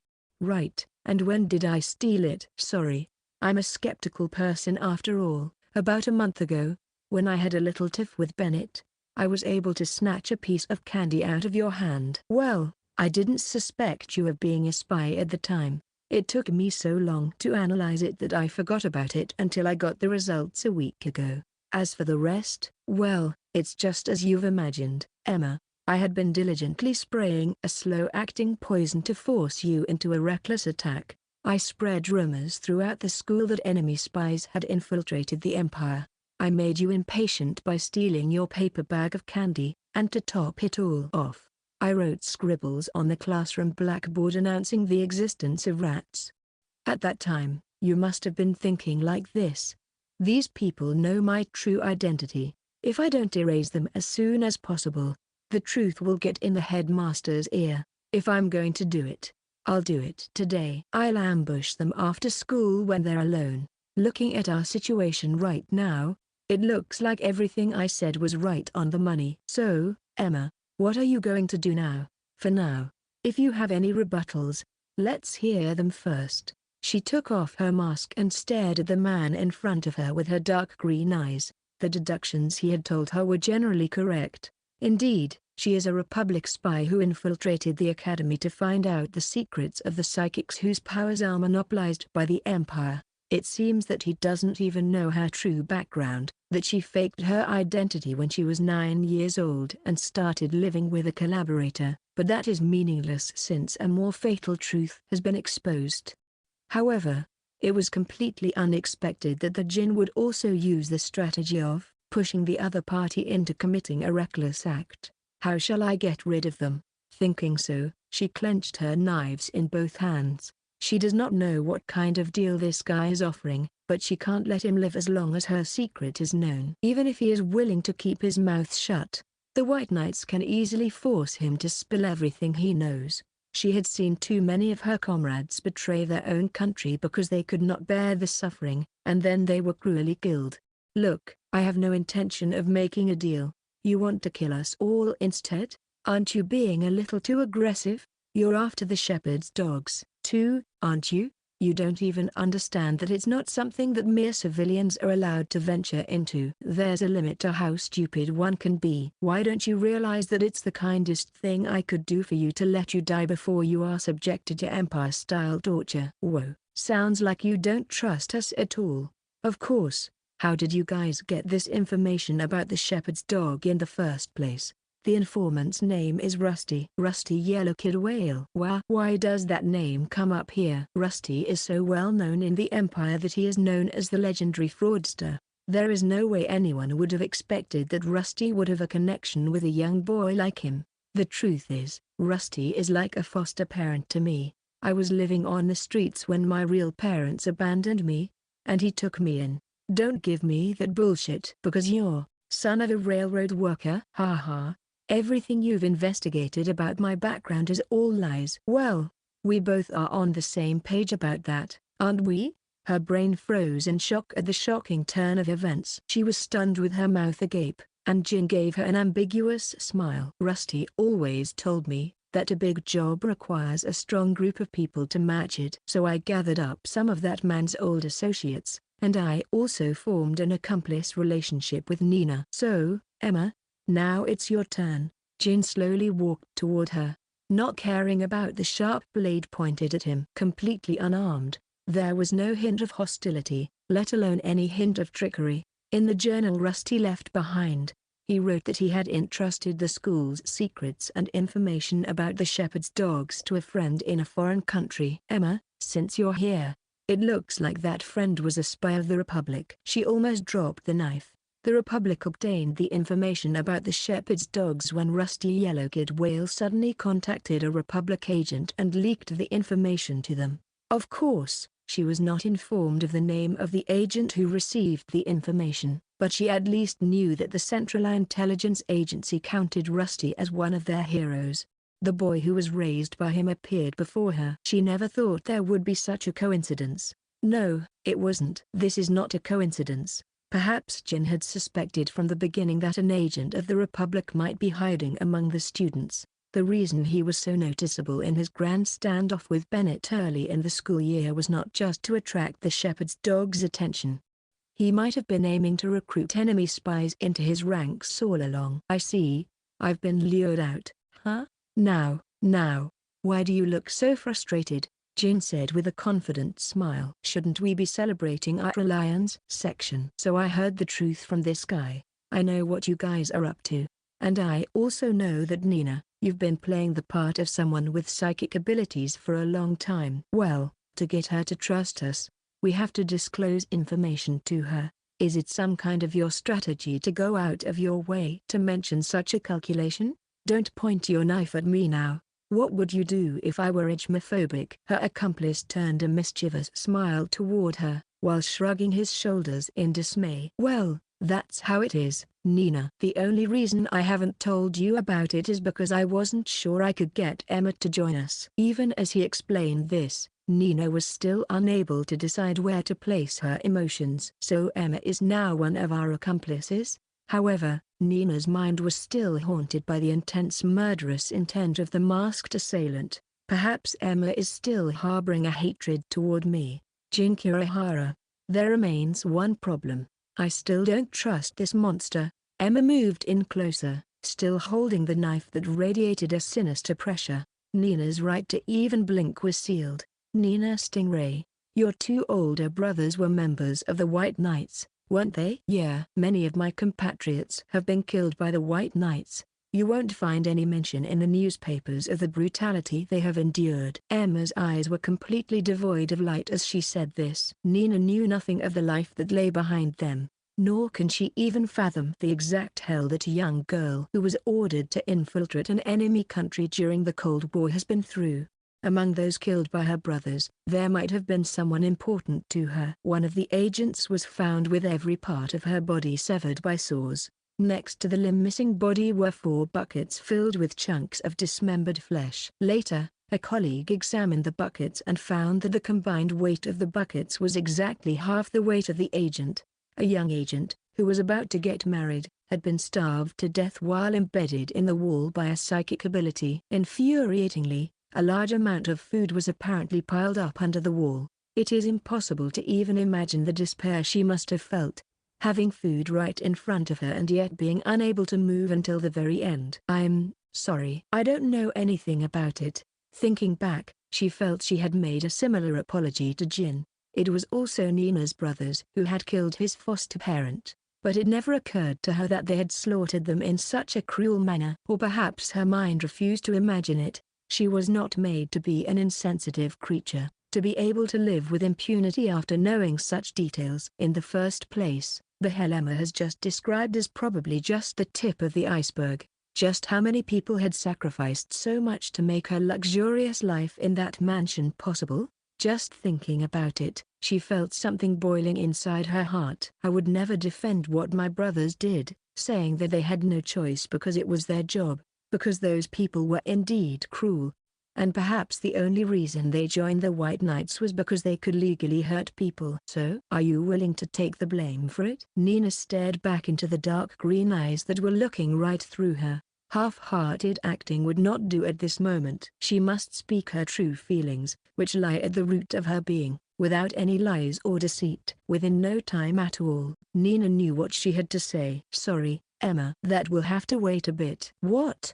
I've been thinking about it. Do I have a strong enough will to accomplish my goal, even if it means deceiving many people, even if it means carrying many sins? Nina's soliloquy continued, as if to connect her just-begotten feelings to the world. I couldn't muster up the same level of resolve as Jin, who had his foster parent taken away from him. Because of that, before I knew it, I found myself in a state of half-hearted guilt. Her vision, which had been so cloudy, became crystal clear all at once. It might just be that her eyes have become accustomed to the dimness, but Nina has certainly found her courage. But finally, I found the meaning of what I'm standing here for, the reason why she must move forward, even if it means deceiving someone, even if it means hurting that someone. A solid reason to face her fate and not run away from her karma as a fraudster. The reason for her to lie. Only now, Nina was able to find the answer. I want to expose the crimes of my two brothers in the White Knights. I want to defeat them with my own hands before they cause anyone more suffering. I want to expose the sins of the demons who killed Jin's foster parent and Emma's compatriots. Are you prepared to commit more crimes to achieve that? Are you willing to risk your life for it? Answer me, fraudster. I'm ready. I can't tolerate those people any longer. A curtain of silence fell over the hidden room in the attic. Time passed for what seemed like an eternity as they stared into each other's eyes. Like sheep waiting for the hour of judgment, no one said anything. I'm relieved then. It was Emma who broke the silence. She put away the knife in her black coat and gently held out her right hand. Righteous indignation. Huh. Well, that's not a bad motive. At least it's better than some feeble reason like atonement for your sins. If you were to say such a thing, I would have abandoned you. Emma, would you please stop testing my precious accomplice? We're not in this for fun, you know. So what I did was only natural. After saying this in a discouraged manner, Emma suddenly whispered, by the way, don't call me by that name. I've told you many times, I am not Emma Licorice now. Nina, who was relieved to be recognized by her new accomplice, couldn't miss what she had just said. What do you mean? See, Nina is confused because you say such confusing things. I'm just telling you the truth. Emma and I are completely different personalities. Besides, Emma is not even aware of my existence. Although she was supposed to be hearing a shocking fact, Nina was strangely convinced. The normal Emma and the girl in front of her seemed so far removed from each other. It was definitely not a level that could be managed by mere acting. If she is a different persona, then that is probably the truth. What's your name, then? I'm an intelligence agent. I don't need a name. That's kind of a pain in the ass. Wouldn't it be too inconvenient not to have a name to call you? Wah, what the hell? You catch an enemy nation's spy, and it's an inconvenience, you say? All right, for convenience's sake, I'll call you fake Emma. Just call me Emma, then. Are you messing with me? An accomplice who could draw even an enemy agent into his pace is indeed too dependable. A chuckle involuntarily spilled out from Nina's light-colored lips. A genius fraudster who was raised by a legendary villain who made enemies of the Empire. A monster who has two older brothers who belong to the White Knights and whose name is known throughout the Empire. And a skilled intelligence agent sent from the Republic, which is in a cold war with the Empire. If these three dangerous individuals work together, they can turn any miracle into an inevitability. They can deceive this world filled with lies with even more lies. Well, let's wrap these emotional moments up. There is still work to be done. Jin's dark eyes lit up with a vicious light. Let's sort things out for now. First, our common goal is to identify and capture the shepherd's dog. He's been playing heavy-handed tactics to find the rat that snuck into the school. You're the one who led him to do that, are you not? The two of them seemed to already have an idea of who the shepherd's dog was. And Nina wondered if it was the same person who had popped into her mind. Well, either way, we won't survive unless we defeat Karen. Apparently, she's not going to stop using her jolly undertaker until she sees our dead bodies. The current Karen Ashby has every justification for eliminating you two. I'm sure she's not even concerned that someone will suspect her connection to the headmaster after such a bold rampage. Wait a second. Karen is on a rampage because Satia, her maid, was attacked, right? If so, who attacked Satia? Oh, of course, she made that up. You mean that she attacked her own best friend just to create a good reason to attack us? No. But, there was not the slightest hint of cheap lies from the Karen the first just met with. The first thing that came to mind was a possibility that Nina wanted to deny. Self-brainwashing. It was the same method that Nina herself had used to defeat Bennett in the past. By believing that it was someone other than herself who attacked Satia, Karen was able to lie with a high degree of accuracy. And it was easy to assume that she has a talent for self-brainwashing from the way she practiced conditioning in the dojo. Nina's arms and legs trembled on their own, her throat felt dry, and her vision suddenly blurred. I am going to fight with such a monster now? So, why are you guys smiling? Do you even aware of our current situation? It was only after Emma told her this that Nina realized she was not in the slightest bit in despair. Fear and elation, two conflicting emotions, and yet Nina held them together without contradiction. Because, you know, it's not every day you get to see such a fun turn of events. Seeing the edge of Jin's mouth lifted up in front of her, she remembered the golden rule she had been told once. A truly elaborate lie is like a kind of art. In Jin's mind now, a grand scheme of lies is being constructed to defeat that monster. Nina wanted to hear the whole details as soon as possible. She wanted to join in on this ruse that would deceive the entire world. Sorry Emma, I feel the same way as he does. When she said so, her new accomplice let out a sigh with a stunned expression on her face. Did I make a mistake in who I made an alliance with? Laughing off Emma's sarcasm, Jin began to explain his next plans. Chapter 7,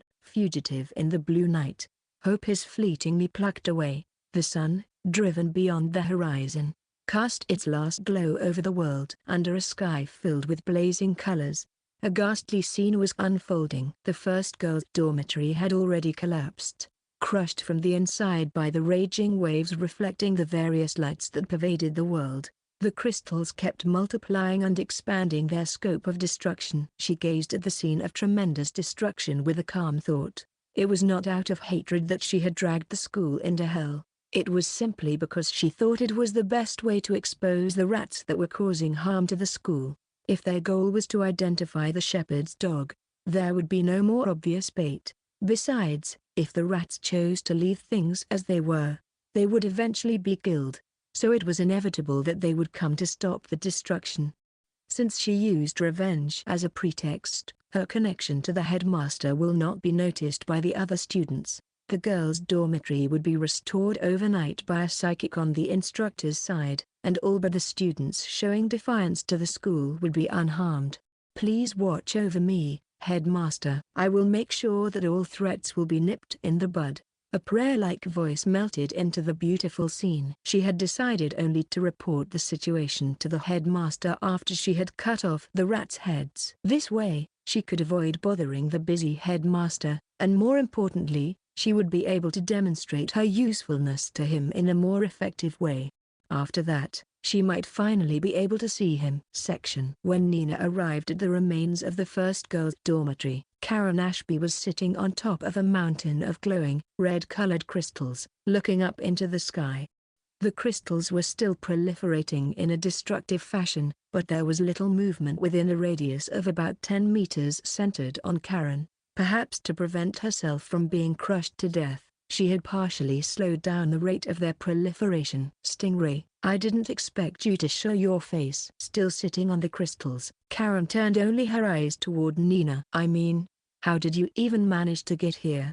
I'm pretty sure it's not easy to get near here. Nina braced herself once again. The truth was that Emma, whose physical abilities had been enhanced by candy doping, had carried her, but of course, she had no intention of telling that fact. I don't know whether it was because you were so scared of me or not, but your crystals were moving neatly avoiding me. It's a strange phenomenon. No psychokinesis-based barrier, huh? Well, that much is to be expected. By the way, Karen-san, have you gotten permission from the school? You seem to be rampaging around as you please. There's no need for that. You said it with so much confidence.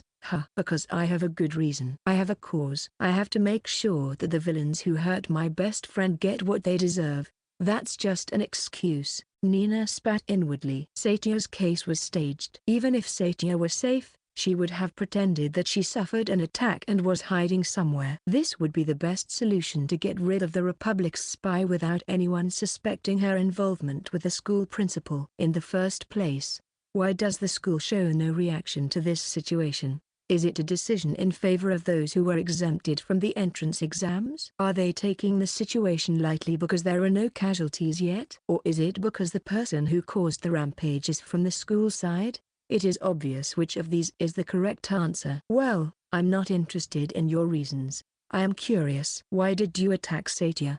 You're being awfully paranoid, aren't you? Then why did you show up here? Nothing in particular. I'm just here to get rid of an eyesore.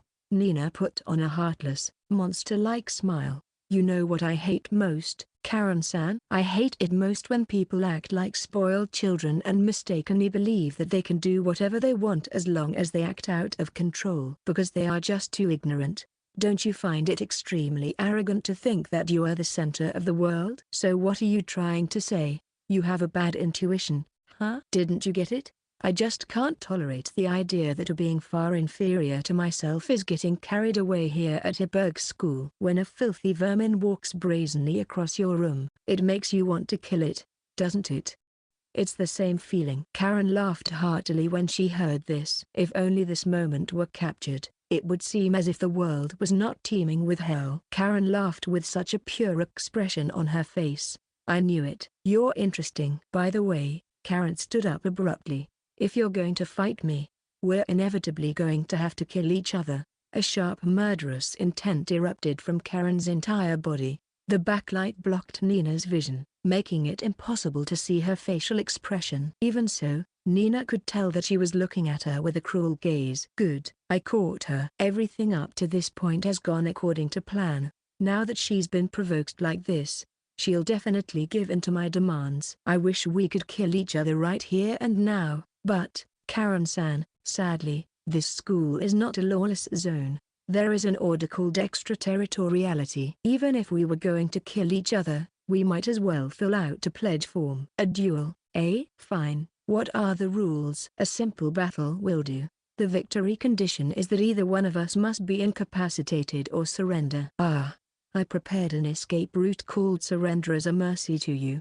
Of course, the loser should be penalized by losing all the points he or she possesses and being expelled from the school. That is, if you still retain your life after losing. And as for the venue, I think the old school building that my class used for the practical examination would be perfect. There will be no one around there, and it will be much more convenient for you to fight indoors, right? Okay, that's fine. Just hurry up and fill out the pledge form. Don't be in such a hurry. We will also set some detailed rules just to be safe. First, the game starts with both parties hiding in any room in the old school building. The signal to begin will be given by that tin doll, Jake, who will be our witness. Why such a roundabout way? It's a reference to the rules of the last hide and seek test we had. Well, it's just for fun. It doesn't really matter to you and me, anyway. Fine, I guess. What about the rest of the rules? Secondly, the battle area should only be inside the old school building. If you are more than 5 meters away from there, you will be defeated unconditionally. Of course, this is a rule that prohibits us from escaping. And the third, let's also add that harming anyone other than those involved in the duel will also result in defeat. Considering your psychic abilities and mine, I thought it would be necessary to take this into consideration as well. I can see you're trying to lay a trap here. Can you add a sentence that says, the third rule does not apply to those who enter the battleground or engage in a duel by any means from outside the battleground? Got it. Let's add that. Nina took a pledge form from the pocket of her uniform and added the conditions Karen had mentioned. If Karen were to miss this rule, she could have used a trick to force a foul win by having Jin sneak into the old school building and intentionally injure himself. But Karen was surprisingly cautious. She must have anticipated the possibility of Nina fighting together with Jin. The reason why Karen did not propose the rule of prohibiting outsiders from entering the battleground might be because she wanted to get rid of all the obstacles at once. Based on this calm thinking, she has a psychic ability that is so powerful that she can use Berserk and Madness as a card to hunt down her enemies. As was the case with Bennett, the very existence of the group exempted from the entrance examination is outrageous. Nina, who was wearing a thick acting mask, welcomed the battle with a terrific smile, even though she was inwardly bitter. Well, then, since the rules are now settled, can you sign this pledge form, please? Yeah. Hold on a second. Karen ran down the pile of crystals with nimble movements and approached Nina. She wiped her mouth with the back of her hand, and in response, the crystals that had filled the area surrounding her began to disintegrate. A large number of crystals were converted into particles of light, which danced in the wind. The scene was so majestic and picturesque. Nina learned for the first time that beauty, when taken to the extreme, could be terrifying to behold. Karen, on the other hand, seemed unconcerned and completed the pledge form with a nonchalant expression on her face. Now, there is no going back for you or me. There is no use in having regrets. Do I look like I regret it? Ha, that's the way it should be. Even though Nina tried to play a monster-like sneer, Karen was not perturbed in the slightest. On the contrary, she seemed to be gushing with excitement, which was terrifying. Nina wondered to what extent Karen had anticipated their plan. The other party is the kind of person who hides his true identity while probing them. Naturally, the other party would be capable of thinking like a liar, and they would not be the type to neglect preparations before a fight. Moreover, Nina had already defeated Bennett Law. This time, Nina couldn't expect any development in which Karen would just give her a free kick right from the start. I want to go home. There is a part of her in her head that is waving a white flag and crying out for help. That's for sure. But Nina was also a first-rate liar. As for the script, her reliable accomplice already wrote it for her. All she had to do was play the role of a liar who would deceive the world by pushing her true feelings behind her facial muscles. The particles of light that once filled the sky have all but dispersed. The two liars met each other's eyes head-on, and in them, they saw a flickering certainty of victory and a hint of the most elaborate scheme.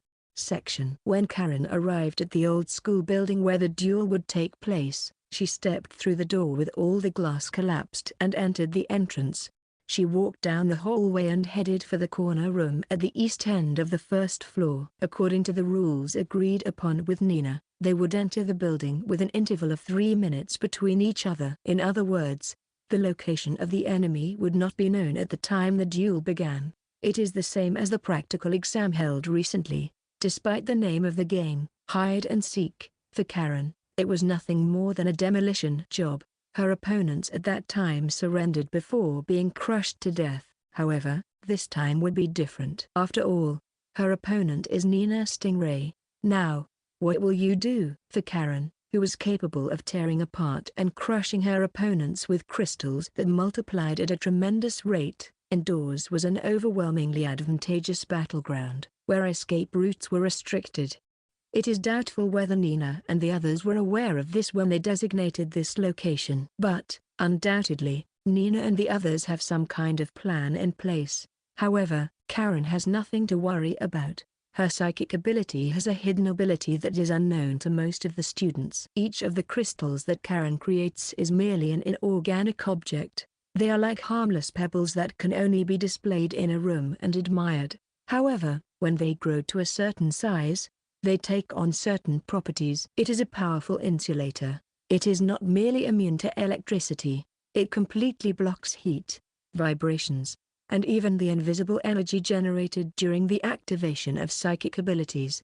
In other words, it can even block psychokinesis. Of course, she has never fought a user as powerful as Nina, but it is unlikely that it would be completely ineffective. In short, she is Nina's natural enemy. No matter how powerful her opponent was, she would not fall behind in a head-on battle. If there is a chance for the other side to win, it would only be through the pre-arranged trap strategy, and I have already anticipated the strategies that they would try to pull off. Fellas, are you in position? A mechanically synthesized voice of a young boy could be heard coming from outside the window.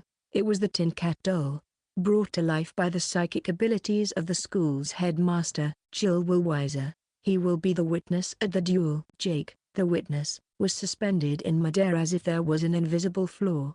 Let me check just to make sure. You know the rules that are written in the pledge are absolute, right? After the Bennett Law incident, most people seem to be adding a prohibition against murder to the rules, but I assume you guys are fine with this. Ah, I see, you can't reply to me because you're hiding. I'll take that as a yes. Karen listened to the tin doll's nonsense and sorted out the overall structure of the old school building. The building is probably more than 100 years old, brick construction, 4 stories high. Although it has been repaired many times by the instructor's psychic ability, the materials of the building itself are badly dilapidated. Although she does not know the exact square meters of the building, it is a little larger than the first-year classroom building, which has 4 classrooms on each floor. Well, it doesn't matter where Nina is hiding. What she had to do had already been decided. All right, let the duel begin. At the same time as Jake's signal, Karen activated her psychic ability. The crystal shards generated at the tip of her outstretched palm began to multiply exponentially. Karen inhaled deeply, focusing on gathering power in the center of her body. She learned this breathing technique from a bogus instructor to augment her abilities. The breathing technique itself does not need any scientific basis. Through conditioning, which she had repeated many times, she converted the series of movements themselves into triggers to enhance her concentration. With this, the cluster of crystals, which had been running out of control unnecessarily, could be controlled. Karen first decided to manipulate the direction in which the crystals were multiplying. Since she was currently in a first-floor corner room, there was no need to be aware of what was behind her and what might be beneath her. The crystals gushed out in a reverse conical direction toward the diagonal front, where the target to be destroyed should be located. Number 1 against a student of the Heiberg School. Number 2 if he or Satia is harmed. Through these two levels of conditioning, the output limit of the Jolly Undertaker was lifted. The crystals were growing faster and faster, and it was only a matter of time before they reached their maximum output. No matter where Nina and her allies were hiding, the crystals would destroy the entire building in less than 10 minutes. Reflecting the blue light cast by the moon outside the window, the surging waves of crystals shone with an ominous glow. From above, the sound of something exploding resounded. Mixed in with the thunderous sound that shook the entire building was the high-pitched noise of the crystals shattering. What was that? Was that Stingray's psychic ability? The crystals were supposed to be immune to any kind of psychokinesis, but Nina's Queen of Calamity is different. Huh? Good, very interesting. She found herself enjoying this battle in a way that had nothing to do with her cause. She had sent many students to the depths of despair through duels since enrolling at the Heiberg School, but this was the first time she fought an opponent whom she could not grasp. I'll grind you down until there is nothing remains. With a fierce smile on the edge of her mouth, Karen increased the output of her psychic ability even further. Section. Oh my gosh. This is bad, very bad. While holding her mouth with both hands, Nina held back the scream that welled up inside her. The underground floor began to vibrate with a terrifying rumbling sound, and the next moment a cluster of pale, glowing crystals erupted from the first floor like a geyser. The crystals were clad in sharp blades like the fangs of a giant creature, and if someone were even slightly delayed in their evasion, they would surely have been dismembered. Nina's hope was being chipped away with each passing second, and she felt as if her head were about to spin out of control. Stay still. Do you want to die that badly? Emma, who was carrying Nina in her arms, said calmly. Wearing a mask, she flew three-dimensionally around the corridor, leaving behind the proliferating torrent of crystals at a tremendous speed. Flipping her body in midair, Emma threw a general-purpose hand grenade, one that the Ashby family mass produces at their factory and that Emma has kept in the room, toward the crystals.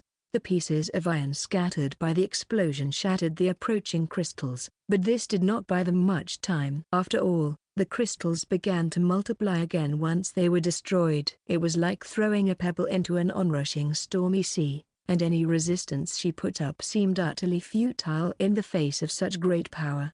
Is it really enough to just run around throwing grenades? Yeah. Jin should be able to do the rest. I don't trust that guy as much as you do. While clinging desperately to Emma, who kept running while swearing, Nina thought back to a line her accomplice had said before the operation began. There is a limit to one's brain's processing capacity. The more elements one has to be wary of, the more sluggish one's judgment becomes. Nina and Emma's role was to keep running away while pretending to counterattack with their psychic abilities, and to put a load on the enemy's thought process.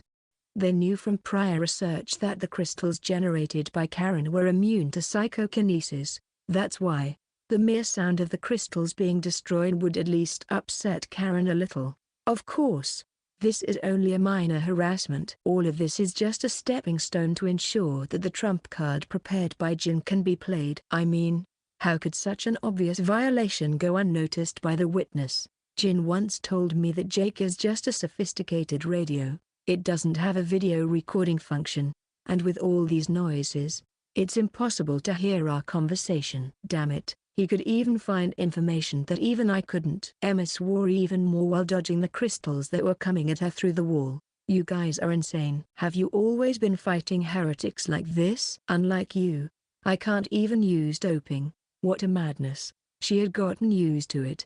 But surely it was reckless for ordinary people who were only good at lying and acting to take on those monsters. Even Emma, who has better fighting skills than them, stood her ground carefully so as not to get caught up in a needless battle. However, we had a solid chance of winning the battle. Although there was a limitation that the candy had to be completely absorbed, Emma's enhanced physical ability would never let the crystals catch up to her. Just as she easily avoided the trap set by Nina and Jin in the past, she could also detect a surprise attack through the walls and floor in advance.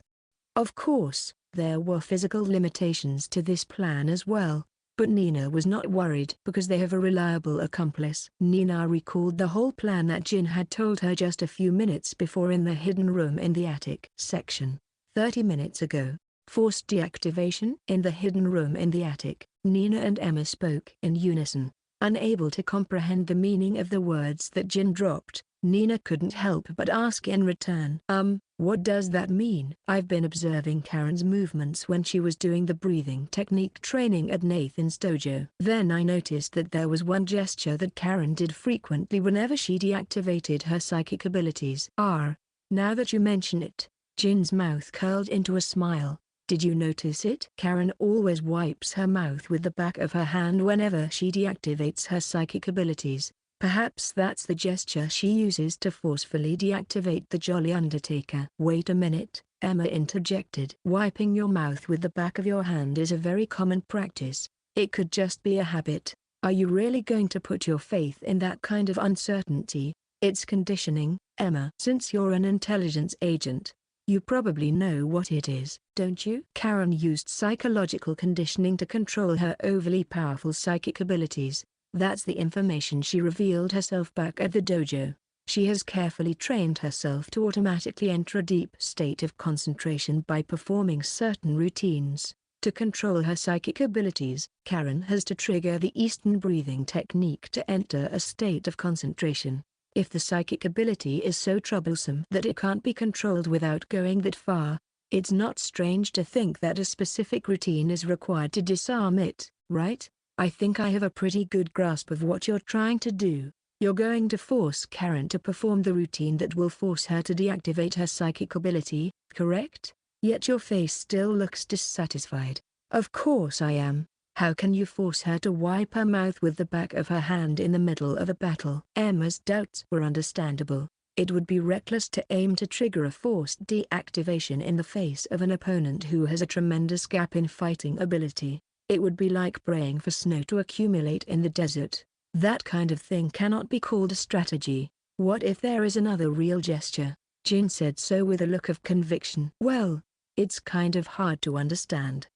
I guess it would be more appropriate to say that wiping her mouth with the back of her hand is just a part of the process of fulfilling the conditions. What do you mean? It's about smell, Emma. Emma still did not seem to understand what he meant, but Jin explained in a straightforward manner. The first time I felt something strange was about 2 weeks ago. I had a detective friend of mine look around Karen's parents' house. It turned out that about once every 2 weeks, a package from her parents' house was delivered to Karen's room in the first girls' dormitory. Probably Satia, her maid, is the one who orders them. There were a lot of tea leaves and sweets for the visitors in that room. As Nina said, I think it's just a consideration to make Karen's life at the school more comfortable. There is nothing strange about it in itself.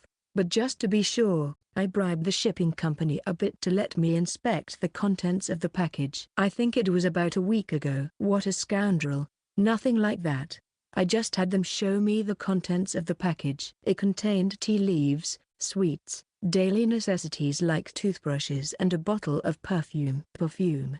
Nina unintentionally repeated it. It was nothing strange that a female student would wear perfume. Even Nina sometimes secretly wore the one that Jin had given her before. What was wrong then? Nina, from your point of view as a woman, does Karen seem like the type of person who would wear perfume? Certainly. It's a little unexpected. It might be easy to overlook her well-groomed appearance, but come to think of it, Karen hardly even wears any makeup. It is certainly strange to find someone who is more devoted to the school's competition than to beauty and fashion, wearing only perfume. There are still some strange points on the bottle of perfume. There was a product labeled Heiress No. 6, but if I remember correctly, such a product doesn't exist. After all, Heiress has only released perfumes up to No. 5.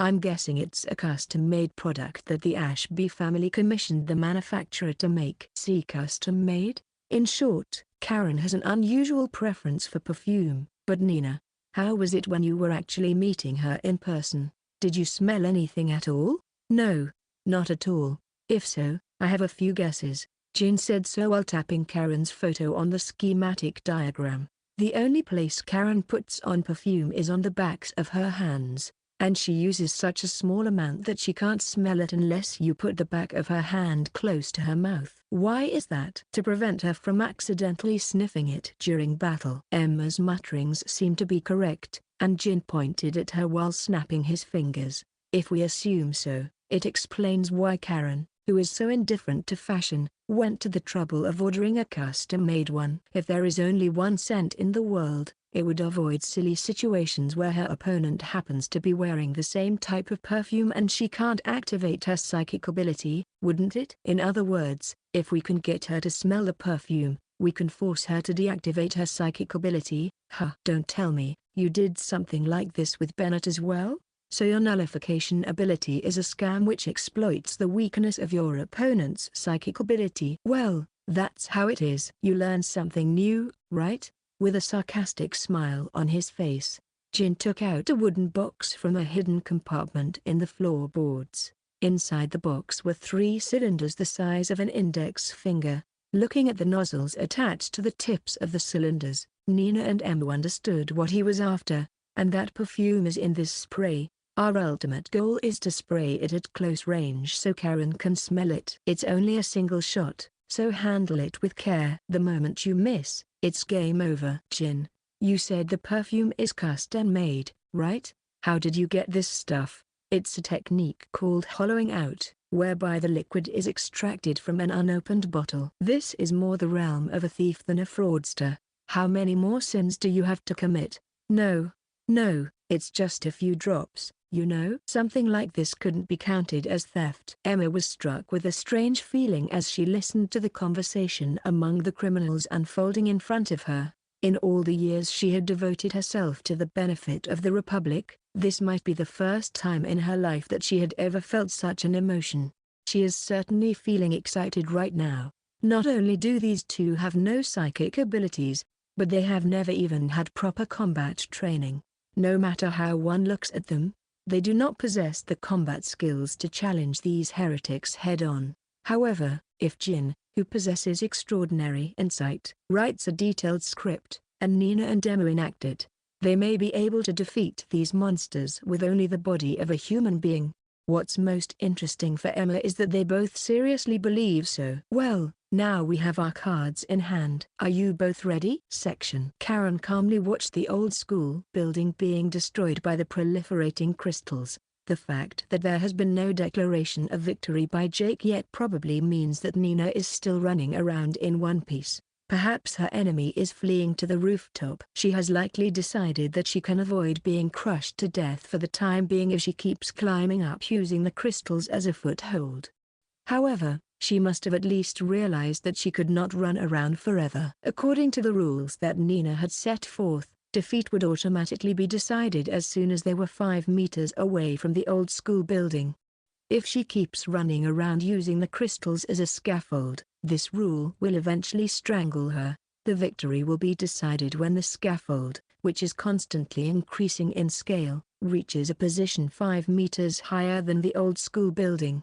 Considering the current rate of growth, the time limit is just slightly over 3 minutes. Come on, don't make such a boring ending, will you? Her belief is to thoroughly crush anyone who gets in the way. She has no desire to win by foul play. Well, I'm sure she'll try to pull a move on me before that happens. Karen is not overconfident in her psychic abilities. Rather, she evaluates it as a difficult-to-use ability whose only merit is its destructive power. That is why she has honed the art of calmly discerning the enemy's aims and dexterously maneuvering around them. Naturally, he has also read through the strategies that the other party would think of. Look, here it comes. A noise was heard from somewhere behind her. This is a corner room on the east end of the first floor. Naturally, there is only a window behind Karen. So, she knew that the enemy would attack from outside the building. Of course, that's the only opening I have.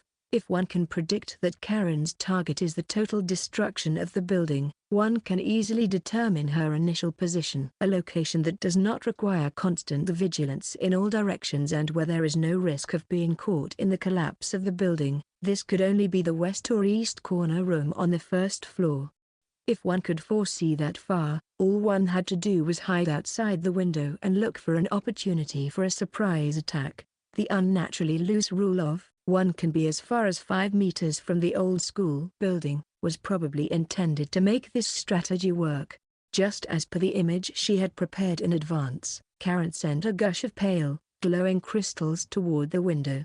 The tip was sharpened like a spear, a blow aimed to pierce the enemy. If the attacker was someone other than Nina, there would be no point in blowing them away by more than 5 meters with the usual heavy attack. However, the blow was a dud. There was no one outside the window that Karen had attacked. The noise is just a diversion. Karen finally realized what the attacker was aiming for. Rather, she wondered why she had been unaware of it until now. Was it due to the thunderous sounds of the crystals destroying the building? Was she distracted by Nina, who kept running away? The enemy was not lurking outside the window. There was only one other place to hide that would not be crushed by the crystals. Underground. One of the wooden floors beneath Karen's feet came loose, revealing a young boy clutching a spray can, perhaps in a valiant effort to keep his true identity from being discovered. The boy was wearing a mask resembling that of a clown, but Karen's eyes could not be fooled. I knew it was you, Jin Kirihara. For some reason, this mysterious Easterner was always standing next to Nina. Smiling fearlessly, he lunged toward her, pointing the nozzle of his spray at her. Ah, I see. Your nullification ability was a bluff, huh? Karen laughed inwardly, confirming her previous guess. It was no big deal. Jin Kirihara is simply exploiting a weakness in other people's psychic ability. Of course, obtaining such information and taking countermeasures is a feat that no ordinary person could ever pull off. Fine.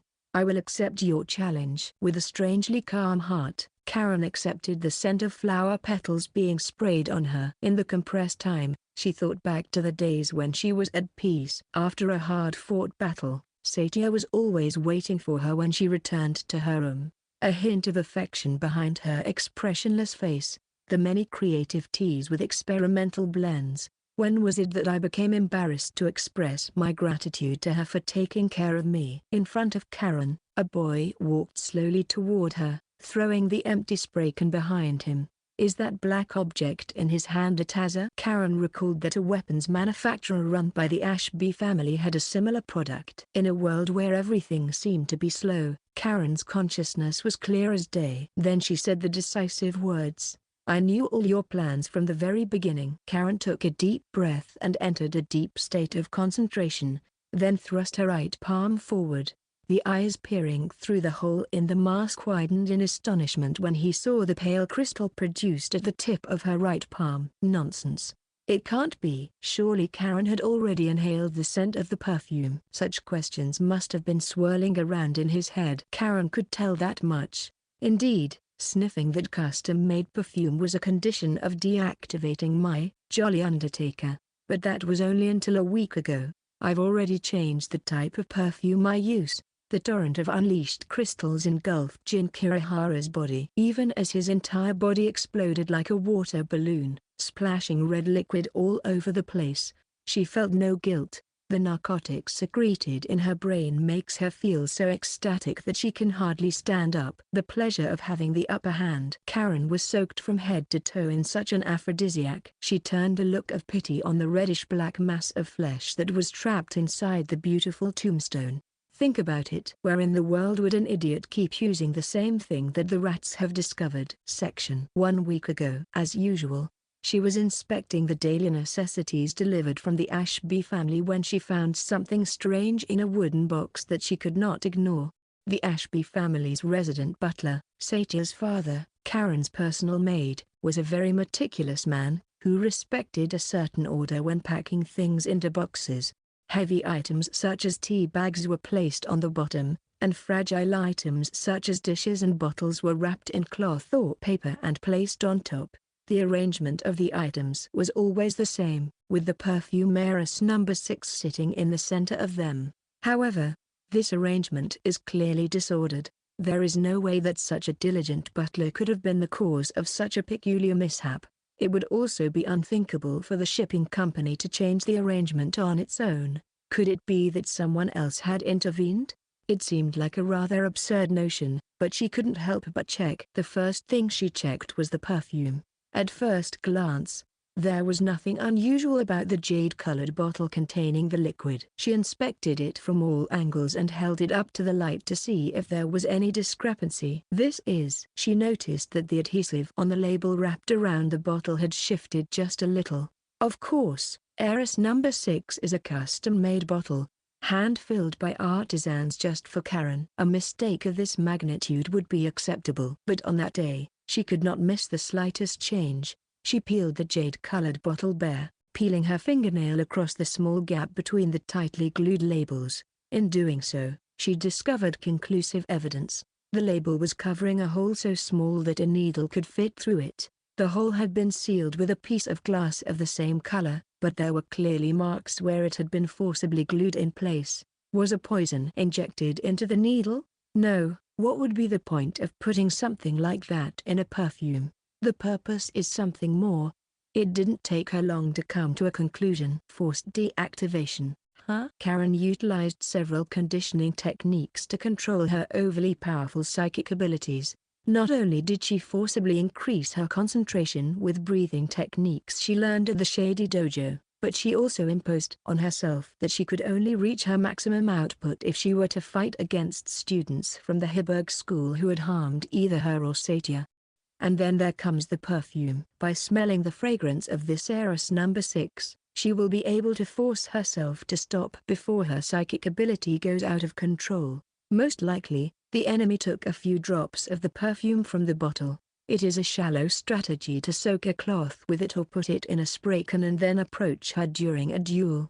You filthy rats. Although she could not hide her surprise at the fact that someone would do such a thing weeks before she initiated the plan, she had nothing to fear once the seed of the trick had been cracked.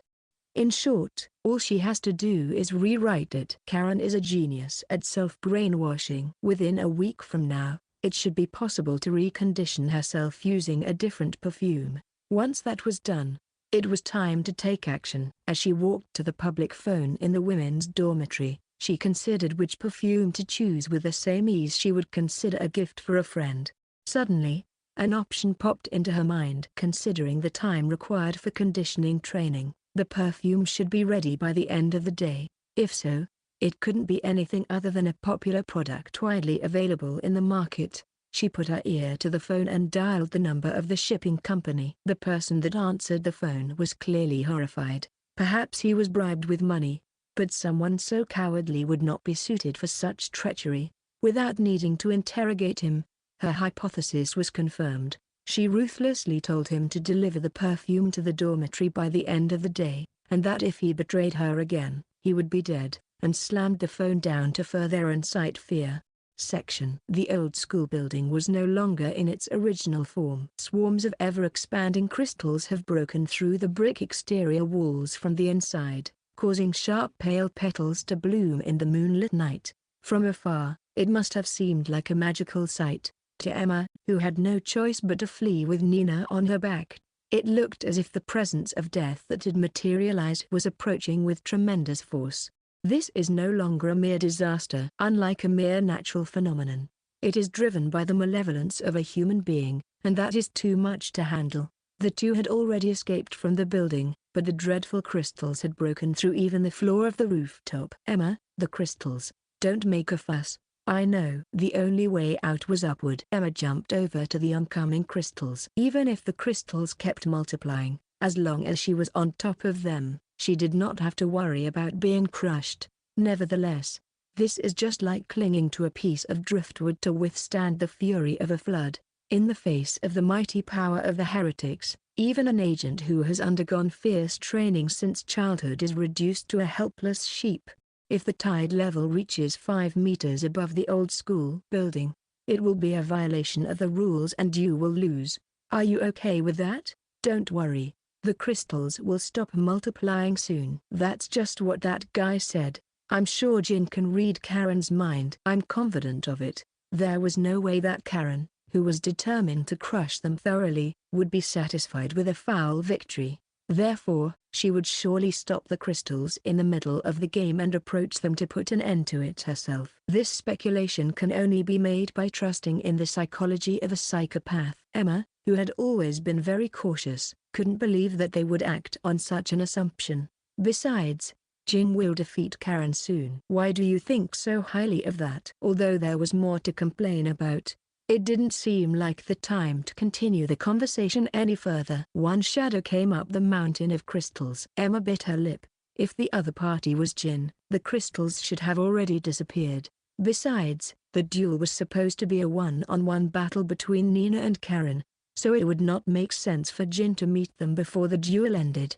We need to hide. The only thing you should always assume is the worst-case scenario. That's what her boss always told her. Jin Kirihara failed to complete his mission and was killed by Karen Ashby. In an instant, Emma interpreted this as the entirety of what had just happened. Emma went around behind the crystals that protruded like the tip of an iceberg. Here, she would be in a blind spot from the approaching figure. I know you're hiding there, Nina Stingray. After all this movement, Emma's breathing had become so ragged that it was inevitable that her position would be discovered. As if mocking Emma, who was spinning her brain looking for an escape route, Karen went on in a nonchalant manner. Are you sure you want to just run around forever?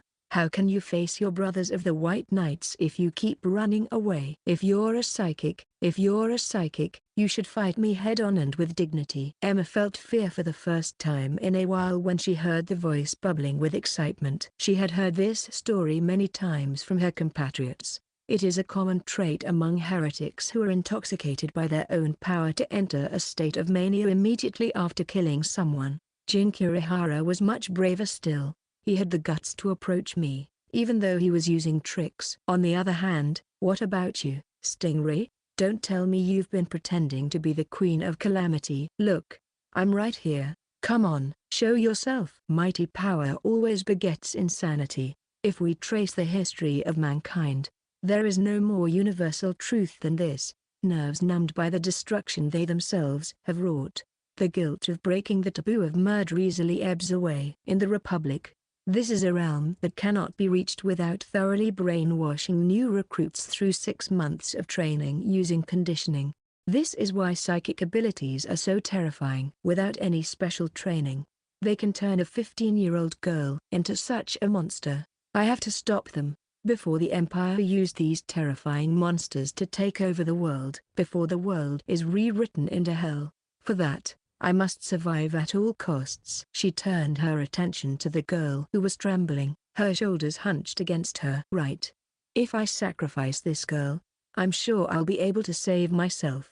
There is also the possibility that Nina, after being caught, might reveal her true identity. If she wanted to be safe, she should push her off the rooftop and then run away. If she could make it seem that Nina had thrown herself off the roof because she could not bear the fear, then everything would be all right. As an agent of the Republic, this would certainly be the best course of action for her. However, what came out of her mouth was a completely opposite suggestion. No, what the hell am I saying? Make the right choice for the benefit of the Republic. Reason admonished her again and again, but still, her emotions refused to make the cruel choice. The innocent Emma, personality is unaware of her existence, but not the other way around. She has had a front row seat to Emma's happy routine in the classroom. Nina has been sitting next to her and smiling at her with an unsuspecting smile. The figure of Jin watching her with a cynical expression on his face. She has been watching so closely every day, day in and day out, to the point of exasperation. But that didn't mean she was capable of being ruthless to the very end. She felt herself unfit to be a spy. Perhaps she had somehow been influenced by that innocent girl. Before she knew it. "I'll leave the rest to you, Nina." She said this and was about to get up when she saw something unbelievable. How could this be possible under these circumstances? How could she still look like this? "It's okay, Emma." With tears in her eyes, she still has a strong resolve to believe in hope. She has not given up on anything yet. She unabashedly believes that her accomplice is still alive, that they can defeat that terrifying monster, and that they can fool the world.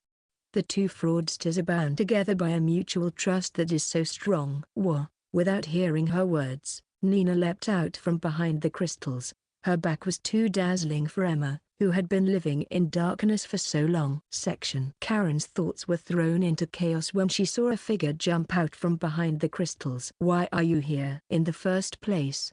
You shouldn't be a student of this school." There she saw Kate Lambert, with whom she had recently undergone breathing technique training at the dojo. She was moving her head around restlessly, looking at her surroundings, as if she had wandered in by a series of bad coincidences. "Huh? It's Karen." With a look as if she had found a boat of salvation, Kate approached her. It's strange, no matter how one thinks about it, the fact that she is not even a student at the Heiberg School and is here at this place is a false assumption to begin with. It's a disguise. "This person in front of me is Nina Stingray." Karen's thinking ability to arrive at that answer in an instant was indeed outstanding.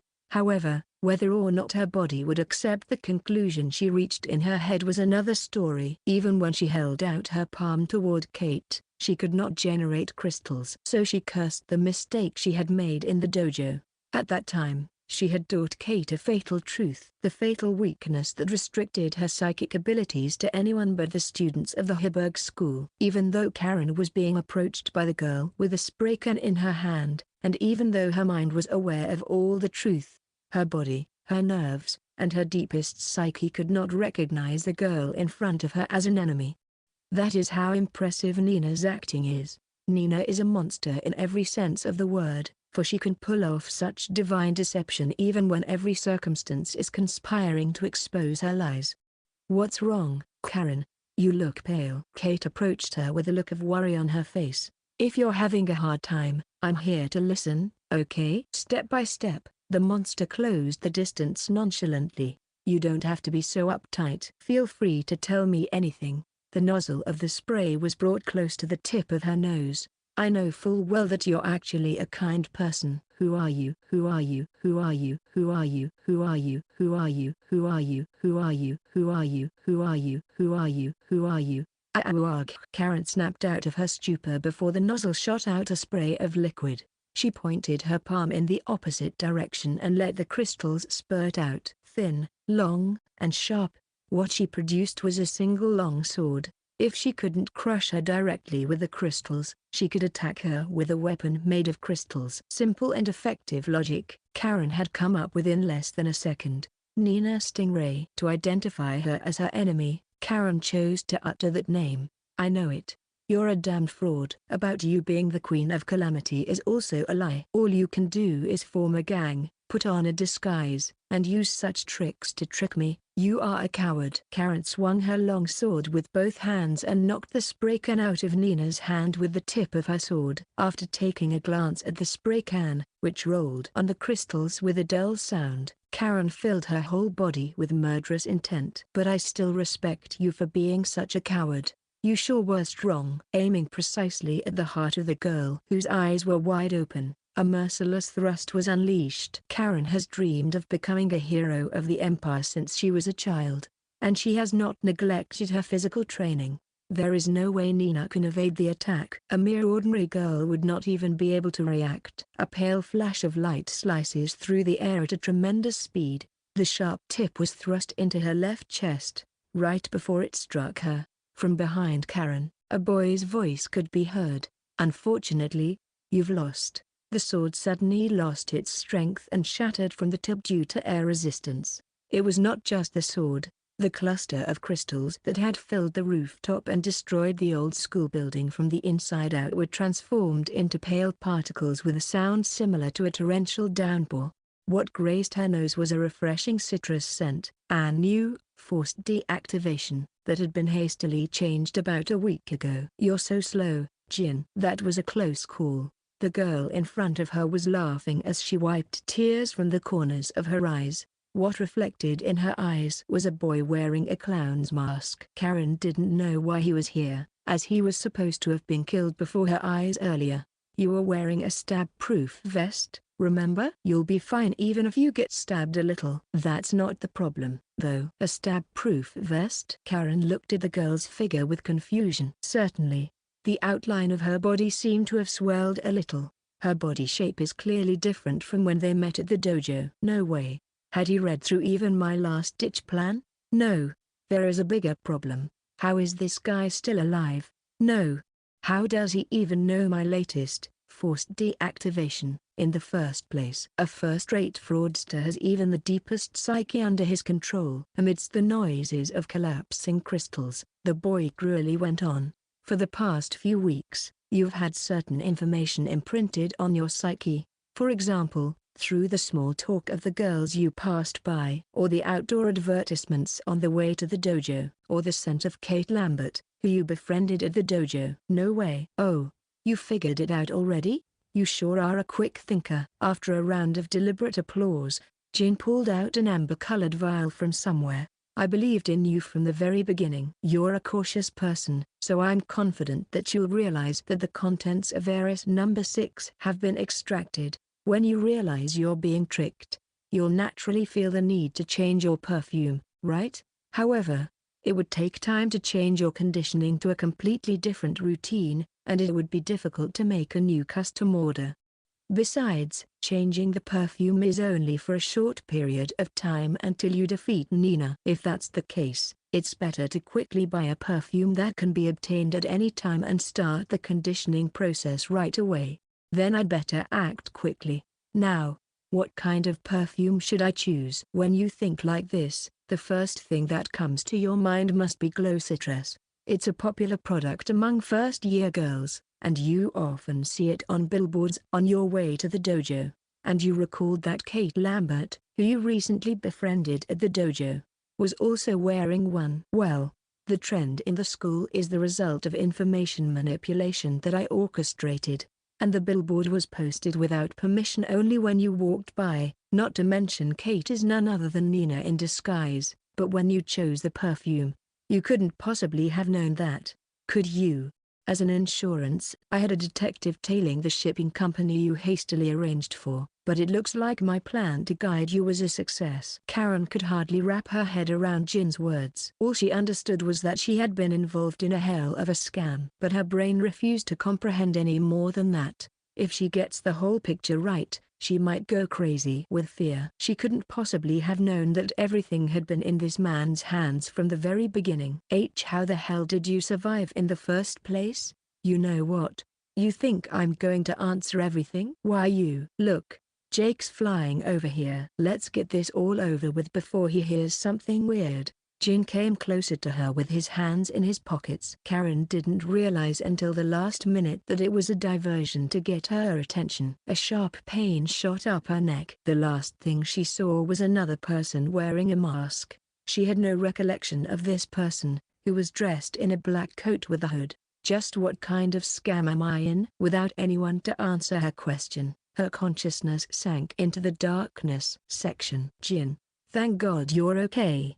As soon as the witness declared Nina's victory and flew away, her emotions broke down at once. Nina, who had taken off her disguise, hugged Jin, shedding large tears. "Gosh, why didn't you tell me you had a secret plan?" Without waiting for a response from her accomplice, Nina let out her overflowing feelings as they were. "I won't be mad at you just because your gift to me was part of the plan." As she said this, she inwardly knew it was a naive wish. It wasn't that Jin had kept quiet about it in order not to hurt Nina. The reason why Jin did not tell her about the final strategy was probably because of his concern regarding Emma. She is not a master of acting like Nina, and it was risky to tell her about the possibility that Jin was still alive. Even though she hid her face behind a mask, there was no guarantee that Karen would not notice the slightest change in her demeanor. By making the other party believe that they've seen through your plan, you can make the final move that even your allies don't know about.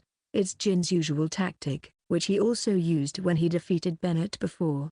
"I'm so glad you're alive, Jin." Without saying a word, her accomplice held Nina in his arms and patted her trembling back. There, for the first time, Nina realized the fact that she had unconsciously embraced him. The blood running down the surface of her face felt as if it was about to boil. Still, this embarrassment was strangely comforting. "You guys," Emma muttered in a tone that made no attempt to hide her dismay. "What are you doing flirting at a time like this?" Flirting? Emma shrugged her shoulders at Nina, who hurriedly pushed Jin away. "The old school building is at its limit. If we don't get out of here soon, we'll be caught in the collapse." Before she could finish, Emma went completely rigid. Even with her mask on, her agitation could not be more apparent. What is Emma shocked to see right now? Nina followed her line of sight while repeatedly denying the bad premonition in her mind. "It's a lie, right?" Karen, who should have fainted due to the stun gun pressed against her neck earlier, was already standing up. Nina instantly realized that Karen had defended herself with the crystals. Though it seemed that she was not able to block it perfectly because Emma caught her off guard, at least Karen was spared from fainting. Holding her neck with her hand, she walked slowly toward the three of them, confident of victory. Karen was whispering something over the noises of the old school building collapsing. The words became clearer as the distance between them closed in with each step. "I'm sorry." A weak voice, like a child clinging to her mother's apron. "I'm sorry I couldn't kill the rats. I'm sorry I carelessly fell into their scheme. I'm sorry I didn't live up to your expectations. I'm sorry. I'm sorry. I'm sorry. I'm sorry. I'm sorry. I'm sorry. I'm sorry. I'm sorry." She looked so different from the Karen Nina had seen at the school and at the dojo. Perhaps this is her true self. A martyr who is so enthralled by, reliant on, and willing to sacrifice herself to a powerful being that she would not even think twice about it. Nina's analysis was affirmed by the words that followed. "I will at least make amends by taking these lowly rats down with me." Karen pulled out a palm-sized black lump from the pocket of her uniform. It was the same one Emma was using just a few minutes ago. A general-purpose grenade manufactured by the Ashby family. "She's going to blow herself up," Jin shouted while still wearing his mask, but it was already too late. Without the slightest hesitation, Karen pulled out the pin of the grenade section. She quietly closed the curtains after confirming the explosion that had engulfed the roof of the half-destroyed old school building. After all, it was a good decision to let Karen Ashby have a grenade for suicide. No matter how well matched she was with Nina Stingray in terms of psychic abilities, there was no guarantee that the other party would give her a fair fight. If she and Jin Kirihara, who acted in the role of a conspirator, were to make a devious plan, there was every danger that they would catch her off guard. In fact, Karen was nearly defeated by the three rats who had formed a party. She was aware of the general situation through the wiretap Karen was carrying. Although they were able to see through the trick of exploiting the forced deactivation, and should be able to crush Jin Kirihara with the crystals, they could not have foreseen this outcome. In short, their opponents were a cut above the rest. Well, I should say it was a close call. If Karen were caught and tortured, it would be a big problem. Even though Karen did not know her true identity, there was a possibility that she would blurt it out to escape the suffering. If that were to happen, it would inevitably lead to troublesome rumors spreading throughout the school, making it difficult for her to move in the future. Above all, she couldn't leave dangerous people who could defeat such a monster unattended. That was why it was an insurance. It was painful to lose the pawn that she had spent so many years brainwashing, but it was worth it considering that her pawn was able to take troublesome rats down along with her.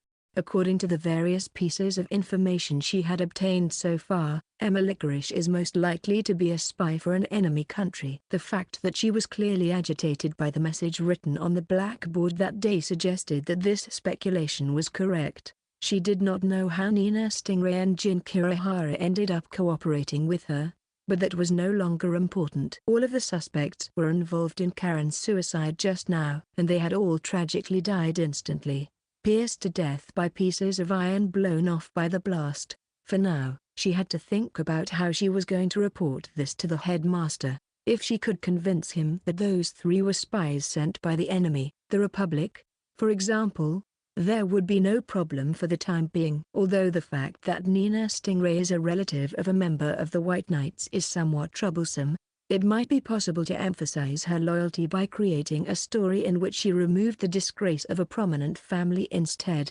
She could fabricate any number of pieces of evidence later. She knew her place in the pecking order. Among the many shepherd's dogs in the school, she is nothing more than a minor existence. Having recently enrolled in the school this year, naturally, she is not even in a position to talk to him directly. That is why she needs something to boost her reputation.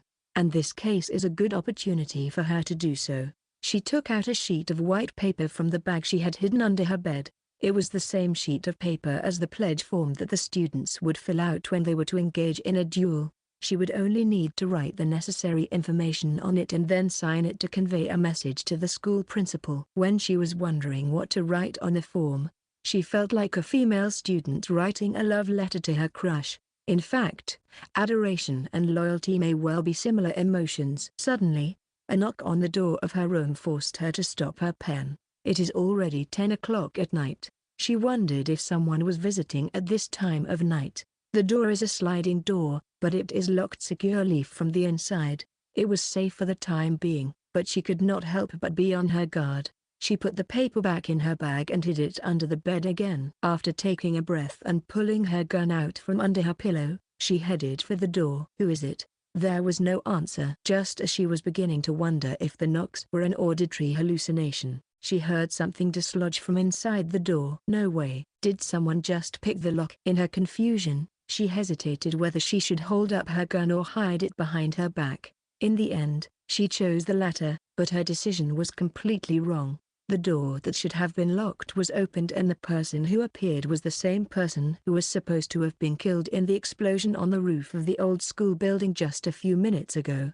"I believe this is the first time we've met in person." Jin Kirihara was smiling viciously as he turned his dark, black eyes toward her. "The shepherd's dog." "No, Satia Rodel-san."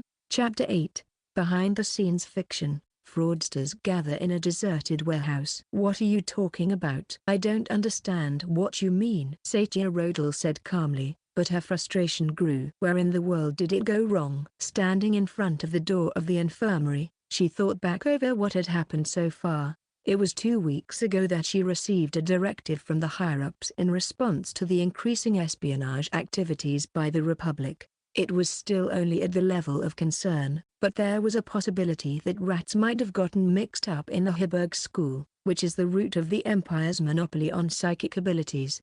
She first set her sights on a few students. Casper Crawford, who was exempted from the entrance exam but flatly stated that he was not aiming for the White Knights. Nina Stingray, who defeated Bennett Law less than a month after enrolling in the school. Jin Kirihara, who seemed to be playing the role of her strategist. And Emma Licorice, one of their few friends. However, after investigating for a while, she could not find any connection to the Republic. Impatient to gain achievements, she decided to take measures in accordance with the barbaric logic of punish those who are suspected.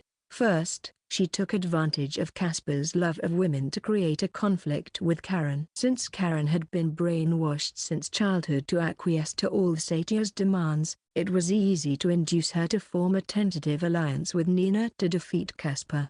All that remained was to strike them both down at the appropriate moment by making false accusations. If it was the result of a legitimate duel, no one would suspect the connection between her and the headmaster. Of course, normally, the process would have taken several months, or even 6 months, to proceed carefully. The need to accelerate the plan arose when she saw the scribbles on the 6th class blackboard. I know there are rats in this class. This is a declaration of war. There have been plenty of reports circulating about the White Knights capturing spies from enemy countries. Although she dismissed it as a silly prank by an unrelated third party, one of her targets, Emma Licorice, was clearly shaken by the graffiti.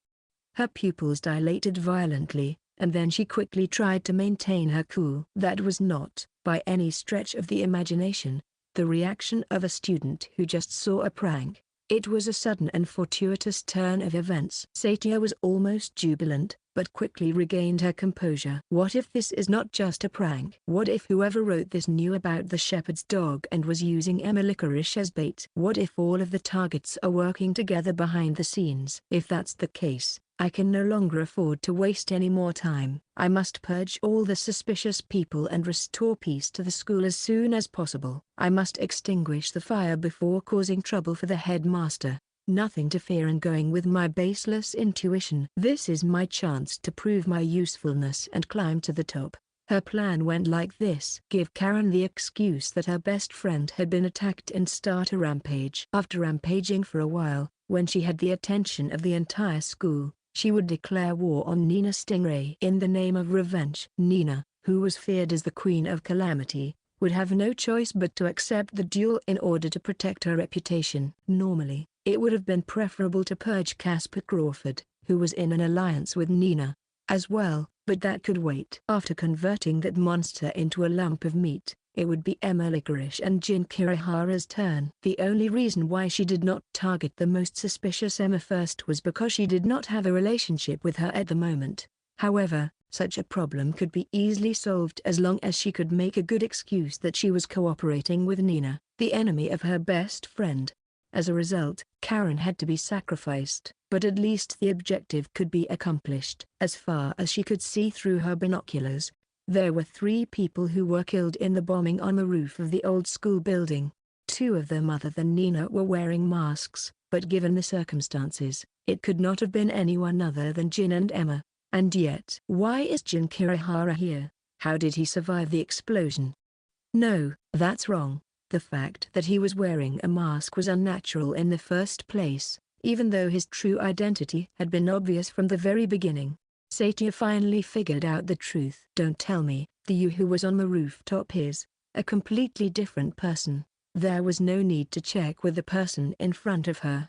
Looking back on it now, there was no way that these 2 people could be the same person. The boy in front of her and the masked boy she heard through the wiretap. They clearly have different voices. Oh, you don't have to blame yourself. There's no way you could have recognized my voice coming out of the speakers with all those noises going on. That's why I went so far not to meet you or Karen until now. Even if your voice were to change slightly over the speakers, it would be enough to fool someone you've never met before, right? She almost dropped the pistol she was grasping behind her back. Indeed, Satia had never heard the voice of the boy in front of her. It was unbelievable to think that he had calculated all the way down to that point. So what about the 3 people in the old school building? Were they sacrificed to keep this man alive? Is that really so? Then, that masked man is. Unfortunately, I'm under a contract that I can't tell you that. But, well, I'm sure you already know the answer. Casper Crawford, huh? Who knows? I can't comment on that. What schemes were being played out that I was unaware of? One thing I do know is that it's pointless to dwell on these dead-end thoughts. The only thing I need to think about now is how to get rid of this man. Right, it's no use trying to escape through the window. My friends are standing guard outside. Thank you for your pointless advice. Your eyes haven't given up hope yet. Of course you will die here. The hammer has already been raised. It won't be a second before she lifted her hand, grasping the pistol, aimed it at his heart, and squeezed the trigger. That's more than enough time to kill a man who thinks he has the upper hand. But the moment she put strength into her right hand that was behind her back, Satia saw something she could not believe. Don't move. The muzzle of a gun, like an abyss, was pointed at her. One step earlier than Satia, Jin Kirihara had severed her last card. A foreign object too unsuitable for this psychic academy. How could a mere boy obtain such a thing? If you use such a thing, though. There will be deaths. You say the obvious. Are you making fun of me? Can you really fire it? You know, it's pointless to try to bargain. By the time she realized this, it was too late. The trigger was squeezed far too easily, and her body was subjected to a tremendous shock. When exactly had this man's scheme begun? It was impossible for her to remain conscious, let alone ask such a question. In the center of the world being dragged away by the darkness, the mysterious fraudster quietly muttered, "You are finished, heretic. You weren't even worth deceiving." Section. It was one night before when all the cards were laid out. A chilly breeze blew through the thicket of trees at night. As Jin's business associates surrounded him, he informed the Republic agent with whom he had allied just a few moments before. "Sorry if this is too abrupt, Emma. Can I ask you a favor?" "Certainly. This is too abrupt." "Fine, go ahead, say it. I'd like to borrow that mask until tomorrow afternoon." "Huh? Mask? What are you gonna use it for?" "You'll find it out later. Maybe tomorrow night." After receiving the mask from Emma, who was still wondering about it, Jin bid it in the inside pocket of his school uniform, and the next day arrived. He proceeded down the corridor bathed in morning light and vigorously opened the door to a different classroom than usual. Casper Crawford, who was talking to the girls with a relaxed smile, seemed to have understood everything as soon as he saw him. "Looks like you're finally determined to have a duel with me, you son of a bitch." "Eh?" "Casper-kun." Your voice was suddenly, Don't worry about it, Sally-chan. Just wait for me. I'll finish my errand quickly." Casper, who seemed to have somehow shushed the girl he was interested in, though it was doubtful how many, followed Jin, who had started to walk ahead of him, out of the classroom. Even though it was so early in the morning, he already seemed to be ready for a fight. Casper grabbed both of Jin's shoulders and yelled at him, "You bastard, you should think about your timing a little bit. What are you going to do if Sally-chan gets scared?" "I'm playing as the serious, honest student in the classroom. You know that? What the heck? Am I actually surrounded by people with dual personalities?" "HMPH, forget it. If you're willing to play fair and square, I'll let you off the hook for what happened earlier. It might make me feel a little better to beat up a fool who doesn't even know the difference in ability. Now that I think about it, why did I ever suspect you?" "Huh? What are you saying? You sure are a difficult guy to understand." "Don't worry about it. I'm just talking to myself." Together with Casper, who has no idea what's going on here, they headed for a deserted wooded area. The trees and the ground were as rough as ever, as if this was a place often used for duels between students. After a few seconds of glaring at each other at close range, Jin pulled out a four-folded pledge form from his pocket. "So, what are the rules for the duel?" "You only have to wager 1 point. This is a fight for honor. If you faint or surrender, you lose, and the loser has to give up on Nina-chan completely." "Hey, weren't you hitting on another girl just now?" "I'm not the kind of coward who can only love one girl. I'm a philanthropist. I know you don't have a dictionary in your house." Your sarcasm is so roundabout it's hard to understand. Come on, let's get started. As soon as both parties had signed their names, Casper began to move without even waiting for the 10 witnesses to come flying in. The surrounding landscape suddenly became distorted. Casper's own figure was also incorporated into the distortion, and chaos was generated in front of Jin's eyes as if several paints had melted into water.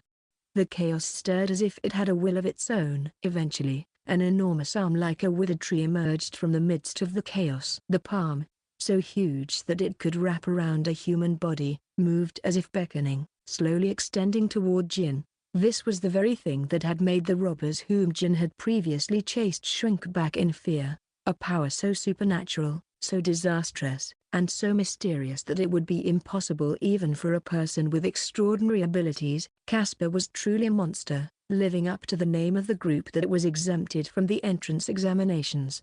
But Jin did not back down one step. Even in the face of such a horrifying sight as the manifestation of an evil god, the fraudster's conviction remained unshaken. Wearing a mask borrowed from Emma, he muttered with his usual fearlessness, "I knew it." Just as I thought, Jin calmly turned round and sent a front kick toward the empty space. There was a solid response.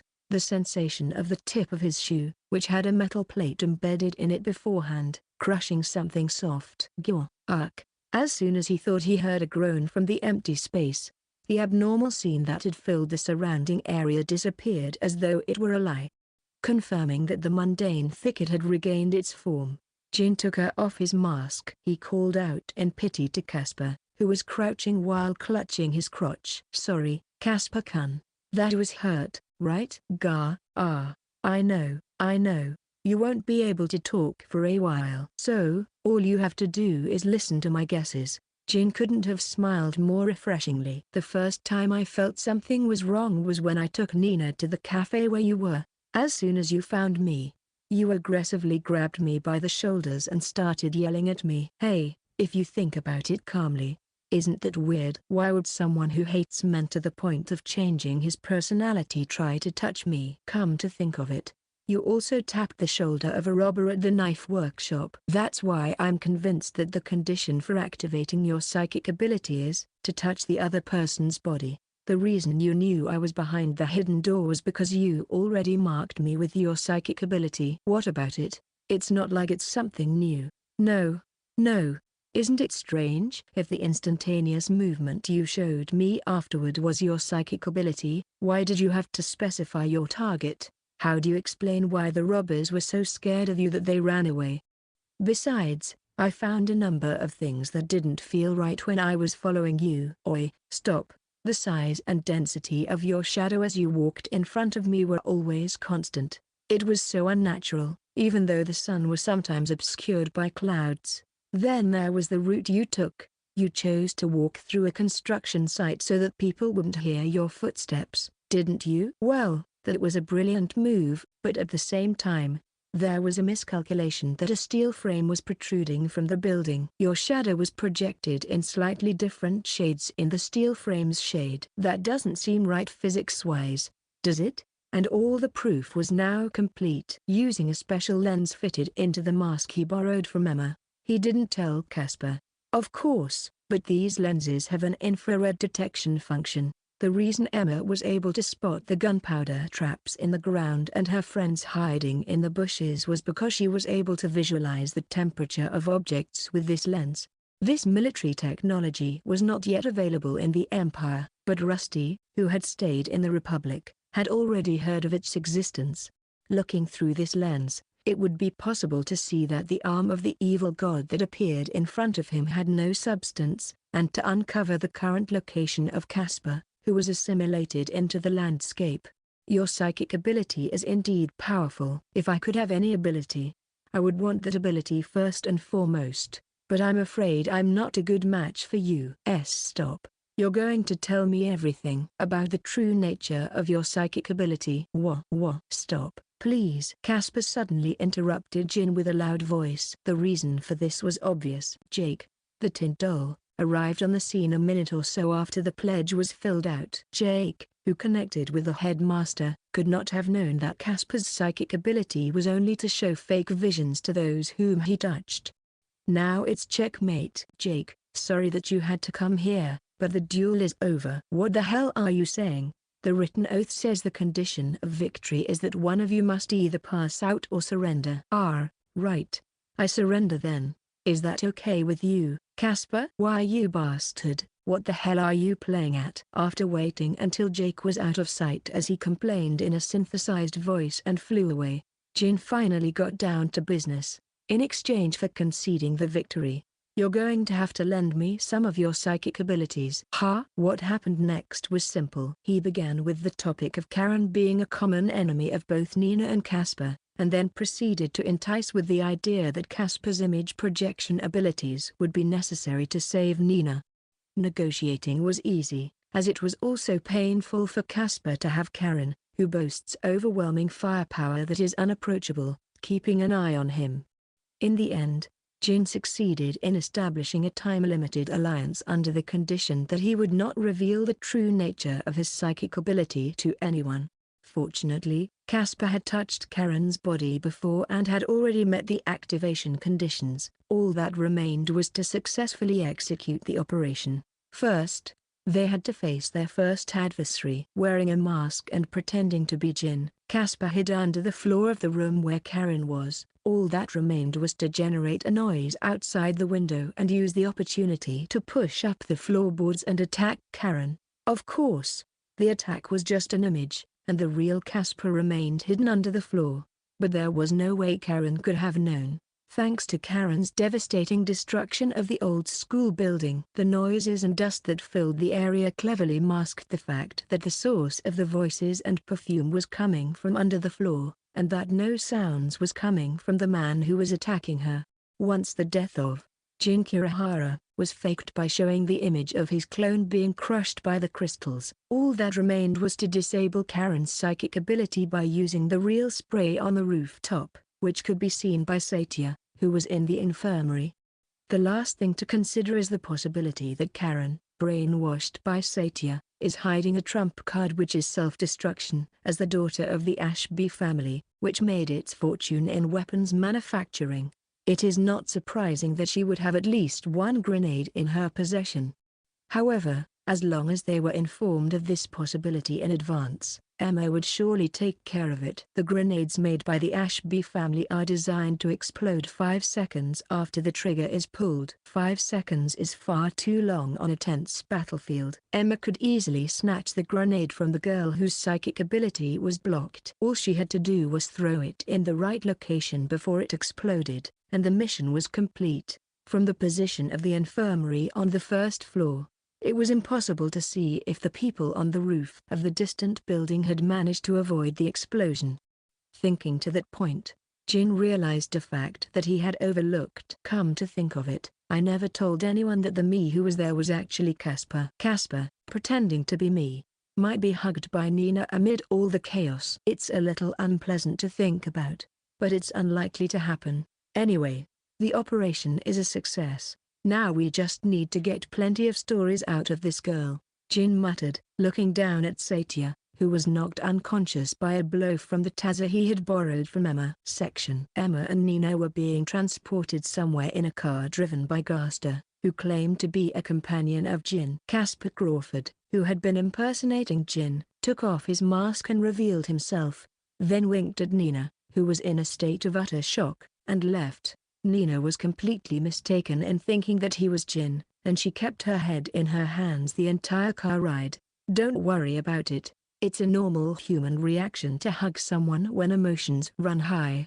You absolutely mustn't tell Jin about this, okay? I don't know, but I'll do as you say. The car drove for about an hour along a mountain road until it arrived at an abandoned warehouse in the middle of nowhere. The brick warehouse was large enough to hold 3 cars and was guarded by a group of men who were armed to the teeth. Jin Kirihara, standing in front of the door, raised his hand and called to them. He was reunited with his accomplices for the first time in several hours. And Nina was somewhat hiding behind Emma's back. You're truly. It was natural for Emma to mutter that in an initial reaction, since she had heard the whole story of the scheme that Jin had set up this time in the car. The boldness to use everything around him for a single purpose, the imagination to combine disparate pieces of information to create a victorious outcome, and the art of deception to force a foolhardy plan to work. She had seen many monstrous people in her life, but the fraudster in front of her was far beyond the scope of her imagination. This guy is fighting on a completely different board. To defeat a powerful psychic, one does not need a well-trained body or mysterious powers beyond human understanding. Just a bit of artistic lie is all that is needed. What's wrong? You froze. Are you perhaps impressed by my ability? Don't be so conceited. I'm just disappointed that you don't trust me. I would never lie to my friends. It's true. You can see it in my eyes. How can I believe you if you say that while looking away? Oh, you're not going to argue with me about the friends part? Just as her brain was about to boil with emotion, she heard a soft chuckle from behind her. Ahaha. Don't be embarrassed, Emma. I am not embarrassed at all. Look, I have no choice but to do it for the sake of my country. Gosh, you should be more honest with me. Let's continue to work together, shall we?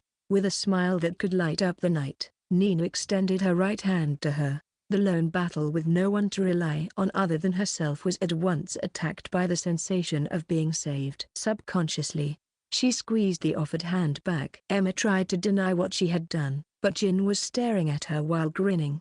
"Welcome, Emma. You are now officially our accomplice. We just happen to have the same interests." All right.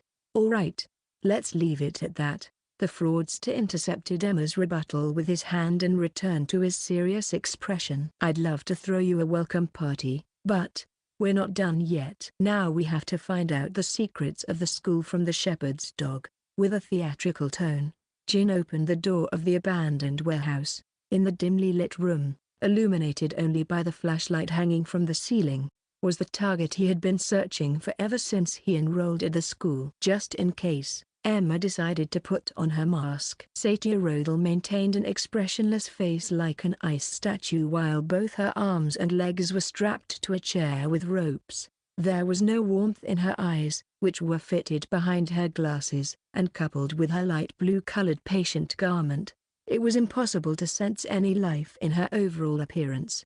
"So this woman is the shepherd's dog, huh? A spy loyal to the school's headmaster, Jill Weiser, and is an important figure who may be privy to the school's secrets." How many of Emma's compatriots were killed before she arrived here after receiving information leaked by the legendary fraudster, who was being hunted as an enemy of the Empire? Emma secretly clenched her fists. "You see, at first, I honestly thought that Karen Ashby was the most suspicious one." Jin sat down on a chair placed in front of Satia. "Because that girl fits the criteria for what I consider to be a shepherd's dog perfectly. If one is good enough to be exempted from the entrance exam, it should be easy to get rid of anyone who gets in the way. Besides, the Ashby family, which distributes weapons to the Imperial Army, is closely connected to the government." But halfway through, I broadened my perspective. If a person can control such a monster at will, why would he need to make the move himself? Wouldn't it be convenient for him to use the monster as a cover for his own dark activities on behalf of the school, just like the relationship between me and Nina? Besides, according to the information Nina gave me, Karen had been looking at Satia with a sideways glance many times while they were talking, contrary to the superficial master-servant relationship. This is evidence that the other side was totally dependent on you. The fact that you've been taking care of Karen's personal needs since she was a child. It's not hard to create a gentle state of brainwashing, right? That alone only makes me a suspect though." Satia replied indifferently, perhaps still not admitting her true identity. "That's right. My doubts turned to certainty after I saw your reactions to the 2 gifts I gave you." "Gifts?"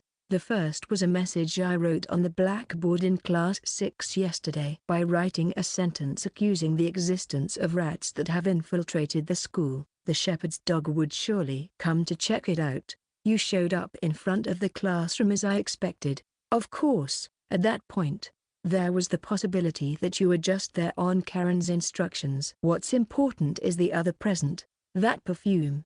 "Huh?" "Yes, that one." Karen saw through the perfume's hollowing out trick and started changing the forced deactivation a week ago. "But, isn't that just plain strange if one thinks about it calmly? Why would she, who has her maid take care of all her personal needs, have to check the packages sent from her parents' house by herself? It was none other than you, Satia, who noticed the tampering with the bottles and suggested changing the perfume. It's my job as a maid to remove any traps set by the enemies before they can cause a problem. Isn't that natural?"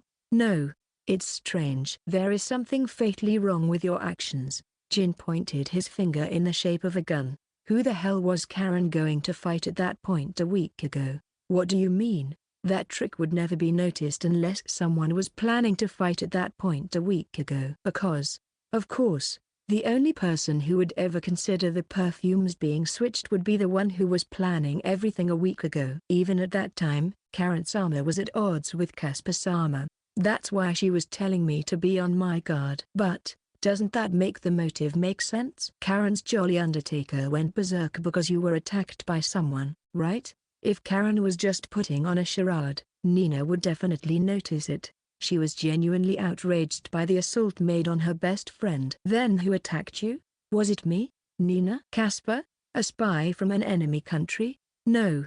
It's been proven that none of them are true. This leaves us with the conclusion that you staged this whole thing yourself to force Karen to go out of control and get rid of us. You planned that far in advance, as of a week ago, which is why you were able to convince Karen to change her perfume. To think that you used that scheme to expose me. If Karen is the shepherd's dog, she won't be able to figure out the perfume trick until I defeat her.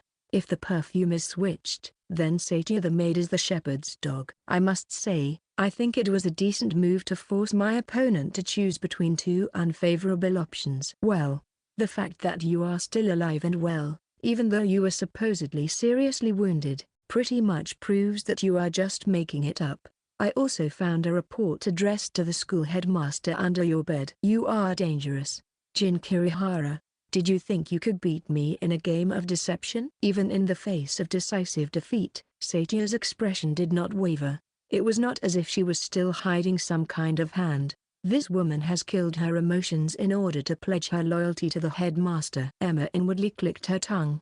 It's not easy to get someone like this to give up information. Torture would only strengthen their loyalty and be ineffective. Now, shall we begin the interrogation then? Emma, take her pulse, as instructed.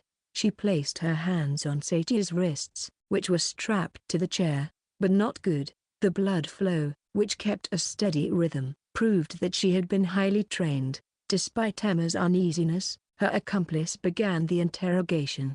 Okay, first question. Are you really a shepherd's dog? It is customary to begin an interrogation with an obvious question to compare the pulse rate with that of a normal person. And as expected, there was no change in her pulse. Have you ever met the headmaster, Jill Weiser? No change. How many shepherd's dogs are there in the school now? Is it true that there is one in each grade? No change. How much do you know about the plot the Empire is trying to carry out using the Heiberg school? There was no change in her pulse. Unless he asked a sharper question, he would not be able to elicit any agitation. Inhaling deeply inside her mask, Emma asked the next question. Then how about this one? People believe that psychic abilities were born as a result of the new bomb that was dropped on the capital. But there is no evidence that the Republic has ever dropped a bomb.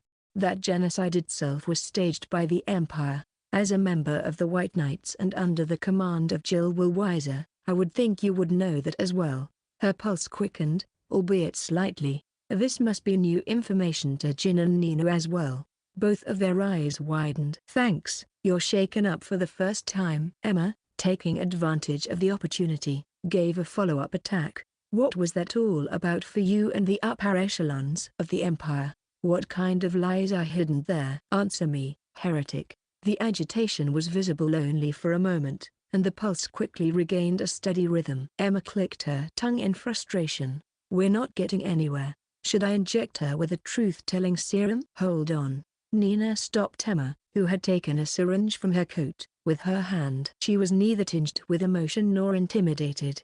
Her azure blue eyes were full of conviction. Satia-san, you are not as tough as you think you are. You have brainwashed Karen-san since she was a child and pretended to be some kind of mastermind.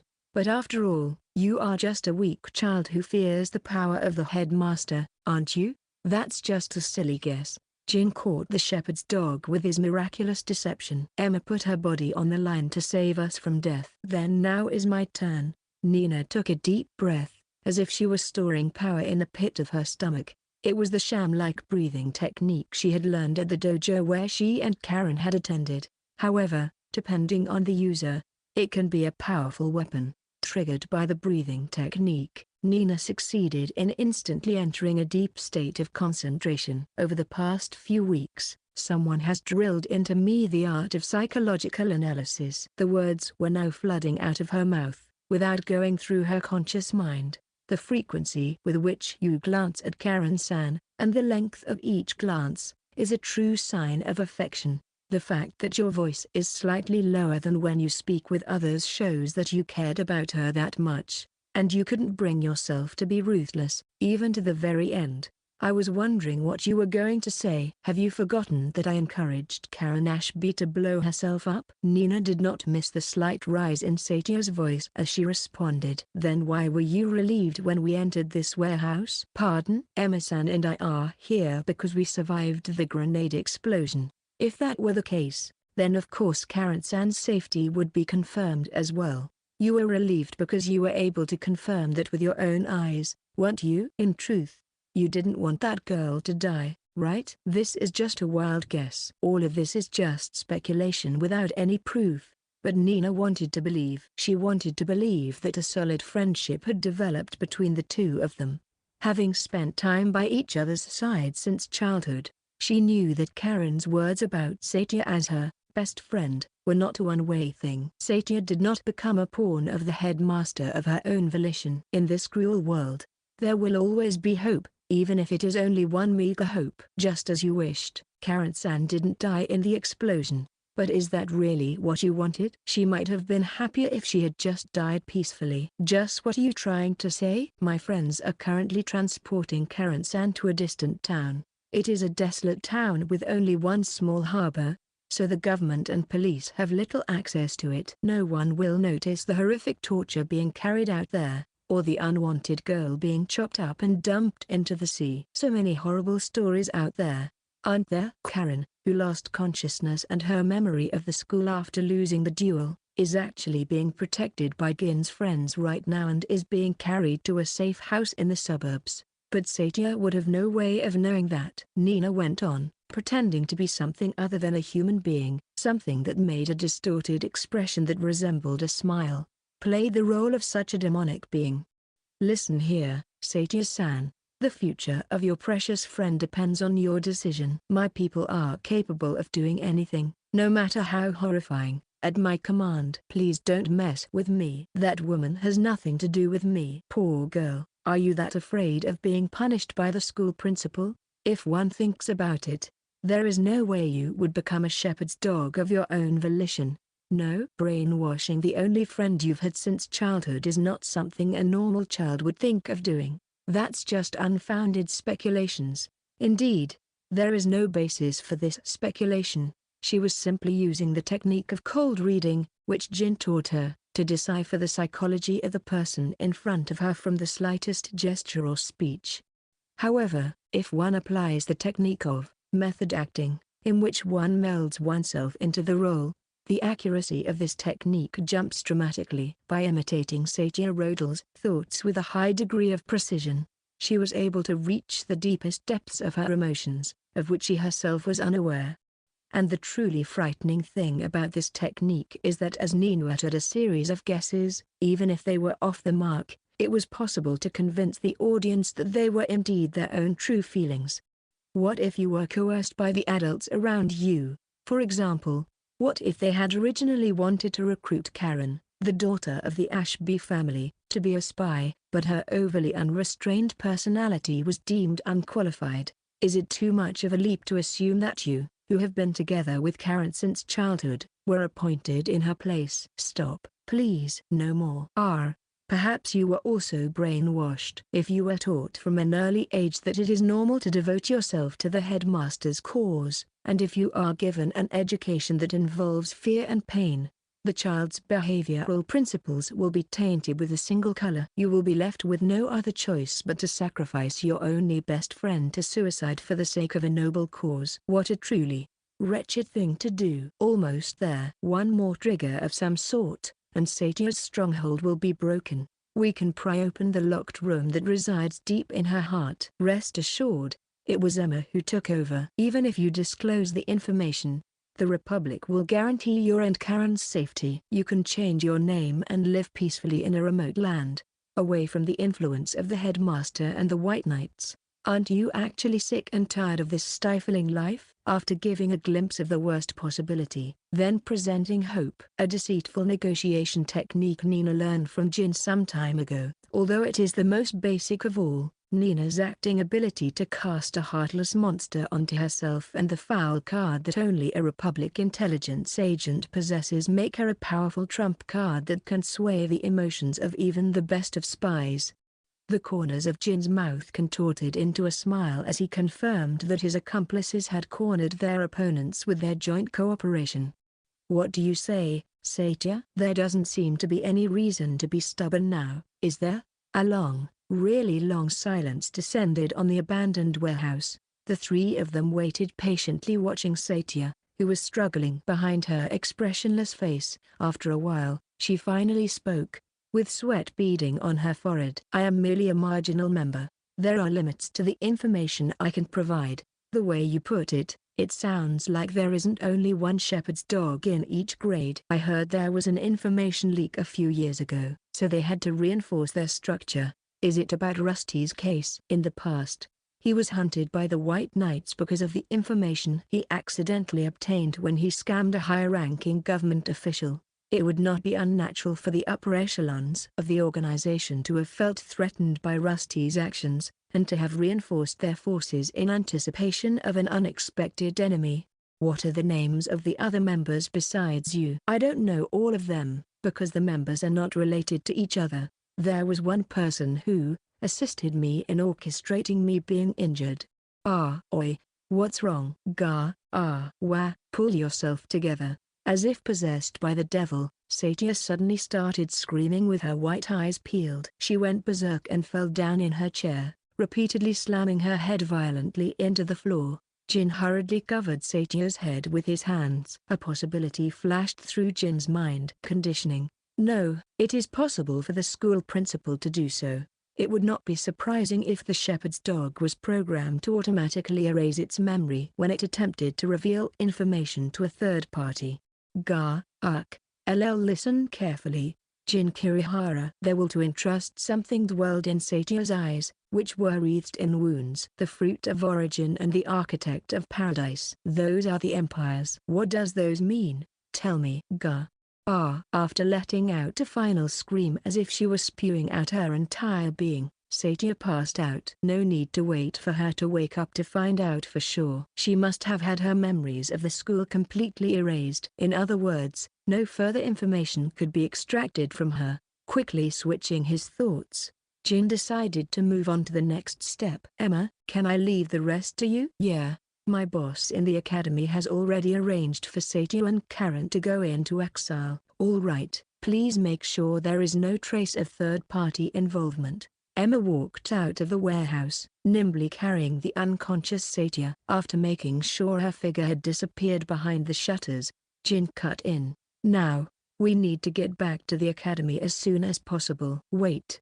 The plot's moving too fast for me to keep up." "Nina, I want you to drill everything I am about to say now into your head." 1. Satia, unable to stand being a pawn of the headmaster, conspired with Karen to destroy everything in the school. 2. Nina, sensing the danger of such a move, took out the out-of-control Karen and Satia on behalf of the headmaster. 3. Nina's psychic abilities dismembered them so that there were no more remains of their corpses. Things have just changed, you know, if we are to believe Satia's words. There is more than one shepherd's dog in each grade. They are now functioning as a single organization. If that is the case, we can't just keep on capturing the lowest level members and extracting information from them. There seems to be some kind of memory manipulation as well. Therefore, we must infiltrate into the heart of shepherd's dogs by doing a favor to the school principal. I'm sure the higher-ups at the academy will praise you for unintentionally eliminating the traitor. Besides, the Stingrays have 2 members among the White Knights. If all goes well, they may even send a scout to you. Isn't that too risky? Such things bound to turn out badly. This time we gained a powerful ally." In contrast to Nina's dismay, Jin's expression was full of confidence. "With Emma providing us with cutting-edge science and technology, physical prowess, and, on top of that, an unusually wide network of connections, the scope of our fraud will be greatly expanded. Instead of just acting and intimidating people to win by default, we might be able to fight and win in a normal fight. Although difficult to manipulate and potentially hostile, we may be able to use Casper's psychic abilities in some crucial moments. And Nina, your skills at deception have improved rapidly in the last few weeks." Jin smiled and extended his right hand, as he had done once before, when they formed an accomplice relationship in the rainy courtyard. I'll write the script. The stage is well set. The newly recruited behind-the-scenes personnel are all highly competent. All that remains, Nina, is for you, the actor, to make up your mind. Even without being told like this, Nina had already made up her mind. What she remembered was the image of her brother with that cruel and beautiful smile on his face. I must stop them from running amok, even if it means deceiving the world. That is why I am standing here now, not to be outdone by her accomplice. Nina made a fearless smile and held his hand in return, so that she could stand next to him forever. Interlude. The day after surviving a fierce battle, Nina Stingray was walking down the hallway leading to her classroom, dragging a body weighed down by extreme fatigue. She spotted Jin walking lazily a little ahead of her, so her little mischievous spirit started to kick in. After confirming that no one was around, Nina suddenly spoke to him from behind. "Good morning, Jin." "Nina, eh? Good morning." "Huh. You don't look surprised at all." She was expecting to see a panicked expression on his face, but Jin remained in his usual sluggish manner. "Was he aware of my presence by the sound of my footsteps? Next time I do this, I'll have to do better." Jin asked her something, as if nothing had disturbed his mind. "Ah, by the way, Nina, do you remember what you were saying about me at that time?" "When exactly?" "You see, when Emma caught you and tied you to a chair. It's been bothering me for a while." Nina, while forcibly controlling her cheeks with her facial muscles, tried her best to recall what she had said. "What did I say then, when I assumed that I was in a hopeless situation?" "What happened to Jin?" "Where in the world is he? How did you know about this room?" "Hey, tell me. Jin is my accomplice. Without him I am nothing, and he is my first." "My first, of what?" What was I trying to say? What kind of embarrassing thing was I shamelessly trying to say, unaware that Jin was hiding nearby? Now it seemed that anything she said was going to make things worse, and Nina no longer had any choice but to take a last resort move. "Are you sure you're not just hearing things?" "I am sure you're just hearing things." "Wait, Nina." For some reason, she couldn't seem to look at Jin's face any longer. Nina increased her walking speed, forgetting how tired her body was. She passed her accomplice, who was standing there in a daze, looking down to avoid her burning face being seen. Somehow, she made it to the classroom and, as usual, headed for Emma's side. What's wrong, Nina-chan? Do you have a fever?" It's nothing." As a spy of the Republic, she said that her memories were not transferred to the girl in front of her, so she didn't know that Nina had almost made a careless remark. That was the biggest relief for her right now. It's kind of hot today." Nina-chan. "You finally stopped using honorifics to me, huh?" Nina was ashamed of her own carelessness, but Emma, however, smiled gently at her. There was no pursuit or bewilderment in her expression, only warm colors filled the depths of her eyes. "It's definitely nicer this way." "Somehow, I feel like I'm one step closer to Nina-chan now." Do you think so?" "Yes. Let's keep it that way." It felt somewhat anticlimactic. She accepted Nina for who she was, even if she wasn't desperately trying to arm herself with acting skills. From now on, she wanted to be more honest, at least when she was with Emma. Even fraudsters need moments when they don't have to lie. Just as Nina let out a sigh of relief, the bustle in the classroom suddenly stopped. Even Jin's expression, who was walking up the stairs a little ahead of her, was clearly stiffening. The eyes of all the students were fixed on the man who had somehow arrived in front of the blackboard. "Nice to meet you, everyone." "Oh, you don't have to be so nervous." He is a tall, slender man dressed in a tight military uniform that seems to have been custom-made. He is a young man with fine eyebrows who exudes dignity in every aspect of his behavior and facial expression. His platinum-colored hair is gently permed, and his indigo eyes, like those of an unexplored deep sea, are peeking out from between the gaps in his hair. Why are you here?" As if responding to Nina's question, the man opened his well-shaped lips. "I'm Heinz Stingray, and I've been assigned to be this class homeroom teacher from today onward." "Pleased to meet you." "Oh, by the way, I see that my sister Nina seems to be always under your care."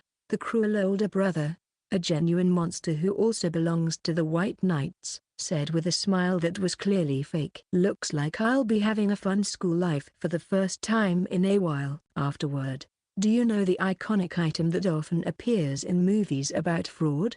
Just by its appearance on the screen, the tension of the entire audience explodes. You can rewind and watch that scene over and over again without getting bored. If you want, you can even watch it as a still image. It is such a cool and powerful item." Well, if you are an astute reader, you already know what I mean. Yes, that's right. The most powerful item is their schematic diagram. It is the usual scene where the villains gather in a dark and dusty room and have a strategy meeting while staring at the schematic diagram pasted on the wall. Is there anyone in the world whose heart does not skip a beat at this? Try to put up sticky notes with photos of the target, maps, and various other information in a disorderly manner, or write arrows or figures in the margins in detail. See? Of course, that would be cool, right? To tell you the truth, the moment I was able to depict the strategy meeting scene using schematic diagram, it was as if the victory of this work was already decided.